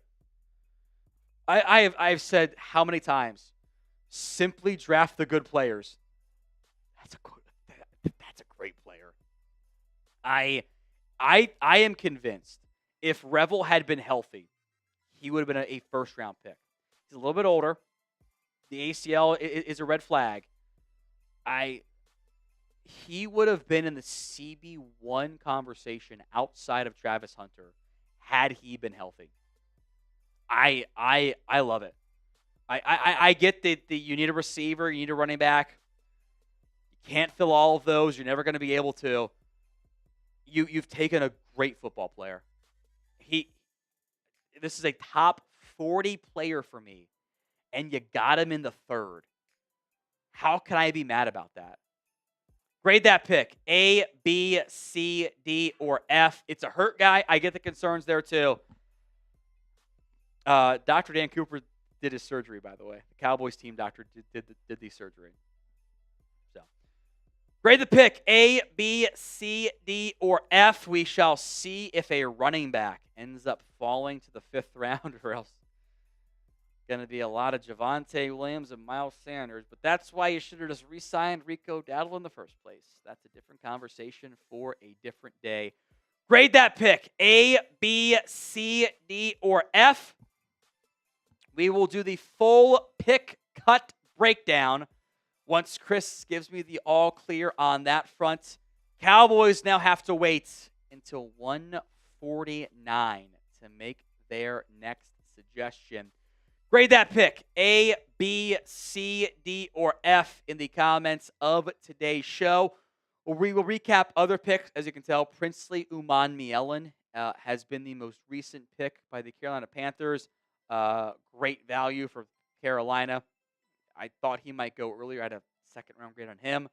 But, again, this is now back-to-back picks. The Cowboys have taken a top 3 player on my board. The last time they did that was the CeeDee Lamb, Trayvon Diggs, Tyler Biadasz draft. I feel good about that. We're the pick. A, B, C, D, or F. You all set, Chris? Let's ride. Back-to-back picks. The Dallas Cowboys taking one of the top-graded players on my board. It is a cornerback. It is Savone Revel, the cornerback out of ECU. It is Savone. He did clarify that after his year ended. Going into, September, I had thought he was going to be a first-round pick. Then he tore his ACL. That is a real red flag. It is the only reason why he is available at pick number 76. I had Revel acknowledging the injury as a top 40 player on my board. He was 38th overall. I love this pick. You have to trust the medical. It is a valid red flag. I get the concerns. I understand. It's valid. You have no running back. You have no receiver. All of that is valid. Everything about Revel on the field, I adore. This is a classic Cowboys pick. 32 and 5/8-inch arms. He checks that box for the Cowboys as an outside corner. He fits what Matt Eberflus wants to do. Before he got hurt, he was on pace to being, I think, a top 15 pick. Had he been healthy, we would have been talking about him as a potential option at 12 for the Cowboys. He is a little bit older. But with Trayvon Diggs' long-term future uncertain, this is your long-term option. You don't have to rush him back. Maybe you go sign Stephon Gilmore still. This is, as we'll get into, one of the best stories in the 2025 NFL Draft. I don't care about stories. I want good players. The Cowboys got a good player. That is who Savone Revel is. He's athletic. He's got size. He has ball skills. This is everything that I look for as a cornerback prospect. Everything I want. He offers it. All of it. He doesn't have elite level ball skills, but 2 of his picks were pick sixes. He has blocked 2 field goals back in 2023. We'll go into the pros and cons. If you wanted the Cowboys to simply take the best player available and not reach for need, they did this. This is what they wanted. By the way, he's a really good tackler. Concerns about that with Diggs. Not the case here. Pin comments on today's show. We'll go big picture, pros, negatives after that. What is your one-word reaction to the pick of Savone Revel out of ECU, round 3, pick 76 for the Cowboys? Pin comment, ad comes here on YouTube. Take advantage of it. Head down there and let me know. I want to start with just big picture. ACL tear dropped him. That is why. Had he been healthy, I would have mocked him in round 1. He would have had a first or fringe first-round grade. He was off to an awesome start for ECU this past season. It's also one of the best stories in the 2025 NFL Draft class. Savone Revel nearly died, legitimately, as a sophomore in high school. He was in a bad car crash. Not his fault. He wasn't even driving. He had a fractured skull that required surgery, had a bruised jaw and neck, and a broken nose that required not 1, not 2, not 3, 28 stitches. He nearly died in high school. He fought through it. He recovered, only to break his collarbone the very next season.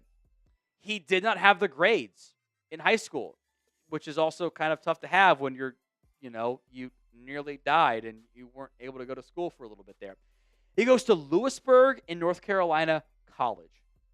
He doesn't play due to COVID in his first season. He works at Amazon. Fresh off a 10-hour overnight shift, he gets a tryout at East Carolina. Tryout.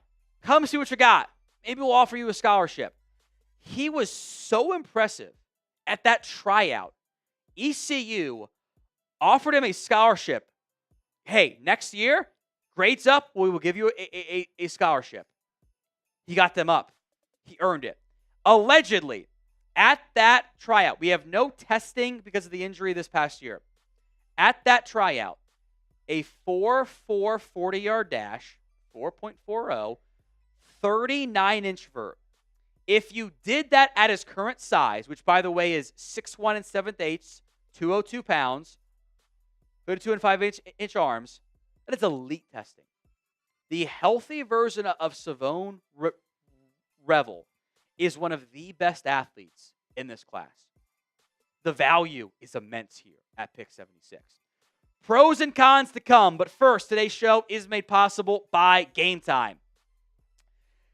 Game Time makes getting tickets faster and easier.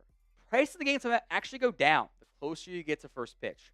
With killer last-minute deals, all-in pricing, views from your seat, and their lowest price guarantee, Game Time takes the guesswork out of buying tickets for MLB games or NBA games if you're not in the Dallas area where, there are no NBA games to go to. Because, thanks, Nico.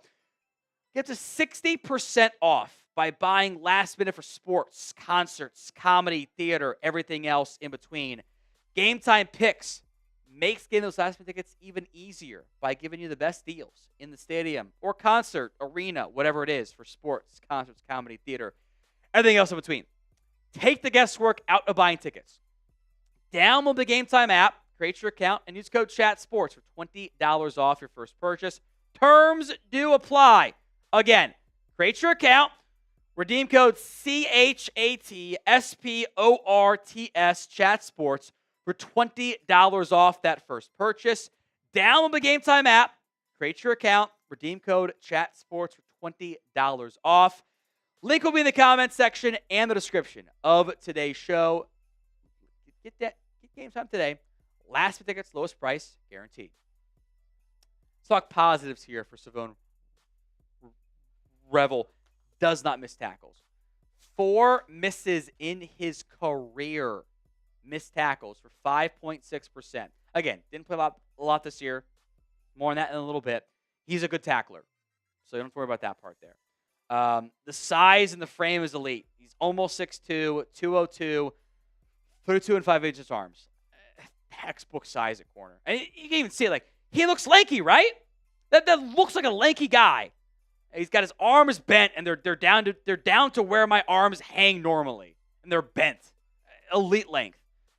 I think the length and size gives him press man ability. We did not get the official testing. He is a plus athlete overall. I believe that all the way through. He has proven through his entire life he is mentally tough. He is going to be able to battle the ups and downs that come playing corner. You're going to get beat. You have to be mentally strong. Savone Revel offers that. He also blocked 2 field goals back in 2023, so there is some special teams value there for Revel. Had he been healthy, he had 2 interceptions and a touchdown in 3 games played this season. He allowed 1 touchdown and 8 catches. One big play, really. Had he been healthy. Go back to our early mock draft coverage. We had him in round 1 before he got hurt. At 76, it is a steal for the Dallas Cowboys. Don't miss any of our 2025 NFL Draft coverage. We'll be live for day 3. Can they get a receiver? Can they get a running back? A lot to figure out there. Hit that sub button, youtube.com/@CowboysTV. I believe in this. We have to mention the negatives. Have to do it.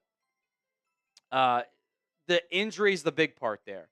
It was a torn ACL and a partial meniscus tear in September.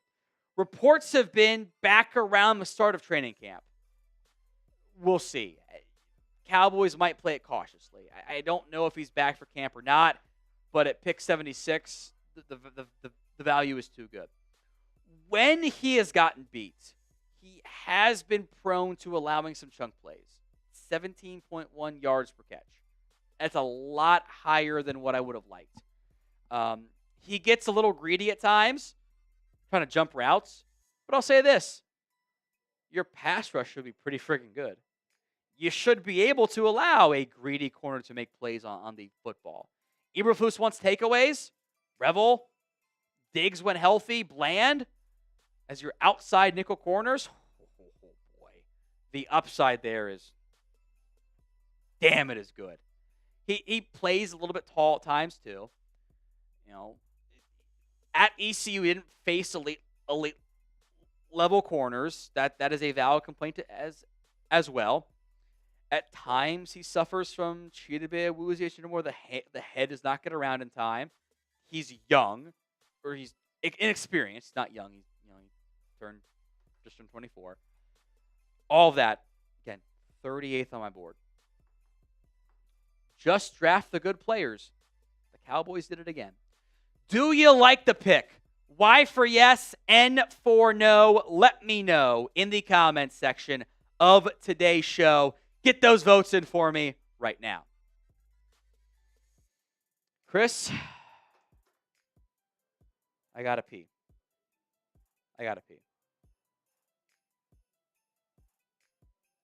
Someone said I had the same high praise for Kelvin Joseph. But did I? Boss Man Fat wanted to be a rapper. I had a higher grade. You can go back and check it. All my boards are public. I had a higher grade on Savone Revel than I had on Kelvin Joseph. Joseph was boomer bust. I was not as high on Kelvin Joseph. Go back and watch the grades video. I was not that high on Joseph. I was not. I had him, that was 2023 class, right? I had Kelvin Joseph. 2022 class?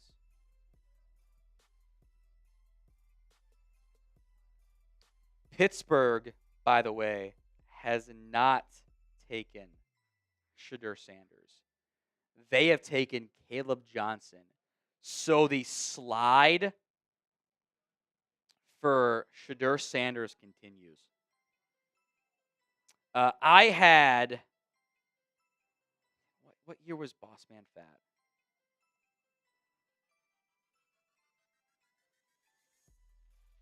I'll come back. How about you do some shout-outs here? 2021. I'm going to go pee. Take it away, Chris. All right, I'm going to go ahead and before we get into some shout-outs here, just going to go through some of the picks that we missed while we were doing the cut there. Savone Revel going right there at number 76. And then you had the Panthers on the clock at 77. Going Princely Amunielen. I can't ever say his name. I totally apologize about that. Jordan Birch, the edge out of Oregon, goes number 78 to the Cardinals there. Jalen Noel.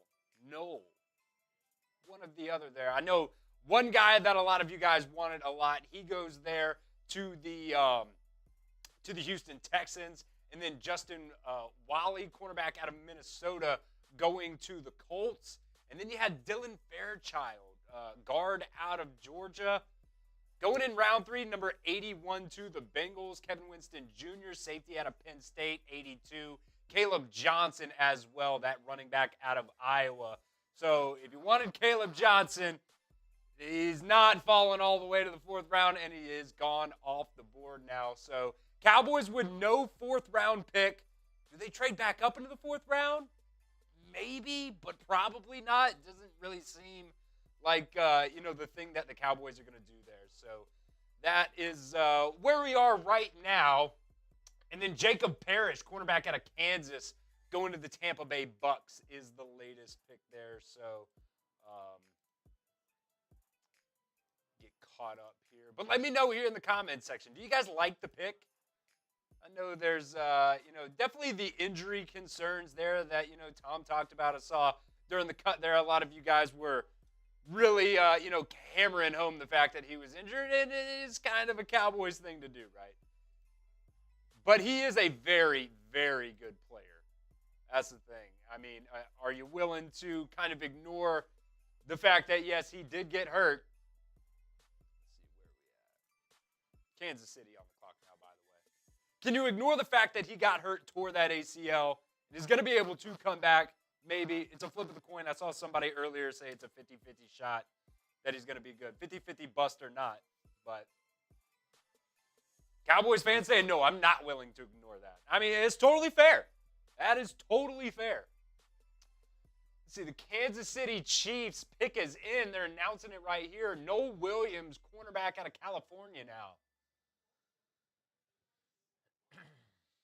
Dwayne Jackson is not a fan, saying, no, it is absolutely a wasted pick. We'll see, man. I totally get the frustration if you don't like the fact that you went after a hurt player. I totally get that. Wolf saying it's a horrible pick.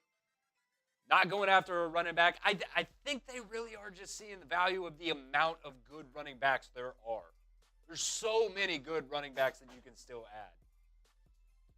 You still probably want to go DT as well. I mean, do the Cowboys like what they have at running back? Maybe. I mean, I'm not saying you have to like it, but the Cowboys might like where they are at running back right now. It seems like a Jerry Jones thing to do. They liked their guys last year. Remember, guys? Got to think about that as well. Let's see. Jonathan saying you can get a solid DT in the 5th round. I agree.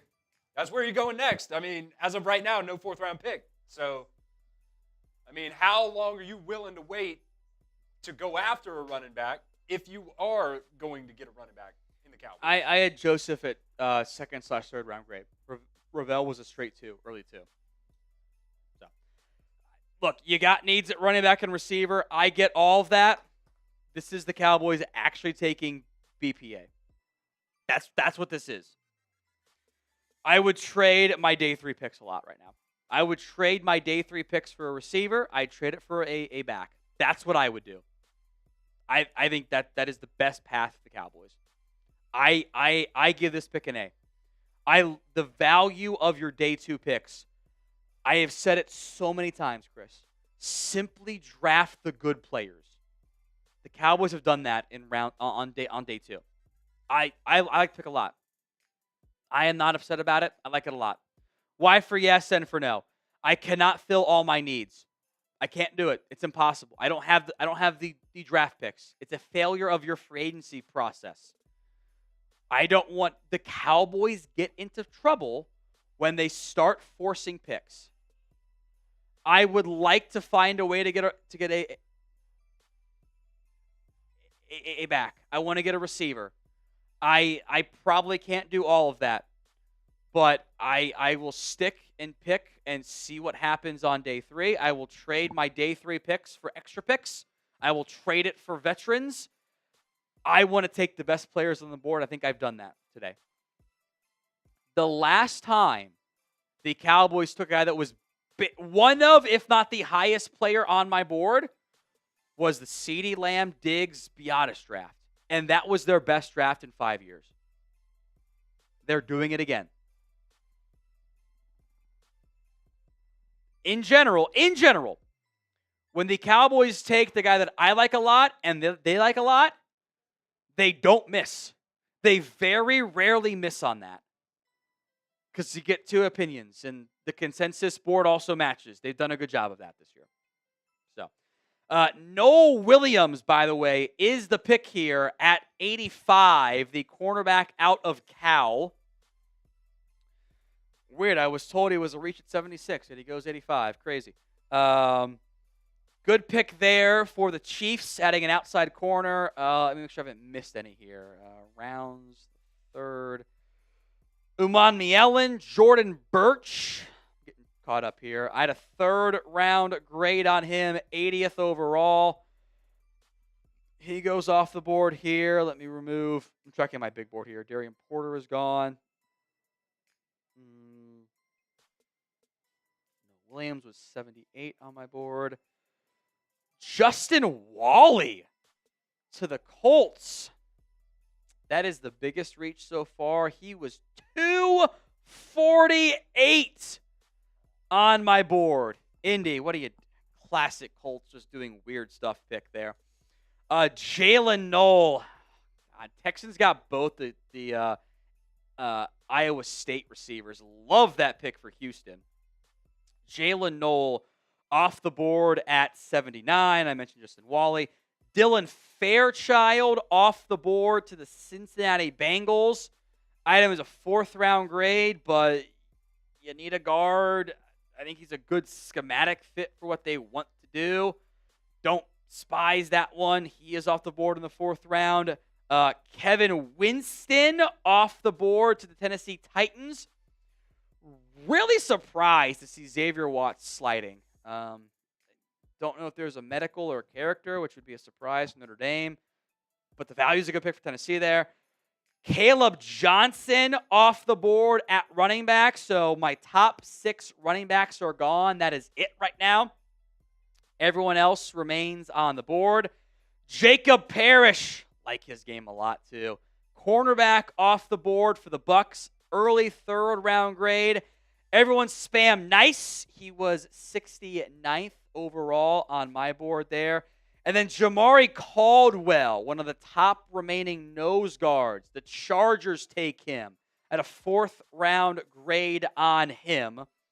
He is off the board at pick number 86 to the Chargers, which feels like a very classic Chargers pick.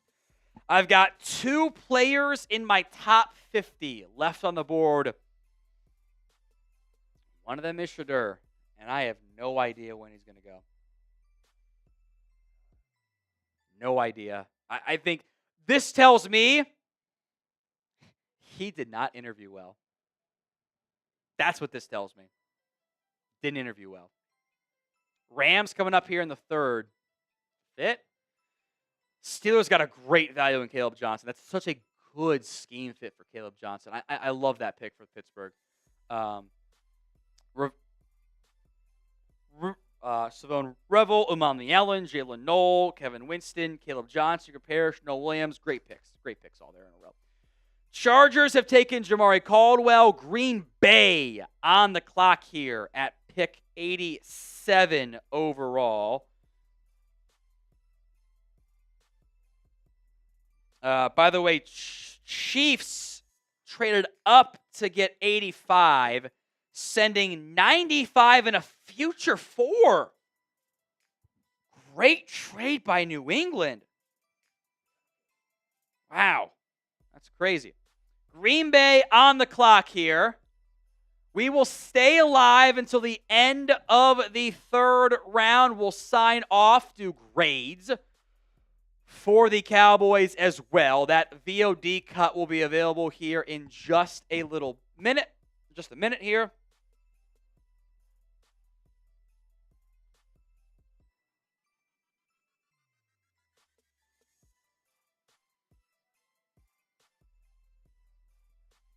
I'm going to get the tweet set up here.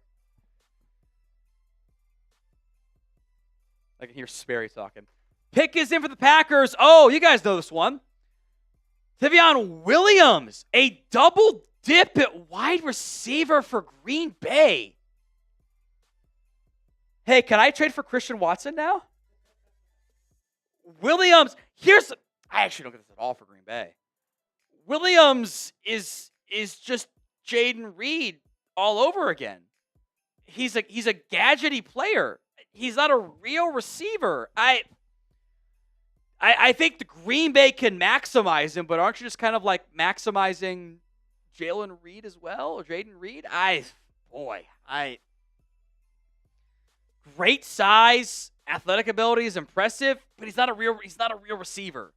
Like, he was used in Wildcat stuff. He was used on slot fades, and like using that size was really impressive. I don't know about that one, man.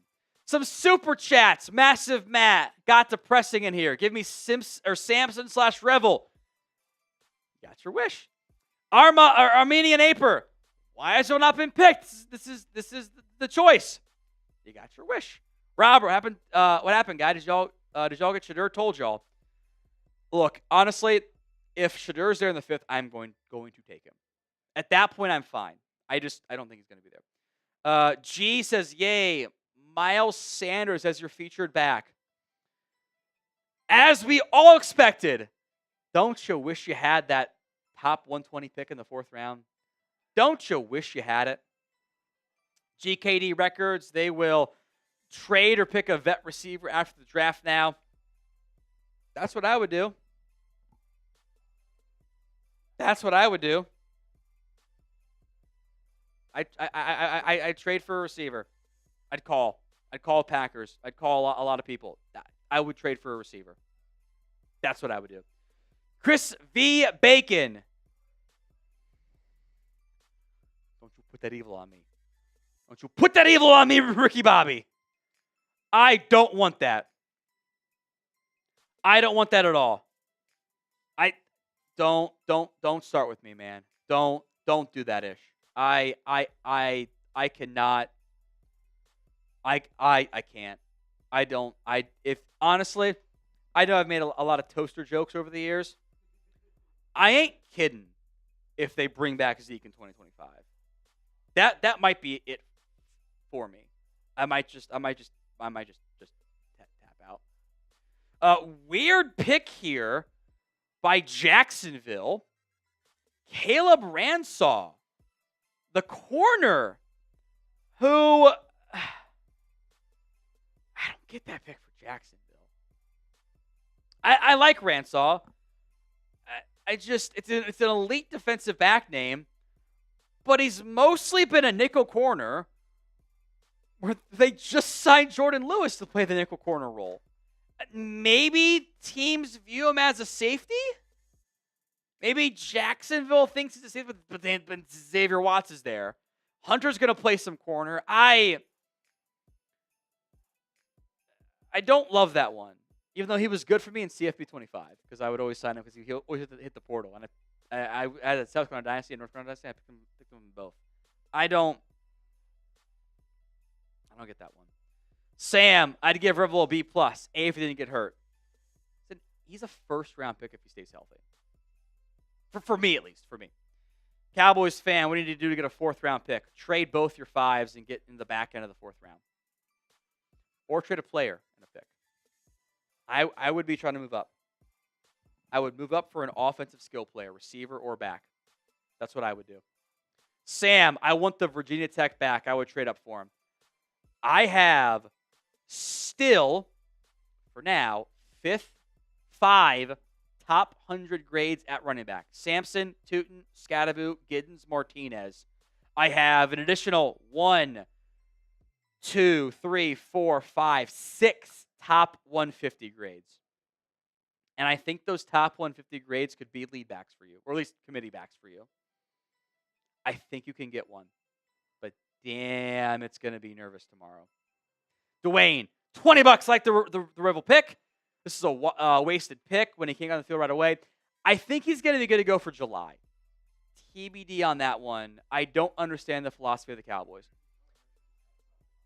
About the clear to cut and make moves. Okay. Again, I think July is your over under timeline there. Is kind of what I'm thinking for him. I love the player, man. This was the best, non-safety on my board. I spent all this time on grades. They take the second best player on my board. How can I be mad at it? I like it. Mets today. What would J-Mill and Breece Hall cost? Day 3 pick on Breece Hall for me. Day 3 pick.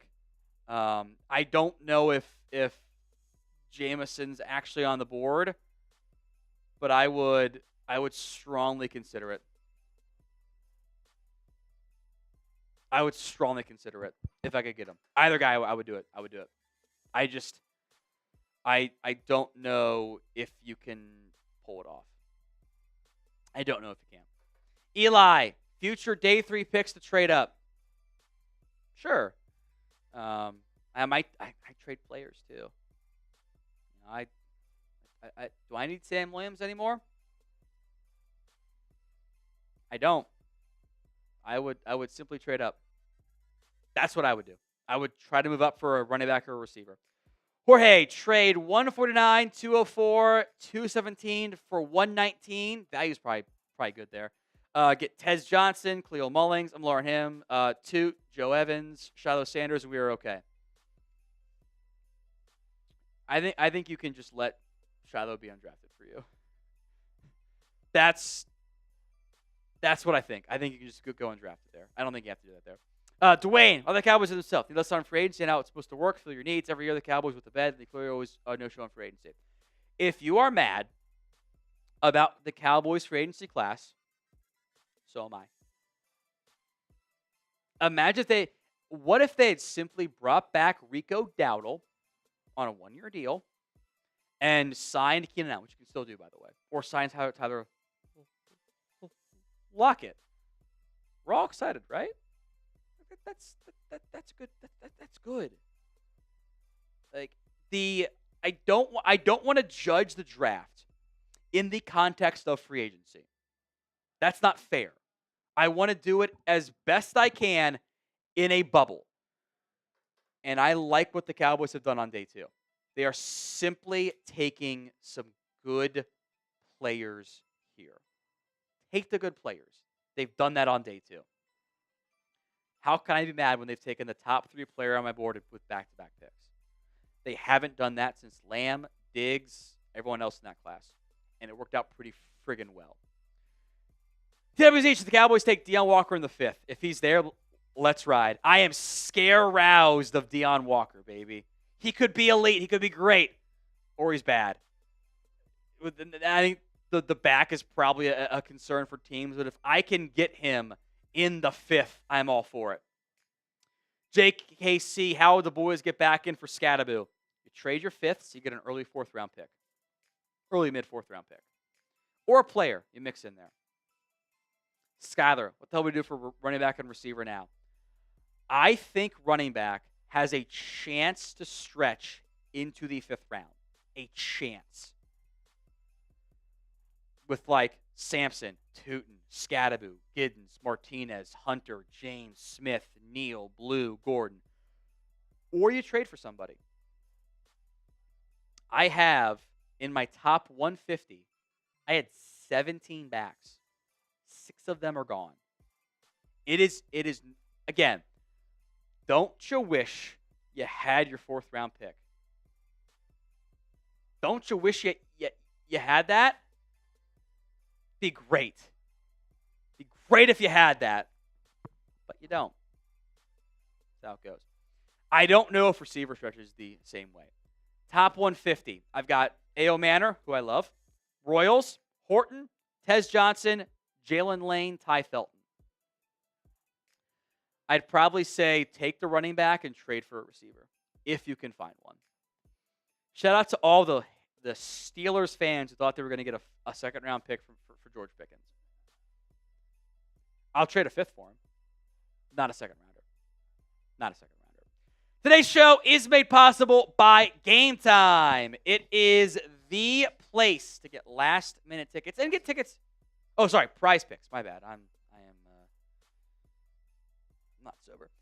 Prize Picks, the best place to turn your sports knowledge into cash. With millions of members, Prize Picks has made daily fantasy sports accessible to all. You pick more or less on at least 2 players for a shot to up to 2,000 times your cash. Run your game all season long on Prize Picks. Cash in on the basketball playoffs with Prize Picks. Don't miss your chance to add your favorite players from the court to your Prize Picks lineups. Whether it's points, rebounds, assists, take your pick of more or less for a shot up to 2,000 times your cash today.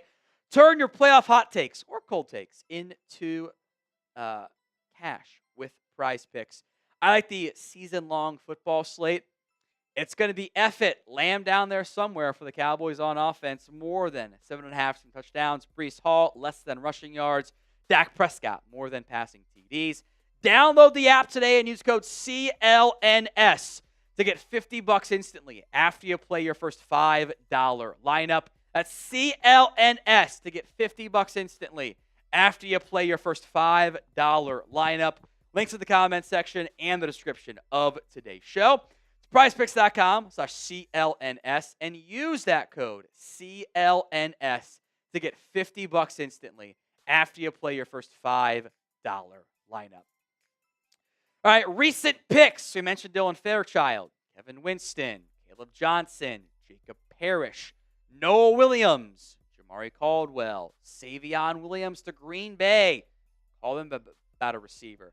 Caleb Ransaw out of Tulane. Wyatt Millum, offensive lineman for Jacksonville, was my 92nd overall player. He goes 89, proper value there. And then Josiah Stewart, 82nd overall player, goes 90 out of Michigan to the Rams. The Shedeur Sanders slide continues. The Baltimore Ravens pick is in. 91, 145 on my board. Emory Jones, who had some round one hype going into this year. It's a bad year. Bad year for Emory Jones. He goes 91 to the Ravens. So the Seahawks, 92 on the clock now. YVL Sosa, excuse me.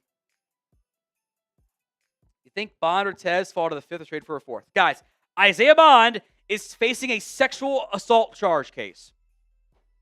He could fall out of the draft altogether. I don't want to take him. Tez Johnson in the fifth round, I got him at 115 in the fourth. It's possible. I genuinely, I can't draft Isaiah Bond right now. I can't do it. And if the Cowboys are going to be character team, you can't draft Isaiah Bond either. It's not fair, but that's where you're at. Joshua, what player would trade straight up for a fourth round pick? Guys that have above the fourth round that fit the Cowboys. Xavier Watts, L.K. Manor, Jalen Royals, Dylan Sampson. Skipping the edges, they already took an edge here. Bashal Tootin, Billy Bowman, Cam Scattaboo, Torrey Horton, maybe Deion Walker, DJ Giddens, maybe Danny Stutzman, Joshua Farmer, Damian Martinez. All guys in my top 100 here. So, William Cook. I think they will wait to see who's cut for the draft for a receiver. No one's getting cut. People need to stop doing that. They don't get cut. They're just available. They're trade players. Post June 1st cuts don't really happen. The Seahawks have taken a quarterback, Jalen Milroe, ahead of Shedeur Sanders, off the board, as Seattle will try to develop one of the most athletic quarterbacks you will find. Milroe at pick 92 is the selection by the Seattle Seahawks. He won the academic Heisman, the William Campbell Trophy. He is a gifted athlete who is just not a good thrower of the football. As they're showing the Auburn touchdown, which was not a Milroe highlight. That was, who caught that ball again? It was Isaiah Bond. Bold choice there, ESPN. Great athlete, good deep ball, run fast, throw ball far, but he is not an accurate quarterback, especially in the middle of the field. Milroe to Seattle, fumbling machine too. I'm not surprised he went in this range. This tells me that Shedeur Sanders did not interview well at all. That's my mindset.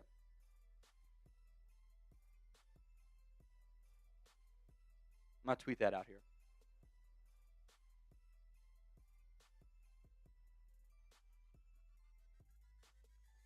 That's what that tells me. He did not interview well, period.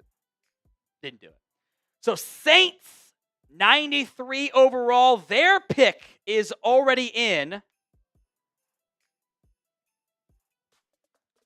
Jonas Sanker, the safety out of Virginia. I don't know why Xavier Watts has fallen. I think he's an awesome football player. I would jump all over him if I fell to round 5. In a heartbeat, I would do that. Sanker I had as a 4th round grade, 105 overall. There's a lot of highlights of him just like trying to get the Virginia defense set up properly, and like sometimes it worked, sometimes it didn't. probably a box safety for the Saints. He's just under 6 foot, 6'3.5" almost, 206. I think he's an underrated prospect. Good player. He's got a good build. Doesn't miss that many tackles. Great special teams background too. A bit high this year on the missed tackles, but for his career was pretty good. He will hit. Like that pick for the Saints at 93 overall. The Browns pick 94. Do they go quarterback here? Shedeur Sanders, one of my best available players. This tells me he interviewed bad. Tells me teams did not like the interview process. I do it for the Browns. Tells me he did not interview well. All that tells me. Everyone else, I'm probably just a little bit higher on at this point. 94. I've got bunch of top 100 players left here. 34, 40, 54, 56, 57, 64, 67, 70, 75, 77, 79, 81, 84. A lot of guys left there. We'll see if Cam Scadaboo goes too. He might not go in round 1. Might not happen.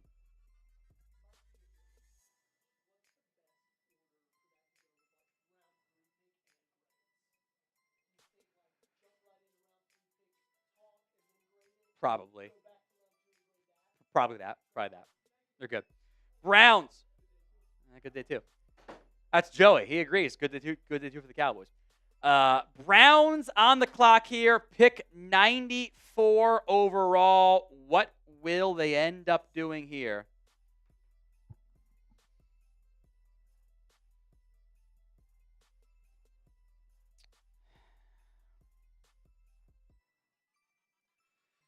Saints pick is officially in here.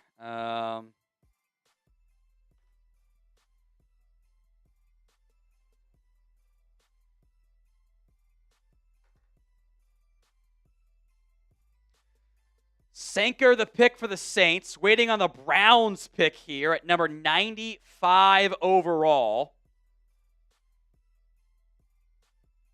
Funnily enough, the Seahawks pick was as part of the Geno Smith trade for Seattle. Kind of funny. So Browns 94, Patriots 95, Vikings 96, Vikings 97, Raiders at 98. Let us see what the Browns do here. Will the Cowboys trade up into the 4th round? Y for yes, N for no. Waiting on the Browns pick here at 94th overall. They've taken the trade down for Mason Graham was the splashy play. Pick should be in here in a little bit for the Browns, Patriots, Eagles, Vikings, and the Raiders. Help wrap up the back end here of the 3rd round. We will go to pick number 102. Back-to-back Raiders picks, by the way. Browns pick is in.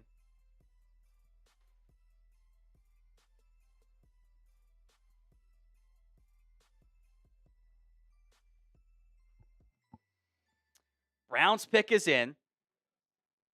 It took Carson Schwessinger, Quinshawn Judkins earlier today. They got 94. They also took Harold Fannin at pick 67. Waiting on that pick here.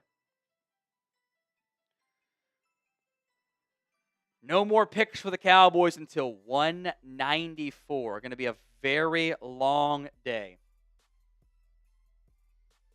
for the Cowboys to wait and see who ends up sliding to them. Hopefully sliding to them.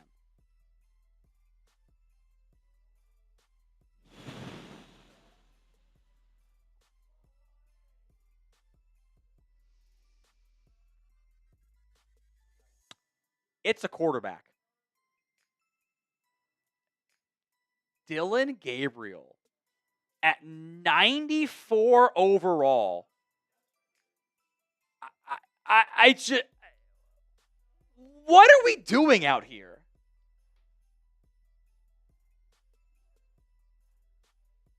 What are we doing out here? Really, Dylan Gabriel?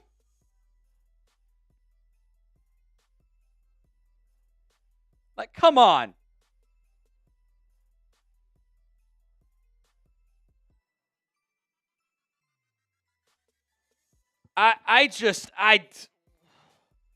He must have flunked all the interviews.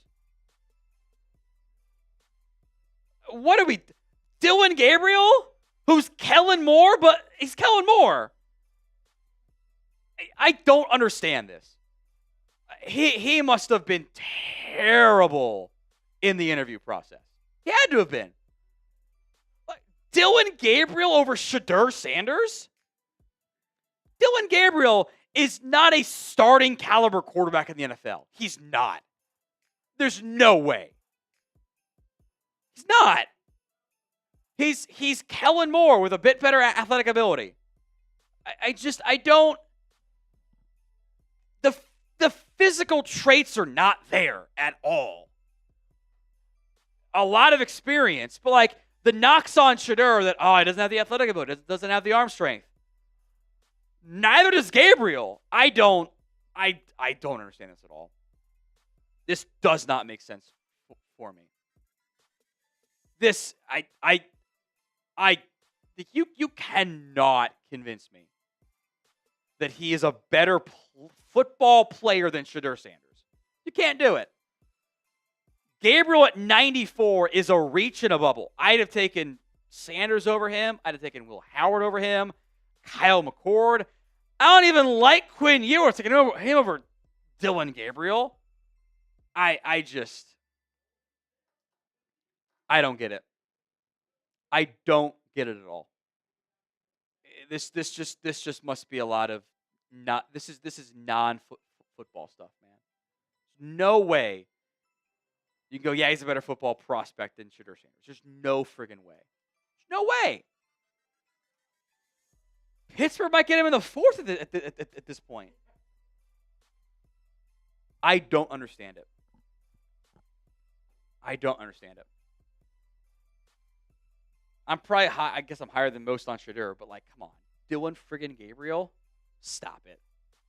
That is just Kellen Moore 2.0. Milroe has better upside. I can understand that. Gabriel? He's 5'11", 205 with no arm strength. Like, what are we doing out here?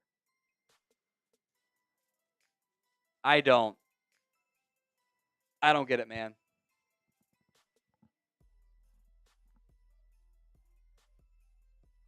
I don't get it.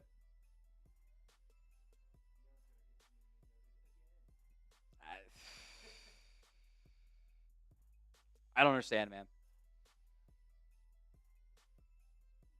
Maybe it's the circus around him. I don't understand. I mean, they're showing Oklahoma highlights for Dylan Gabriel. A year ago. He was bad against Ohio State, by the way. He was bad. One big play. Show all the sacks he took in that game. Patriots pick 95 coming up here. Patriots, Eagles. Couple picks left in round 3. We will have day 3 coverage for you guys here as well on the Cowboys Report. Make sure you are subscribed. Happy for Dylan Gabriel. I do feel kind of bad making it about Shedeur. I don't want to do that. But like this, I just don't understand it. Gabriel didn't push the ball downfield. His heat map is inside of 5 yards, and that is it. That's the Oregon offense, but still, I don't get it, man. I don't get it. Patriots will not be going quarterback at 95. Raiders can take Shedeur in the 3rd. That is such a good pick by the Raiders. That is such a good pick. Super Chat's here to get to in a second. Make sure you guys are subscribed. Free Cowboys videos. We'll do grades and day 3 targets later tonight. Scoops! Taj Brooks in the 6th or the 7th. I have Brooks in the 5th. He is 161 for me. So I would take him in the 5th and be happy there. Why is A.O. Manor still there? Because the NFL this year said, your quarterback was bad, but we don't care about that. Consistently, they did not care if your quarterback sucked. They let you fall anyway. Patriots have taken Jared Wilson, the center out of Georgia, a 3rd round grade for me, 70th overall player. So good pick there by New England. They'll replace David Andrews long term there. Sam and 2.5. So we have to trade up to 97 to Minnesota. So let me check the trade value chart here because that values. That's. Let me do math here. I can't do math on the fly. I'm very stupid. That's 20. Values Williams as a 4th rounder. Probably not coming off the ACL tear. I don't know what you're going to fetch for. But I would try. I would if I were Dallas, I would pick up the phone for one time. And I try to move up. Michael, no point in wasting a receiver 5 or 6 now. You have a roster full of those guys. I do agree. I've got 3 guys in my top 100 I think would be better than your receiver 4 or 5. But I agree. YVL Sosa. How about Bond? He's got a case, guys. I can't draft him. I can't do it. A.O. Manor, I am in. And Giddens in the 6th. I would take Giddens in the 5th. He's a top 100 player for me. Heartbeat, I'd do that. Maybe get one there. Trade here. Falcons have moved. Or wait, is it Falcons or no? Eagles. No, wait. Eagles moved up to 96. Texans traded 97 to Minnesota. This is Philadelphia. Right? No, Falcons. Falcons still. Falcons moved up. Falcons have taken my best available player. Finally, Xavier Watts off the board, the safety out of Notre Dame. Home run pick by the Falcons. I don't know what they gave up. I have seen no details. Love that pick by the Falcons. That is an instant impact safety, playmaker, makes all kinds of good stuff happen. Love that pick for the Falcons. Texans have flipped 102 and 142 for 97 and 187. So Texans on the clock now at pick 97. The Vikings have moved down. Then to wrap up the 3rd round, we get Texans, Raiders, Niners, Eagles, Texans again at 102 to end things, I suppose. They flipped 102, I guess. Yeah, Texans, so it's Vikings to wrap things up here. I would take Giddens in the 5th. Jordan, this is a raffle entry. Thoughts on Taj Brooks? 5th round pick for me, 161 overall. I have 22 backs in my top 200 this year. It stretches. How far? I wish you had a 4th round pick. Thank you, Jordan, though. Texans at 97 here are taking,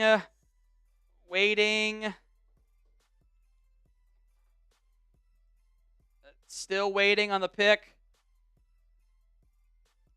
Jalen Smith, the cornerback at a USC. I had him at 268 overall on my board.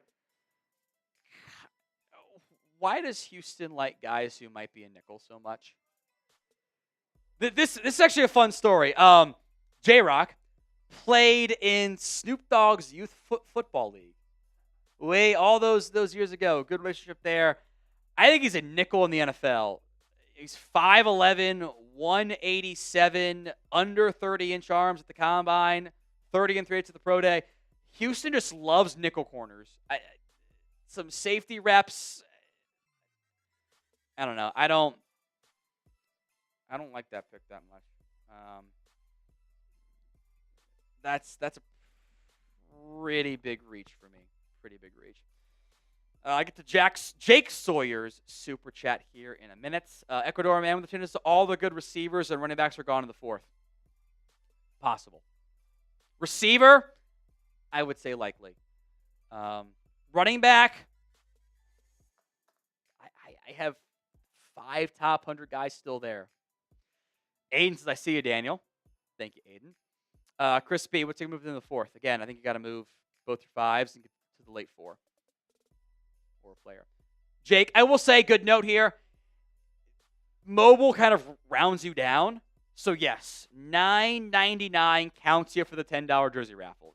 It's weird sometimes on mobile. This counts you.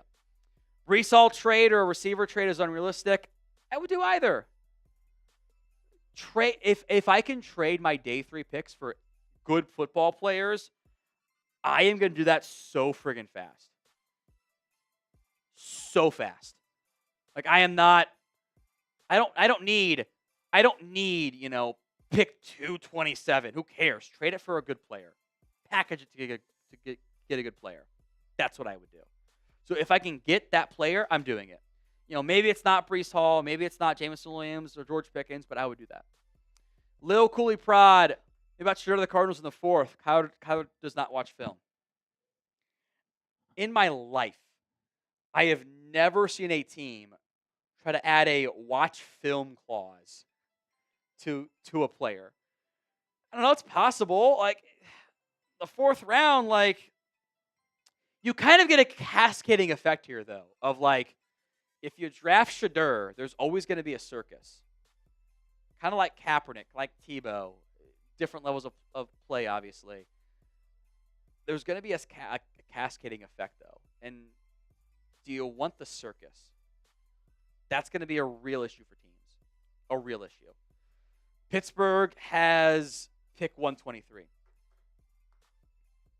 I did not think Shedeur would fall out of day 2, and we are rapidly approaching that point. Lil Cooley Prod, I think about Shedeur of the Cardinals in the 4th. Thank you very much. Appreciate that one. Raiders pick is in. Caleb Rogers, who I think will probably play guard in the NFL, but could do some tackle stuff. 119 on my board. He is off. Fine value there. I think he's got guard ability. I think that's a good, fine pick for the Raiders. I had Miles Frazier ahead of him. Cam Williams, I think, has upside, but he's a developmental piece, so I get him sliding a little bit there. Marcus Bowe, I think there's some questions where he plays, but Chris B says draft is an A, but without free agency, it's a B. I get that. I do. It's a valid concern.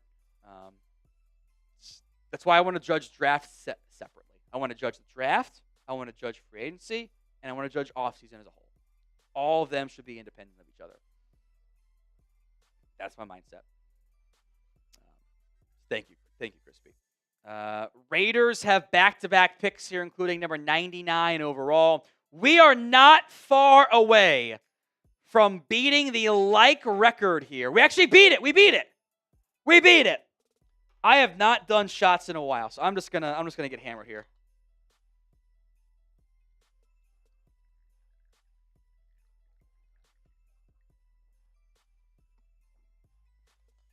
Oh, this was a bad decision.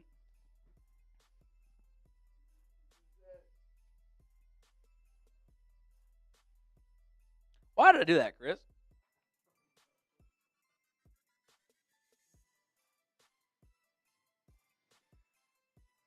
We're going to enter Drake Lolaland territory here.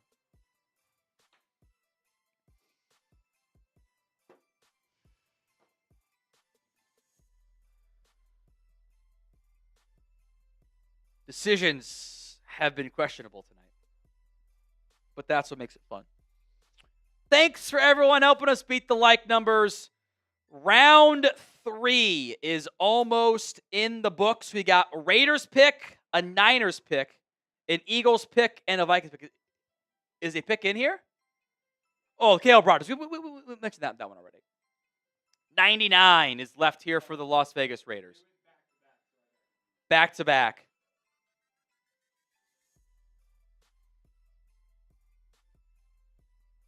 Raiders, Niners, Eagles, Vikings. 102 will wrap up the 3rd round for us here. We will do grades on Cowboys, grades on Maine as well. What's up, Sam? Grades. Correct. We'll do it outside of live. Yeah. Niners have a comp pick. Eagles have a comp pick. Vikings have a comp pick. Tennessee gets us going to begin day 3. What if they went RG3, Kirk Cousins, and took Shedeur? They're not going to do it, but imagine if they did. Imagine if they did. Back-to-back offensive linemen here. Charles Grant is the pick at number 99 overall. He wanted to be a Cowboy, by the way. I think this is an upside play along the offensive line. The traits are really intriguing. He bullied his lower level of competition. The athletic ability is really good. The tools are there. It's a 7-foot wingspan. It's 6'5", 311. The testing was kind of average. I think he needs Dillman as a pass protector. He was kind of more of a run blocker first at a William and Mary.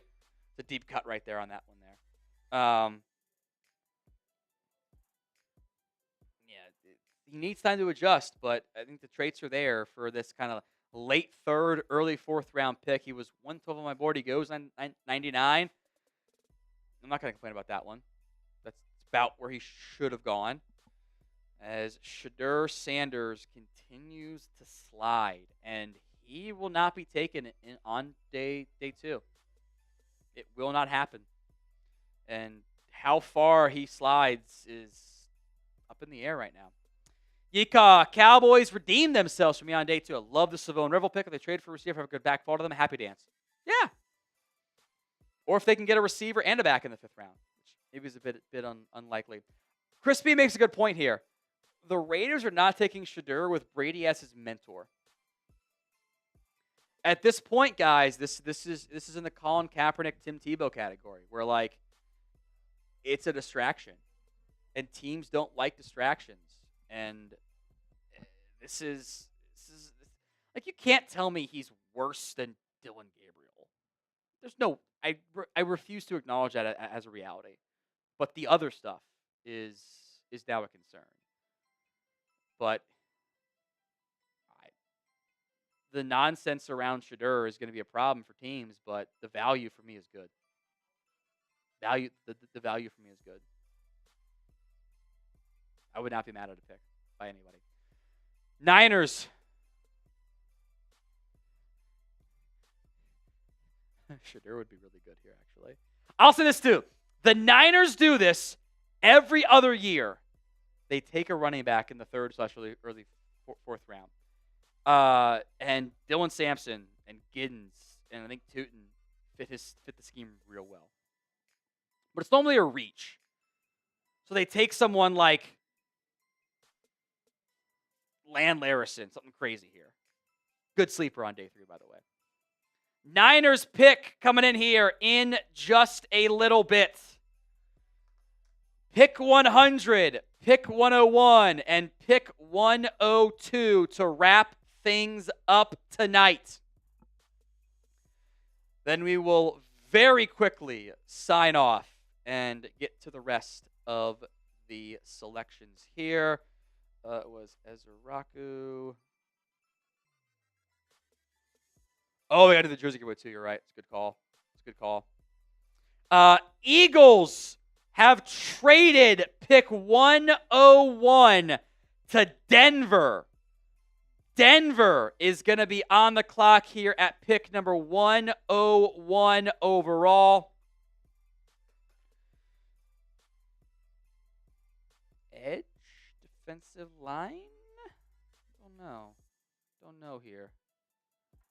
Denver trading 111, 130, 191 for 101, 134.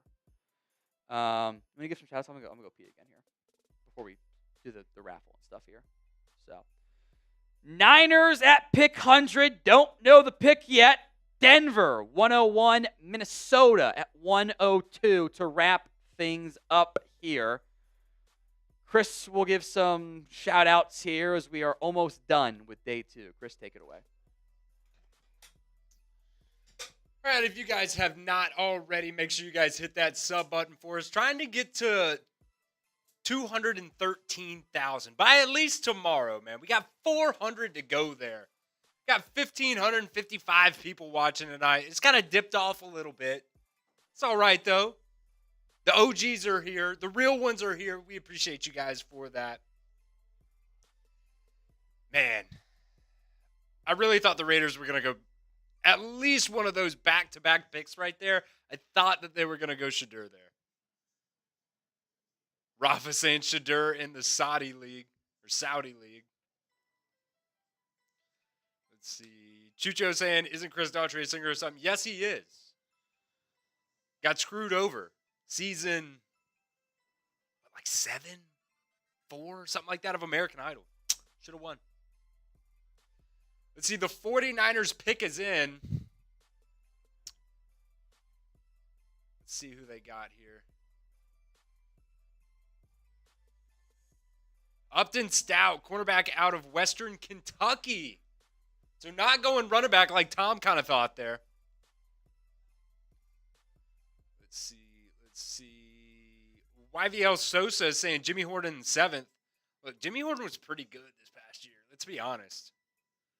Tom's not the biggest fan for his own reasons. Probably not the best fit with the Cowboys, but let's see. Daniel Cooley in there saying we should trade up in the 4th and get a running back. I still think a good running back will fall to you in the 5th. And when the Cowboys gave up a 4th to get Trey Lance, they didn't try to make any moves to get it back either in last year's draft. They just let it go and said, look, they took their quarterback in round 4. Look where that got him there. They're just going to consider Wingo their 4th round pick. That's what I think anyways. They might do something. Who knows?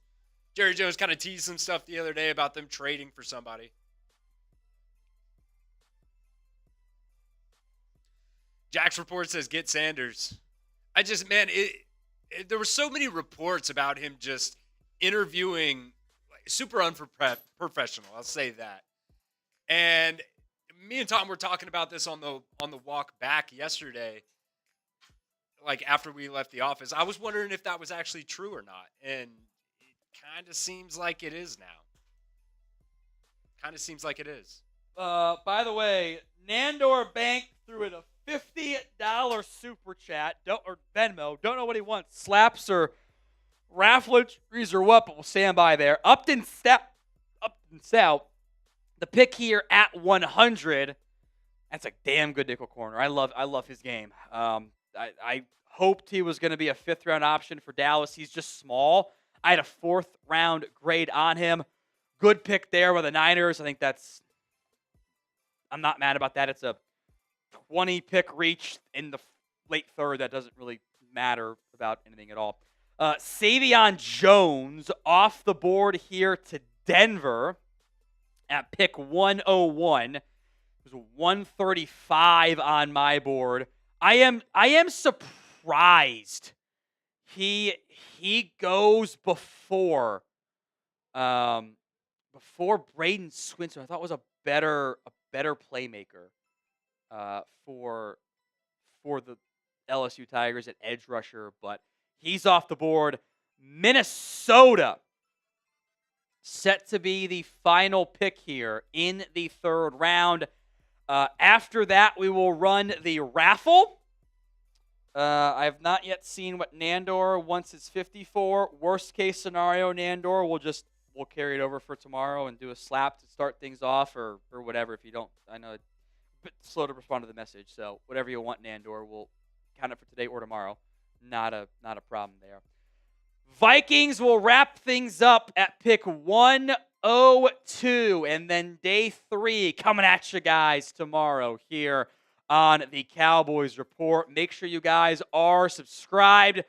We will have a lot of early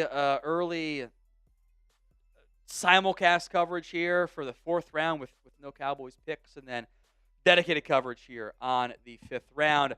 Some super chats. Chris B, can he go back to college? No. Too late. I don't think Shadur goes undrafted, but I didn't think that he was gonna make it till pick 100 either.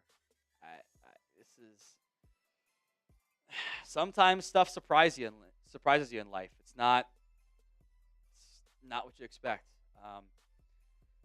Where he goes is a massive question mark now, and all of his future is really uncertain right now. Vikings pick here at 102. It is a wide receiver. It is Ty Felton, who I had as a day 3 sleeper out of Maryland. I guess that is your number 3 wide receiver behind Justin Jefferson, Jordan Addison. I thought he was a good player for Maryland. I thought production was,